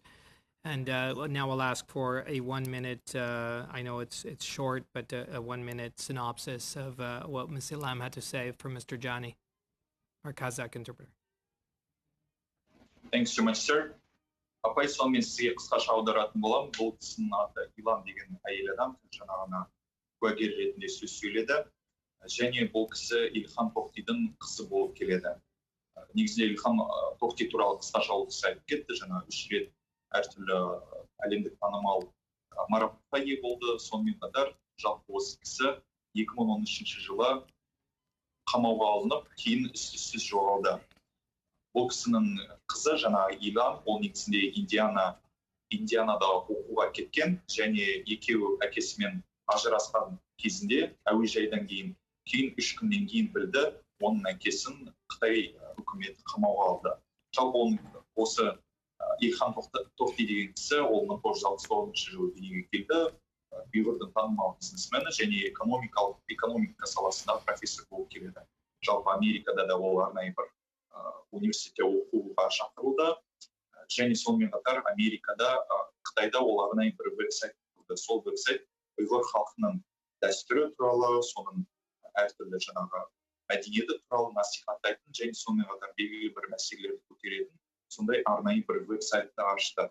Сонымен қатар Илхам Тохти мырза Қытайдың ішінде көптеген Қытай баспа өкілдеріне сөз жаңағы сұхбат берді, сонымен қатар әлемдік әртүрлі медиаларға да сұхбат берді. Міне осы кісі жалпы ажырасқан кезінде екеуі қызы оқуға кеткен кезде Америкаға, бұл кісінің әкесі 3 күннен кейін қамауға алынды, кейін 11 ай бойы үй қамауында отырды. Кейін жалпы 2014 жылдың қаңтардың 15-нен бастап із-түзсіз жоғалды. Және сол бүгінгі таңда осы кісі, жаңа Илам деген әйел адам, сұхбаты өзінің әкесіне жасалған қастандығы туралы, және сонымен қатар барлық Ұйғыр халқына жасалған қастандығы туралы мәселеге байланысты куәсін беріп жатыр. Және сонымен қатар Канада мемлекетінен, үкіметінен көмек сұрады, көмек ретінде нақты іс-әрекетті Қытаймен әртүрлі экономикалық қарым-қатынастарды доғаруын және Қытайдан әртүрлі заттарды сатып алуды доғаруын сұрап жатыр. Осындай бір мәселелер көтерді. Қысқаша айтқанда. Thank you very much. Thank you, Johnny. Now we are going to move to Ms. Satbeh for her statement. So Johnny, if you could just let her know how much time, like if she goes for 2 minutes and then you would take a minute or two to do the consecutive interpretation, and then she would go again and probably break it up into maybe 3 blocks. Sure. Thanks so much. Сонымен апай, біз қазір бастаймыз. Сіз микрофонды қосып қойсаңыз, сізге өлшіліп тұрған. Жарайды. Қосылды ма? Енді бұл кісі жаңа айтқандай, сіз жаңа алдында маған текст еттіңіз ғой, тура соны айттыңыз, бірақ бөліп етек жасыма, бірден бәрін айтып кетпеңіз, өйткені мен қазір аударам, сосын менің аудармамды олар тағы да кейбіреулер француз тіліне тағы да аудару мүмкін, соған уақыт көп кетті жасыма. Сондықтан асықпай бөліп басқа аудармашыларға мүмкіншілік берейік. Сонымен апай бастай берейік. Жарайды. Осы конференцияға қатынасып отырған барлық қымбатты қонақтар, ханымдар мен мырзалар, сәлеметсіздер ме? Dear guests who are participating at the current conference, ladies and gentlemen, I'm very happy to be at this conference. Hello, everyone. Мен Сайрагүл Сауытбай, осы конференцияны ұйымдастырып отырған Канада үкіметіне, ұйымдастырушы қызметкерлерге және бүгінгі осы конференцияға қатынасып отырған барлық қонақтарға шексіз алғысымды білдіремін. My name is Shairagul Sautbay. I'm an ethnic Kazakh, and I would like to say thank you so much to Canadian government who is organizing this conference, and also I'm very grateful to everyone who helped to organize this conference as well. Менің аты жөнім Сайрагүл Сауытбай, ұлтым қазақ. Қытай Компартиясының 21 ғасырдағы фашистік концлагерінің тірі куәгерімін. My name is my name is Shairugul Sautbay. I'm ethnic Kazakh, and I'm a live witness of 21st century's fascist concentration camp, organized by Chinese Communist Party. Мен Қытай Компартиясы үстемдік етіп басып алынған, қазір Шинжаң деп аталатын, ежелгі аты Шығыс Түркістан деп аталатын өз ата мекенімде туып өстім. I was born in the native land of my people, which is originally called East Turkestan, and after Chinese Communist Party's occupation, they changed the name to so-called Xinjiang. I was working there as a doctor, teacher, and director of a school. Қытай Компартиясы біздің тілімізді, дінімізді жоюды бастаған соң, біз отбасымызбен тарихи отанымыз Қазақстанға қоныс аудару туралы шешім қабылдадық. Бірақ Қытай Компартиясы менің паспортымды зорлықпен тартып алып, мені отбасыммен бірге Қазақстанға кетуге жол қоймады. After Chinese Communist Party, they started destroying our people's daily life. Me and my family, we decided to move to Kazakhstan.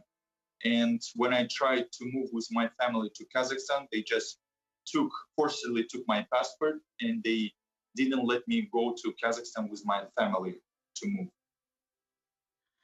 Менің отбасым Қазақстанға қоныс аударған соң, біз бастабында WeChat арқылы хабарласып тұрдық. Кейіннен Қытайдың құзырлы органдары жағынан хабарласуға да үзілді кесілді, тыйым салынды. After my family moved to Kazakhstan, I was contacted to my family via WeChat application, social media application, and after that, Chinese Communist Party, they forcibly stopped me to contact them, my family, via WeChat. Фашист Қытай Компартиясы бірнеше жыл бұрын Шығыс Түркістанның қазақ, ұйғыр, қырғыз, татар, өзбек қатарлы жергілікті ұлттарына геноцид жасау, түбірінен жою саясатын 2016 жылдың соңынан бастап ресми бастады. Fascist Chinese Communist Party, they started their genocide policy to destroy, to kill all East Turkestani people in the end of 2016. Officially, they started this policy at this year. Алуан түрлі жалған жалаларды жабу арқылы жазықсыз адамдарды фашистік концлагерлерге және түрмелерге қамады. With a lot of false claims, they arrested innocent people and imprisoned them to concentration camps and prisons. Ешқандай күнәм болмаса да, ұлтым қазақ болғандығы себепті мен де осы жау саясаттың құрбаны болдым. Олар Қытайдың құзырлы органдары менің отбасымның Қазақстанда екендігін желеу етіп, 2017 жылы 1 айдан бастап мені жарым түндерде үйімнен ұстап алып кетіп, апарып тергеп, қорқытып, ұрып соғып, қысым көрсетті. Even though I was not guilty, but just because I'm ethnic Kazakh and because my family live in Kazakhstan, I became a victim of the cruel policy. And in January 2017, as I said, because of my family was living in Kazakhstan, they came after me every midnight to my home, took me from my home. They were investigating me, scaring me, beat me, and were pressuring me. 2017 жылы 11 айда мен мәжбүрлі түрде сол фашистік концлагерге апарылып, сондағы қамалған адамдарға Қытай тілінен сабақ өтетін мұғалім болып істеуге мәжбүр болдым. In November 2017, I was forcibly sent to one of concentration camps, which were organized by Chinese Communist Party, where Kazakhs, Uyghurs, and Kyrgyz people were forcibly imprisoned, and I was teaching to them Chinese language. Сонымен бірге сол фашистік концлагердегі құпиялықты сақтау келісім шартына қол қоюға мәжбүр болдым. Бұл келісім шарттың бір тармағына қайшылық жасасам, онда менің өлетінім анық ескертілген. And besides, I was teacher at the concentration camp. I also was forcibly signed a secret contract. According to it, if I will leak any information, what I see inside of the concentration camp, I will be sent to death. Мен барған бұл фашистік концлагер, бұл бір концлагердің өзінде қамалған 2500-ге жуық адам болды. Олардың барлығы жазықсыз адамдар, түрлі Қытай Компартиясының қолдан жасаған түрлі жалған жалаларменен қамалған адамдар. Ең кішісі 13 жастағы бала, онан соң ең үлкені 80 жастан асқан қарттар болды. In the fascist concentration camp where I was in prison, there were about 2,500 people just in one concentration camp, and all of them were innocent people who were sent to concentration camp with fake claims, and age range of imprisoned people were between 13 and 80 years old. Ер әйелдердің барлығының шашы түгелдей тақырданып алынып тасталған, қолдарында көзір, аяқтарында кісен. Және әрбір адам қамалған камераның төрт бұрышына, төрттен ортасына бір үлкен бақылау камерасы орнатылған. Сонымен бірге коридордың әрбір жерінде бақылау камералары түгелдей орнатылған болып, қамалған адамдардың әрбір іс-әрекеттері 24 сағат бақылауда болады. And they cut hair of all imprisoned men, and the imprisoned people were handcuffed on their hands and feet, all of them. Every corner of the prison cell had CCTV cameras, and on the middle of the prison cell had one big CCTV camera. And all corridors had cameras as well, and they were controlling us every hour, move 24 hours a day. Бұл жерде қамалған адамдар Қытайдың өлім-жітім, той-томалақ, сосын тұрмыс салтына қатысты сөздер, және 19-ші құрылтай рухы, Ши Цзиньпиннің сөздері, Компартияның бағыт саясаты принциптері қатарлы көптеген мазмұндарды үйренуге мәжбүрленеді. Сонымен бірге Компартияны және Ши Цзиньпинді мақтайтын, жырлайтын қызыл әндерді үйренуге, айтуға мәжбүрленеді.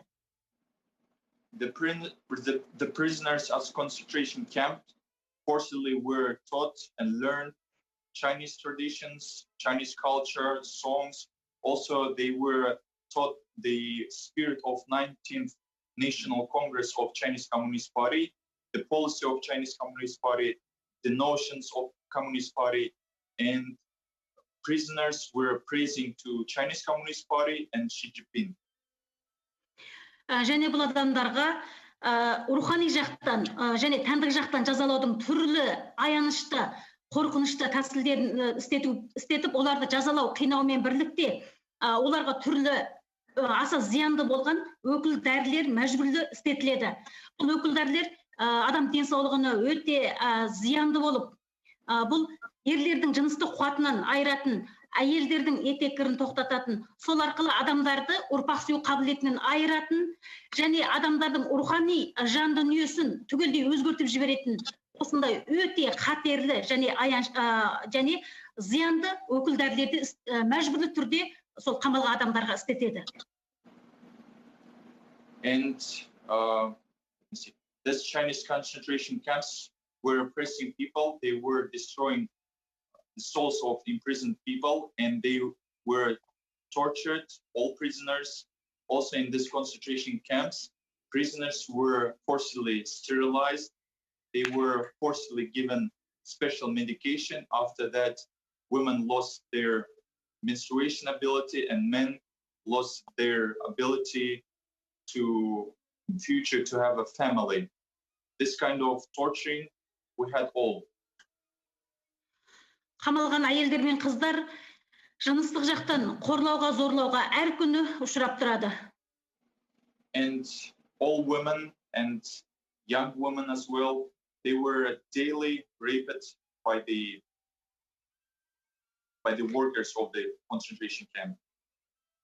Бұл фашистік концлагердің ішінде бақылау камерасы орнатылмаған камерасыз қара үй болады. Бұл қара үй сол жерде қамалған адамдарды арнаулы жазалайтын, қинайтын, соған арналған үй. And also at that concentration camp, we had special so-called black room or black house where there is no any cameras, and people who went there, they were badly tortured, and different kind of tortures they had in that black room. Әдетте мен сабақ өтіп жатқанда класста сақшылар басып кіріп өздерінің жазалайтын адамдарын сүйреп алып шығып кетеді. Біраздан кейін біз сол қара үйден құтқарыңдар деп айғайлаған, жылаған аянышты дауыстарды үнемі естіп тұрамыз.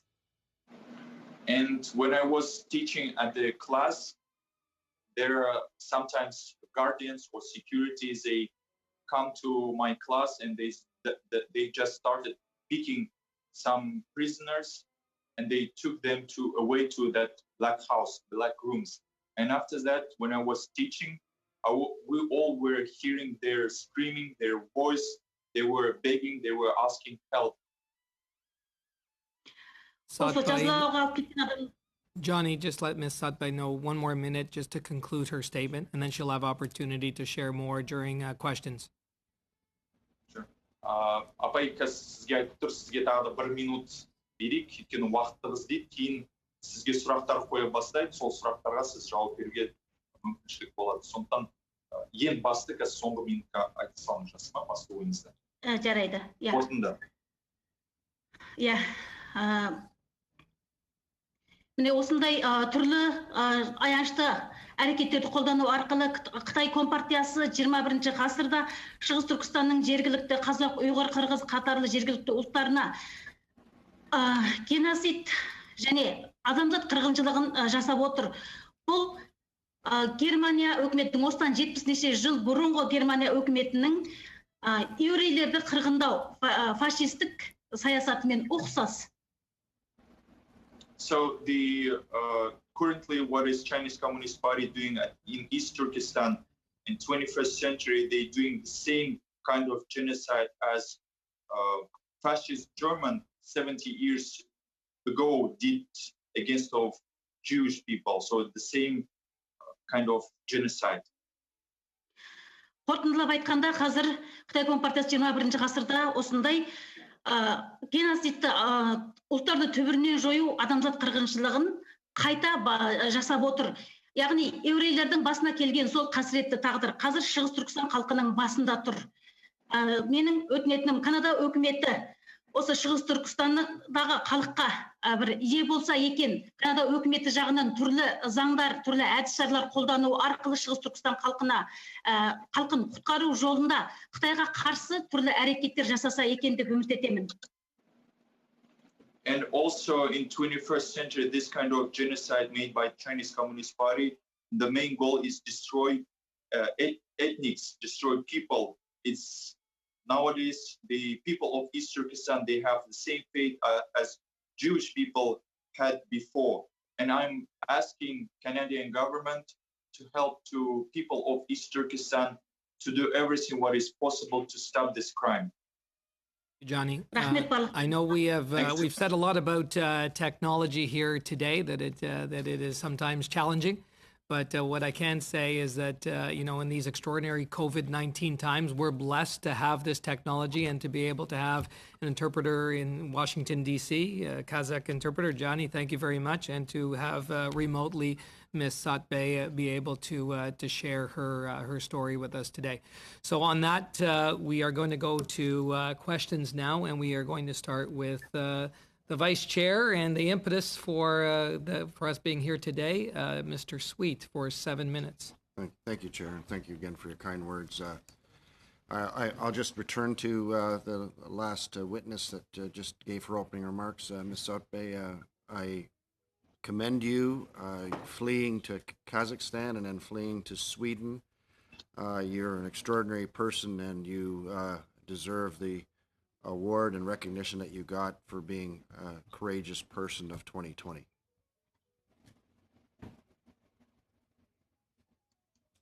Сәргүл апай, бұл кісі қазір бастады. Мистер Свит деген кісі сізге үлкен рахмет айтып жатыр, сіздің жаңағы ерлігіңіз, және сіз Қазақстаннан, Қытайдан Қазақстан, кейін Қазақстаннан Швецияға көшуге мәжбүр болдыңыз, және осы сіз осы жылы алған ерлігі үшін 20-20 марапатына толықтай иесіз деген, толықтай сай болып келесіз. Иә, көп рахмет. And Thanks so much. And I will pay you the respect that you deserve and call your homeland East Turkestan. You must have witnessed, because of the time, the duration that you were there before you fled, this development of what one of our witnesses called a police state, where the surveillance continued to ramp up, many times over. Is that a fair statement, that it's really is entirely not only the incarcerations, but it's entirely a police and surveillance state? Бұл кісіге сізге сұрақ қойып жатыр. Адамдардың бірі негізінде куә ретінде былай айтқан, Шығыс Түркістанда жалпы бұл мемлекет полициялық мемлекетке айналды, және арнайы камералар сол елдің ішінде жан-жақта орнатылған. Осындай сөздер берген бір кісі куәгер, оның сөзі шындыққа сай болып келіп тұр ма, сондай сұрақ? Иә, Шығыс Түркістанды қазір төбесі ашық үлкен түрме деп атауға болады. Өйткені ол жердегі әрбір адамның әрбір айтқан сөзі және іс-әрекетінің барлығы 24 сағат бақылауда.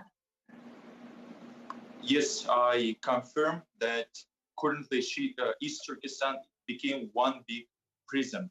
Everything, anywhere will be said or made any action 24 hours a day, recording, and they check everything and everyone in East Turkestan. Ms. Sotbe, lastly, Adrian Zenz testified today that, in his opinion, this was the Holocaust 2.0, that the only difference is there are no, the point was to break and crush the Uyghur people rather than have them exterminated. Would you agree with that observation as well? Және сізге тағы да сұрақ қойып жатыр. Қазіргі жаңағы Холокост 2.0 дейді. Түсінген бойынша екінші Холокост, бірінші жаңағы алдында сіз кеткен мемлекетте. Және сол Холокосттың басты мақсаты бұл ұйғыр халқының толықтай жою. Сіз сонымен келісесіз бе осындай сөзбен? Иә, бұл жерде тек қана ұйғыр халқы емес, Шығыс Түркістандағы ежелгі жергілікті халық. Соның ұйғыр халқы бастаған, ол кезде ұйғыр халқының жан саны көп, одан кейін қазақ халқы тұрады, содан кейін қырғыз, татар, өзбек қатарлы жергілікті 13 ұлт. Осының барлығын ұлт ретінде жою, геноцид жасау, бұл осы Пекиннің бұйрығыменен басталған саясат. Осыдан бірнеше жыл бұрын жоспарланған. Yes, in East Turkestan, there are native people of this land, Uyghurs, Kazakh, Uzbek, Tatars, Kyrgyz. All these people are currently under this Holocaust policy, and it's made directly by Beijing to destroy and eradicate all these people, native people of East Turkestan. I'm going to share the rest of my time with my colleague, Chair, but I wanted to just say one statement to Mr. McLeod, and that is that I thank you very much for all of your advocacy in regards to Hussein Salil, and I regret that years have passed and we're not any further along, but we will continue to do the best that we can to seek his ultimate release. Mr. Genius, just to let you know, so Mr. Sweet has used about 3.5 minutes, and we have stopped time when the Kazakh interpreter does speak. So you've got 3.5 minutes left. Thank you, Mr. Chair, and I'll go to Mr. McLeod. Please do give our best to the Chalil family. I'm sorry, it looks like we may not be able to hear the testimony directly from them. But I wanted to ask you about your engagement with the government of Canada right now. We had some, frankly, very disturbing testimony at the Canada-China Committee back in February, where I had asked our ambassador about the Chalil case. He initially seemed unaware of it, and then he said, yes, he says, quote, I'm looking into that case.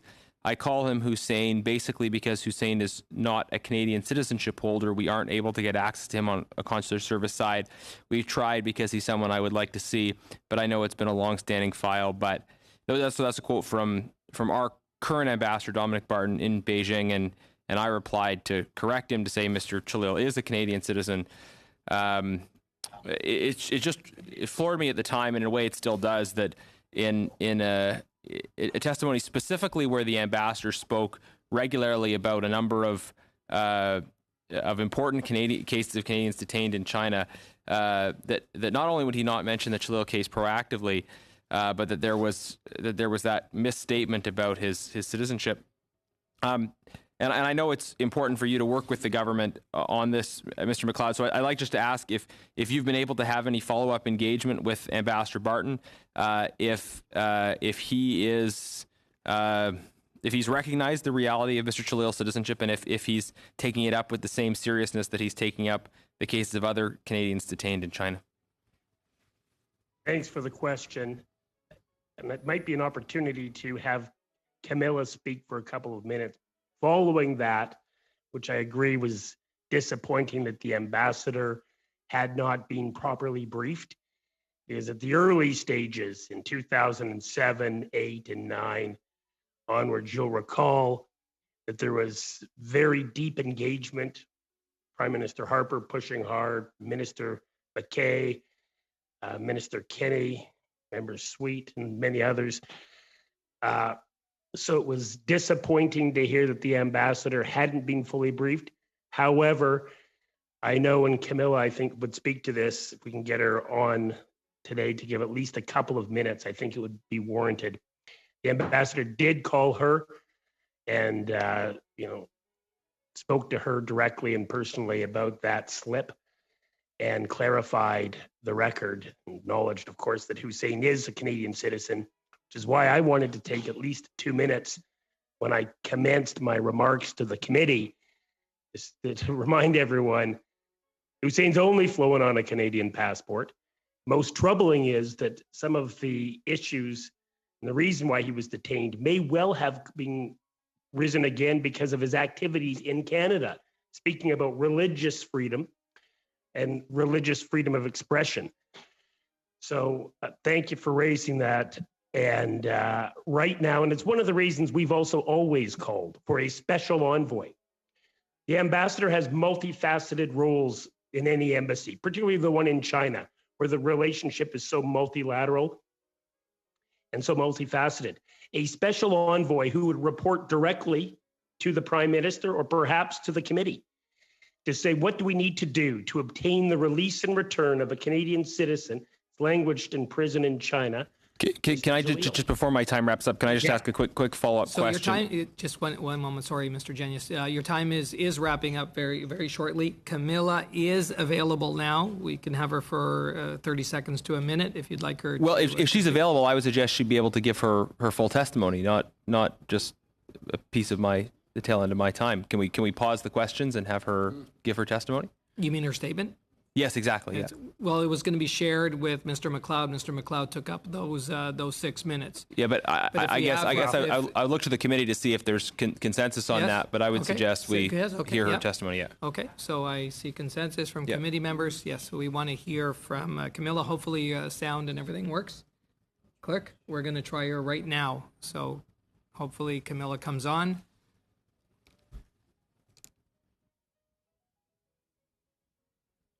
Maybe if you can unmute Camilla.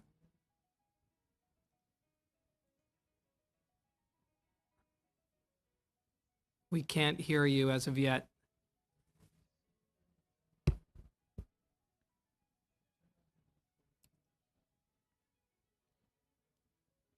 No. Did she say she was on there? Still? Yeah. Okay. So my apologies. We still don't. Maybe I'll just take the last 30 seconds. But if at some point we get it working, let's revert back to hearing from.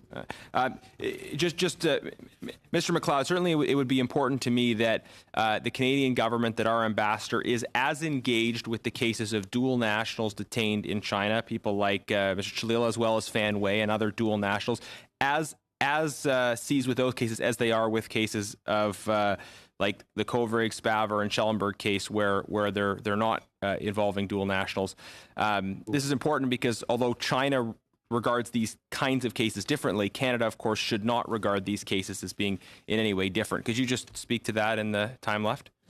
15 seconds. One, I could not agree with you more. Any Canadian citizen detained needs to be a Canadian we look after. To be clear, Hussein Jalil, I would argue, is not a dual national. He is a Canadian citizen and Canadian citizen alone, part of the Chinese Constitution Citizenship Act. When you obtain citizenship of another country, which he did, Canadian, that was, he renounced his Chinese. But your point is well made, and I could not agree with you more. Thank you. Any We're Canadian moving, thank you. Now we'll move to Mr. Brunel Duceppe for 7 minutes. Thank you. Thank you, Mr. Chair.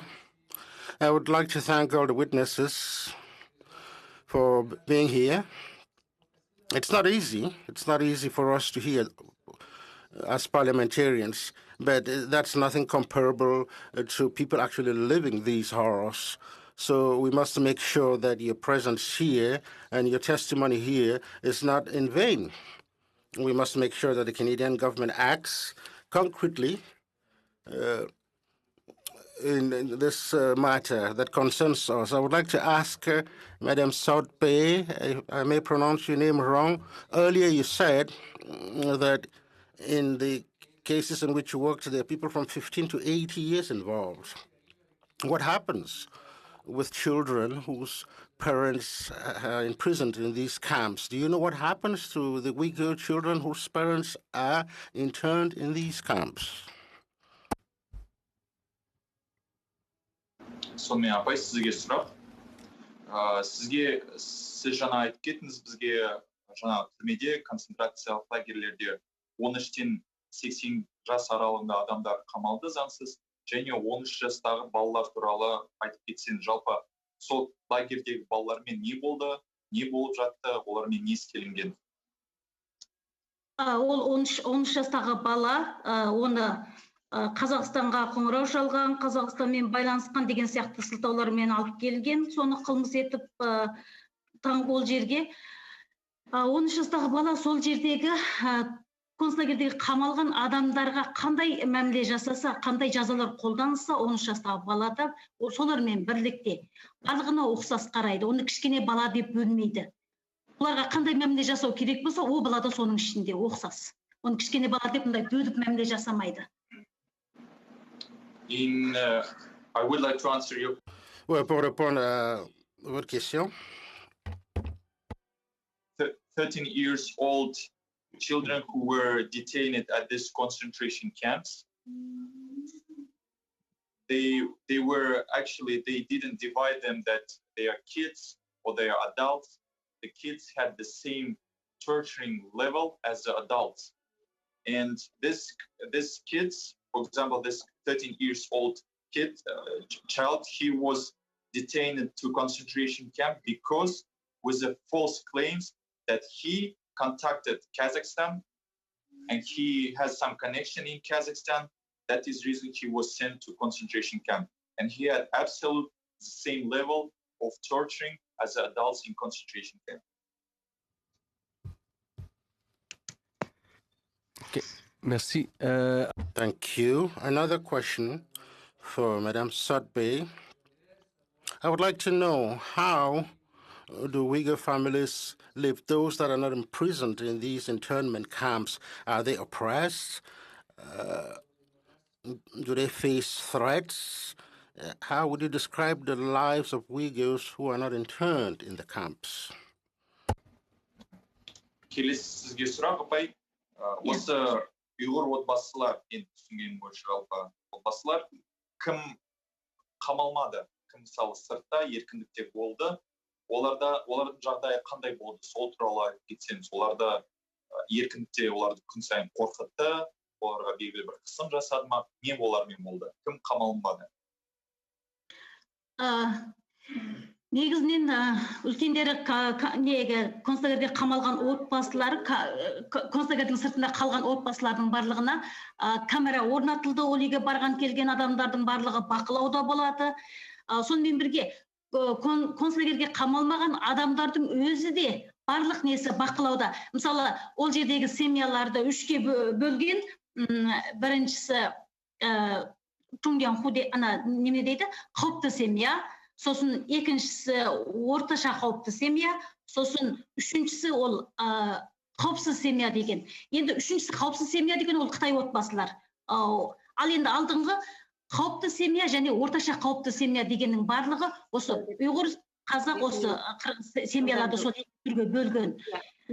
Бұл екі түрге бөлінген отбасылардың барлығы тегіс қамалады, барлығы тегіс концлагерге кіріп мені жуып шығады. Бұл құжатта анық көрсетілген.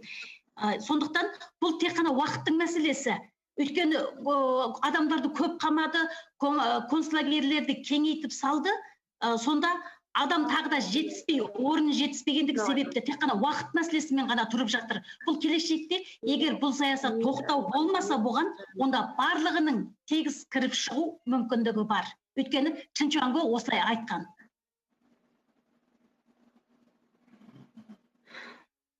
Ал қазіргі жаңа бос адамдар, олардың жағдайы қандай, сондай сұрақ болды? Олардың жағдайда оларды үреймен, қорқытумен басқарып отыр, және олардың барлық жүріс-тұрысы шектеулі.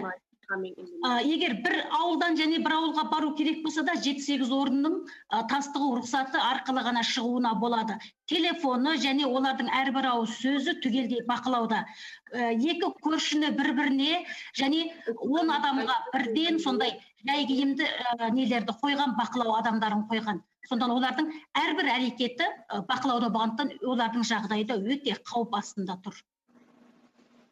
So the people who imprisoned at concentration camps, as she told before, all that prison cells everywhere were cameras, CCTV cameras, and the family who left outside, who didn't go yet to the concentration camps, the Chinese government, they divided all families in 3 different categories.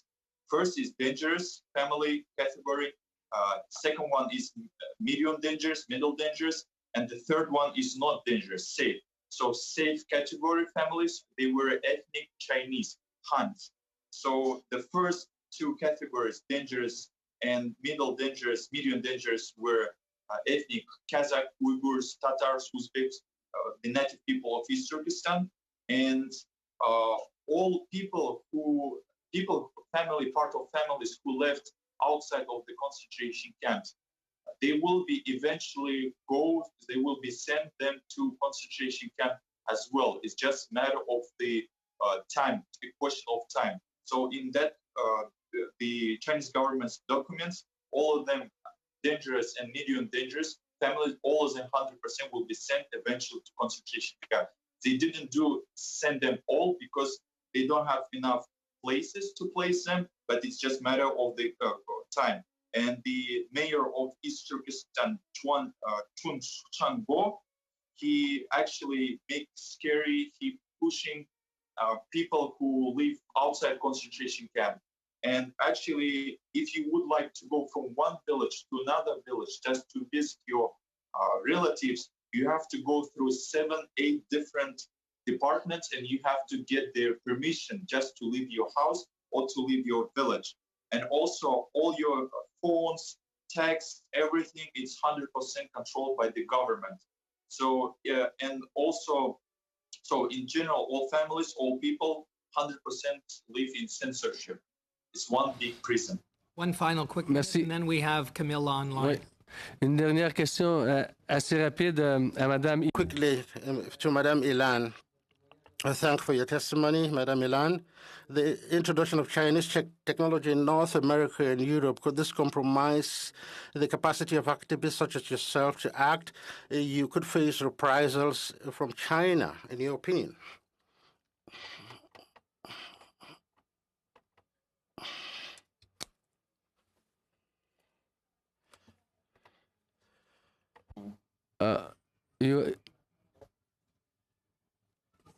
Elle doit pas être sur le. Maybe you're not on the right channel. Excuse me, Miss Elam. On the bottom of your screen, do you see a globe with the word interpretation below it? I mean, it's on. I just can't. I don't think anything. Yeah, it's Yeah, on so right now. click on the interpretation icon and select English. It is selected. It is selected. Yes. À ce moment-là, est-ce que vous m'entendez? Est-ce que vous avez la traduction pendant que je vous parle? Est-ce que vous avez... Are you hearing me when I speak to you? Thank you. Very glad this is working. Do you believe that the introduction of Chinese technology in North America and Europe compromise the situation of militants like yourself?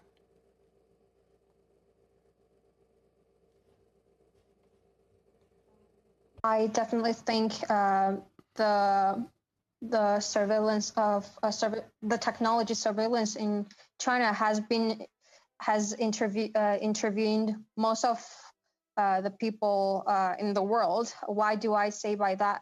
What do I mean by that? Myself, my laptop, my cell phone has been constantly monitored, I believe, by the Chinese government.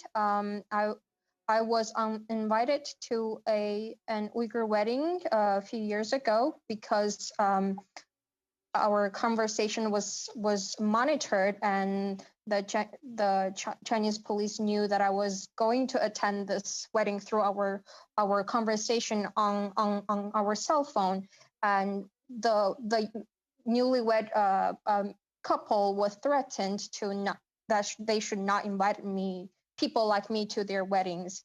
And also me and my family's conversation has been long-term monitored, including my laptop. The camera would turn on multiple times. The mouse would move by itself frequently. Sometimes also whenever I check the IP address that who had visited my email, I can see it's from Chinese IPs. And I believe this is not only happening to me. I believe it's happening to many other people who are living in the United States, who are living in Canada. Thank you. And Merci beaucoup. Okay, so we had Camilla, but I think we've lost her right now. So hopefully we will get her again soon. I did have a mishap as we were going through this round, and I apologize, Mr. Zuberi, now for 7 minutes. My apologies. No problem. No. Oh, okay. One second, Mr. Zuberi. Camilla, can you hear us?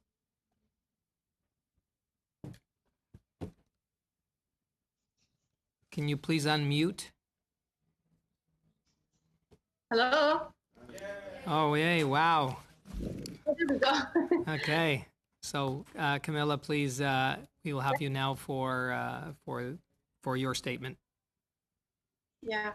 Yeah, thank you. First of all, I want to please thank you, all of you, to give me opportunity to speak about, the Uyghur people's right, and especially, in other hand, is my husband's case. It's been like 14 years. Like Chris, he said, it's been long, 14 years. And then maybe a lot of people, member parliaments, they are aware of that case. I have to interject just really quickly, Camilla. I apologize. We're just going to have to. Can you hear me? So just for interpretation, it's very difficult right now. We're asking for unanimous consent to do it in English. Will that be okay? I see unanimous consent. Okay, Camilla, yes, please continue. Thank you. Yeah, and then so Hussein Jalil, Hussein Jalil has arrested 2006 in Uzbekistan, and then same year, beginning of July, he has deported to China. Chinese government, they ordered to deport him to China. And then since 2006, I don't have a communication, no mails, no calls from him. And then, it's been 14 years. I have been keeping in touch with his family every, two times or 3 times a year. Since 2014, it began, 14. And then 2016, I have lost communication with his family.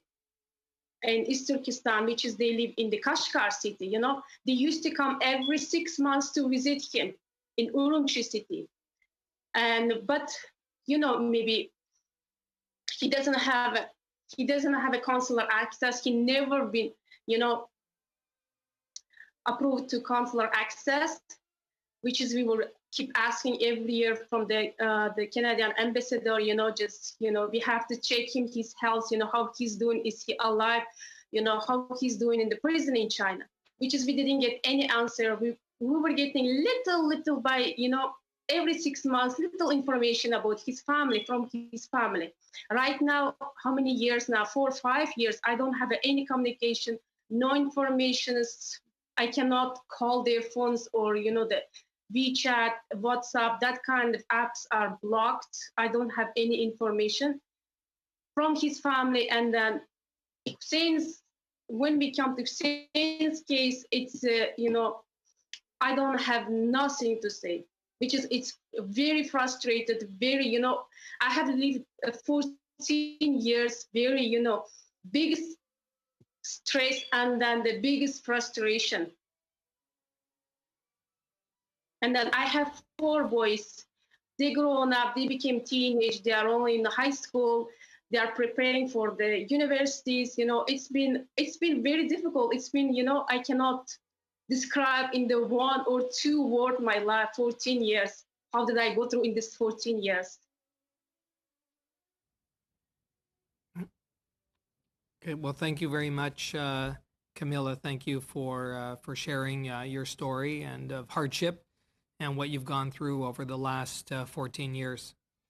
Okay, thank you. Now we are going to we are going to move to our next member to ask questions, Mr. Zuberi. I want to thank all the panelists for their strength and testimony here today. It's very touching to hear you and to see you and to see the emotion come through on the camera. Thank you for this. I wanted to highlight a point that was made by Hussein Jalil's lawyer, Mr. McLeod, I think because it got slightly lost. But we hear in media reports that the Chinese government frequently says that Hussein Jalil is actually only a Chinese national, whereas according to the nationality law of the People's Republic of China, Article 3 and Article 9 together say that number one, Article 3 says China does not recognize dual nationality. Article 9 says that when somebody has adopted the nationality or been naturalized outside of China, then they automatically lose their Chinese nationality. So just for the record, for us to establish that Hussein Jalil is in fact only Canadian and is actually not a Chinese national right now, according to China's own law. And so what I just want to highlight this point, because what we hear oftentimes are Canadian officials saying that Hussein Jalil is actually, according to the Chinese national, whereas in fact, by their own laws, he's only a Canadian national. Now, I want to ask both Camilla and Mr. McLeod, is there anything that you have seen different in terms of either the circumstances globally, internationally, with respect to China, the Uyghur people, or locally within Canada since 2015 in terms of advocacy around Hussein Jalil's case? And what can we do to strengthen the advocacy around him, aside from what you mentioned with respect to a special envoy? Maybe I'll start and I'll turn it over to Camilla.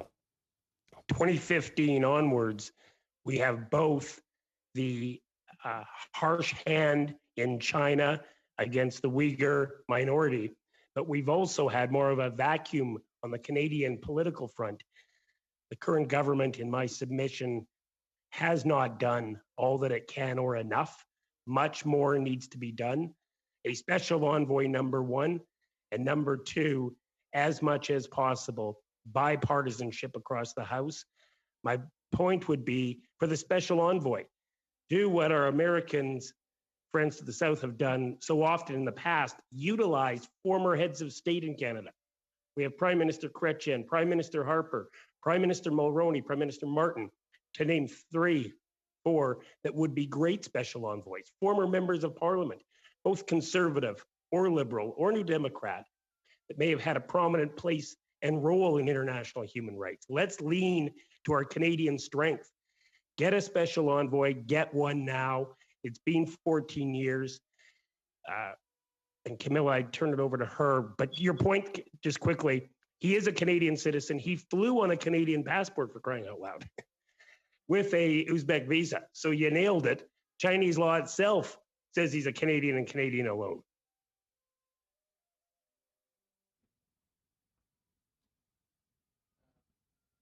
Have you thought of advocating the special envoy theme with respect to the two other Michaels, so that I personally don't know if there's been special envoys for specific individuals in the past from Canada to other similar cases. So just wondering if you're advocating in that line. If there has been precedent, then it would make sense. There has been.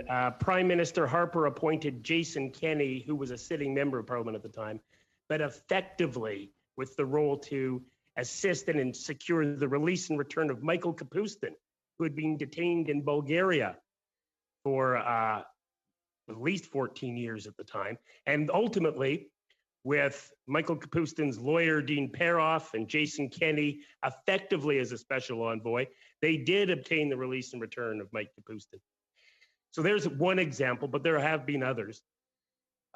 In the case of Maher Arar, I believe that Senator Debonnet was appointed as some level of special envoy, maybe not to some extent. I don't remember all the details around the file and Senator Debonnet's appointment, but it certainly has occurred, and the appointment would be at the ambassador level. And could it be inclusive of the two Michaels and other Canadians? It would make sense that it may be. I'd leave that to some. We want some thought on it, but I think that particularly with Hussein's case, where he's being detained for so long and has languished for so long, and we now have the overlay of the persecution of the Uyghur community within northwestern China. We have a double dose and requirement. Thank you. I'll split my time with my colleague, Anita. Yes, thank you so much. Thank you very much. My question is actually for Ms. Saad-Bey. You said something when you were describing the horrific conditions in the camps about sexual violence against the women in the camps, in addition to the sterilization. I wonder if it's not too difficult, if you could elaborate a little bit about what those conditions are. And of course, there are so many people who don't know what's happened to their family members. And what do you think is the fate of the people that are still in those camps? Thanks so much. Апай, Сәргүл апай, сізге сұрақ. Сіз жаңа өзіңіз алдында айтып кеткендей, куәгерлігіңізде әйел адамдарға жаңа жыныстық қылмыс жасады, соған байланысты сәл көбірек ақпарат берсеңіз, нақтырақ.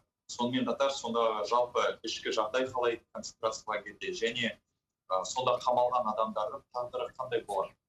Жібере ма, не болады, сол туралы айтып кетсеңіз. Рахмет. Ғани, соңғы сұрағың не? Қамалған адамдардың? Иә, қазіргі қамалған адамдардың болашақ тағдыры қандай болады? Иә. Сұрақ қойғаныңызға рахмет. Алдымен әйелдердің жыныстық қорлауға, зорлауға ұшырайтындығы туралы нақтылы екі мысалмен айта кетейін. Біріншісі, әйелдерді өздері талдап, концлагердің сақшылары алып шығып кетеді, өйткені Пекин оларға төте шексіз құқық берілген, олардың ешқандай жауапкершілігі қолданылмайды. Алып шығып кетеді, сосын ертесі күні қайтарып алып келеді. Бір рет сондай жағдай болды, мен сабақ өтіп жатқан кезде, сол бір күн бұрын алып шығып кеткен қыз, сол кездерде келді, ұмытпасам, мен сабақ өтіп жатқан кезде. Бірақ ол келгеннен кейін бір мынандай балабақшаның кішкене орындықтарына отыру керек, қылмыскерлер сабақ уақытында, ол сол орындыққа қорқып отыра алмай жығылып қалып, солай болды. Онан кейін біз неған кезде бұлардың номері бойынша пәленші номерлі қыз деп солай шақырамыз, сабақта отырған адамдарды. Енді мен ол қызға солай пәленші номерлі қыз деп ол қызды шақырған кезінде, ол қыз маған жоқ мені енді қыз деп шақырмаңыз деп өзінің қасіретін сол бір ауыз сөз арқылы жеткізді. Бұл бірінші жағдай. Онан кейін тағы сен алдымен осыны аударсаң, онан кейін мен тағы бір нақтылы мысалмен айтайын. Мұны. Соңғы сөздерге байланысты жаңа қыз нөмірмен шақырмаңыз дедім ма? Жоқ, біз номермен шақырамыз әсілі. Пәленші номерлі қыз, пәленші номерлі кісі деп осылай шақырамыз. Ал ол қызды солай шақырғанда, ол қыз маған өзінің қорлауға ұшырағандығын, жоқ, мен енді қыз емеспін деген сөз арқылы жеткізді. Бұл бірінші жағдай. So I would like to translate first part. First of all, I'm very grateful for your question. And to give you a little more details about the sexual violence and how in that concentration camp, the guardians, Chinese Communist Party guardians, they rape the women and girls which they want daily. So they would just come and pick up any woman, any lady which they like, and they will bring her back next day. So one of the example which I remember when I was giving my lesson at the class of Chinese language, they brought back one girl, a young lady, and before when she entered the class, she couldn't even sit on the bench, on the chair, so she just fall down on the floor. And when they started calling everyone by number, so every girls, they have special numbers, so they don't call them by their names, they call by the numbers. When they called that girl by the number, she said, "I'm not anymore girl because they raped me." So I remember this very horrific situation example. Пожалуйста. Екінші бір мысал, енді бұл өте аянышты, мен үшін айту да өте ауыр, бірақ айтпасам болмайды. Бұл концлагерьде қамалған адамдарға түрлі сынақтар алып барылады. Мысалы, олардың миы толық жойылды ма, жоқ па, өзінің болмысынан бас тартты ма, жоқ па деген сияқты түрлі сынақтар алып барады. Сол сынақтардың біреуі бір күні үлкен залға көп адамдарды жинады, 100-ден астам, 200-ге жуық адамдар, ұмытпасам, соның бәрімізді жинады, сынақ жүргізді. Бұл сынақта 20 жас айналасындағы кішкене қызды алдымызға алып шықты, сосын ол қызға мәжбүрлі түрде өзінің жоқ қылмысын ол жерде жылап тұрып мойындатып, сол адамдардың алдында сол қыз өзінің жоқ қылмысын мәжбүрлі түрде айтып, менің осындай қылмысым бар деп жылап тұрып баяндады. Оның соңынан концлагерьдің нелері, сақшылар сонша адамның алдында ол қызға кезектесіп басқыншылық жасады. Ал біз оны енді ол жердегі сынақта егер сол жағдайды көріп тұрып, егер сен оған қатты кектенсең, немесе жанарыңнан оған кектенген, ашуланған болмаса, көзіңді жұмып басқа жаққа қараған осындай түрлі егер жағдайлар болатын болса, онда оларды ешқандай өзгерген жоқ деп оларды жазалауға алып кетеді. Енді біз соның барлығын көріп тұрдық, бірақ та біздің қолымыздан ештеңе келген жоқ. Тірі өлік сияқты соны көріп тұруға мәжбүр болдық.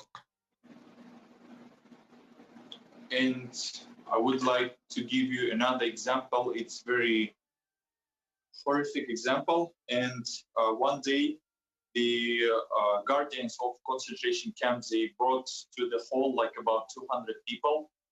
And they were testing us. They made experiments. They every time make experiments and they check if we changed our minds, if we became normal or not.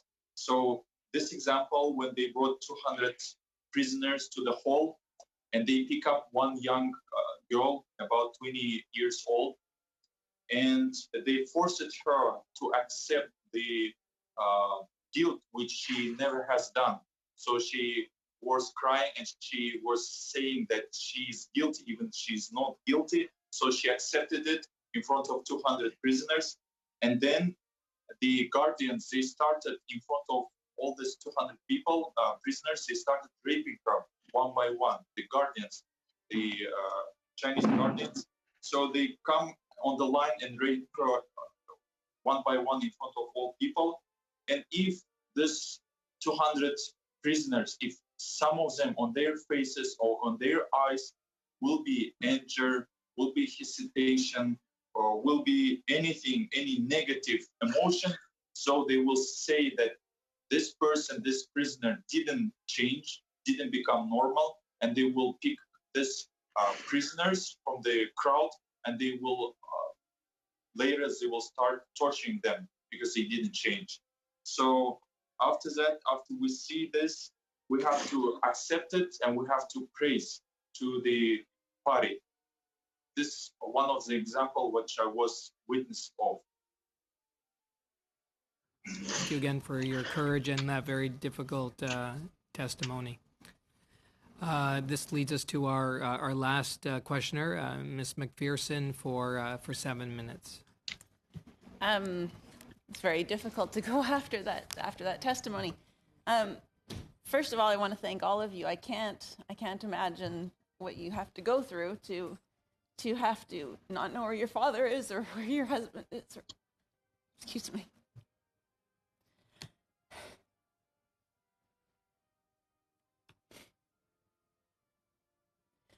I'm incredibly moved by your bravery to be here and your bravery to share these stories. I'm sorry that you have to relive this pain by sharing this with us.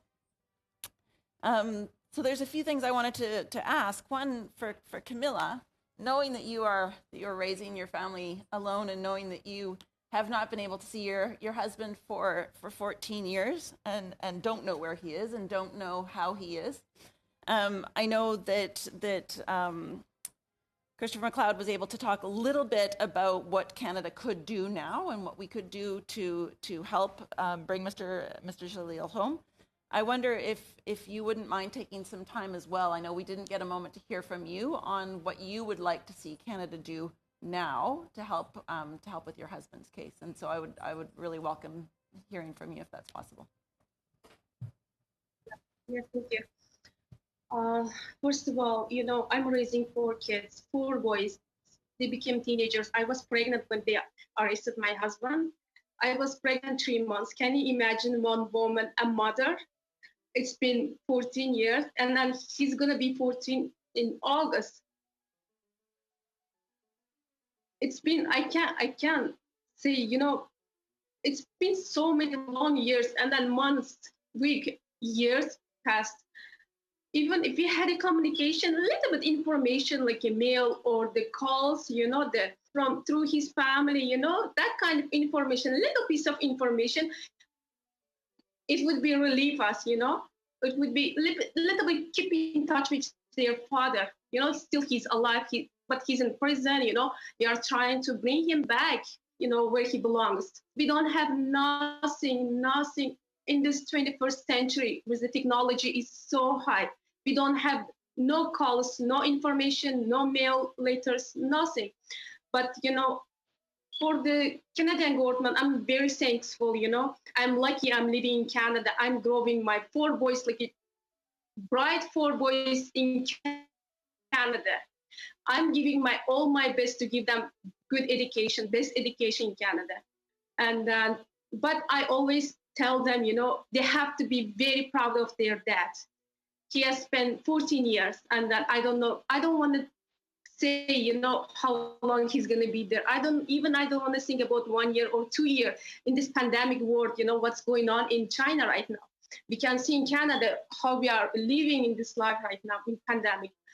But for Canadian government, first of all, I want to say thank you. They raised, every opportunity. They were, the conservative government, they did all their best. But the China is different country. China was rejecting his Canadian citizen and then not giving access for the consular access. They tried it, but it was not enough.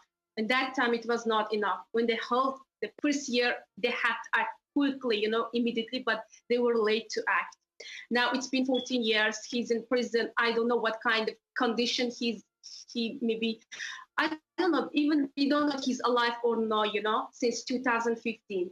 And then maybe they have been brainwashed him, with the communist laws, make him to study communist laws, to join the Communist Party, that kind of things might happen in China. And then, but my last word is to, conservative, liberals, NDPs, all needs to be together in that case. I don't want to push that case on the table away. There's a two Michaels case. I know, and then every time I wanted them raised, to bring them on the table in the House of Commons, I want to raise that case. Member parliaments. What's going on with that St. Julie's case? What's going on? What we're gonna do? They have to sit on the table and make decision. To send. I agree with the Chris McLeod to send special envoy to China. Thank you very much, and I'm sure your four sons are, as you know, are very, very lucky to have a mother like you that is working so hard for them and for their father. Sorry, what was that? It's hard. It was very difficult. It is hard. It is hard to give education after school programs. I was running everywhere. It's a very big challenge. I have two children of my own, so I can imagine what four boys must be like, just feeding them alone. Especially in the pandemic right now, that's been tough. Well, and I appreciate what you say about working together and having all parties in the House work together, and I want to commit that certainly that's something that I feel that I will certainly bring forward. For all of the panelists, I guess one last question I can bring forward is, in terms of us supporting the Uyghur community, who have been the most effective allies in the fight to end these human rights abuses? Whose voices are best to be amplified right now? What else can we do for you at this time, I guess? And I'll open that up to all of you to I guess wrap up for the rest of this panel. Yeah, there's there's a lot of people. There are Uyghur people who's working the human rights right now. For the concentration camps is going, and then a lot of Uyghur people, they are working human rights. And then, so my suggestion is just, even the Canadian people needs to be aware that case, he's a Canadian citizen. All the Canadian people needs to be aware, and then to give a pressure to Canadian government, and then work together. The parties needs to work together in that case, because they should not push only for one party, the liberals, conservative, on NDPs, they have to work together. And then I'm with the Connected Amnesty International, human rights, we are all together. We are sending the letters, as much as we can, we are sending letter from the high schools. We did a lot of presentations in high school, in the community, which is, at least we are sending it. We don't get anything back from Chinese authorized, but Canadian government, they send us back, we are still working in this case. We didn't forget it, those kind of things later. But it's most important is the Canadian people needs to be aware. Thank you. And that is going to conclude our fourth panel of witnesses. On behalf of all the committee members, and I know all the staff here, the interpreters, the technicians, those watching online, I think we've all been truly moved by your testimonies. We want to thank the witnesses for their compelling testimonies that have gone on record. And thank you for your courage. Thank you for your bravery. And thank you for sharing your very personal stories with us here today. Tomorrow, we will be having our second day of meetings. They will start again at 11 a.m. and we'll go through the days for those that are viewing online and will want to see those proceedings. At this time, we are going to move to in camera. I believe I have consensus from all the members to be able to do so. And thank you to our witnesses. Thank you so much. Thank you.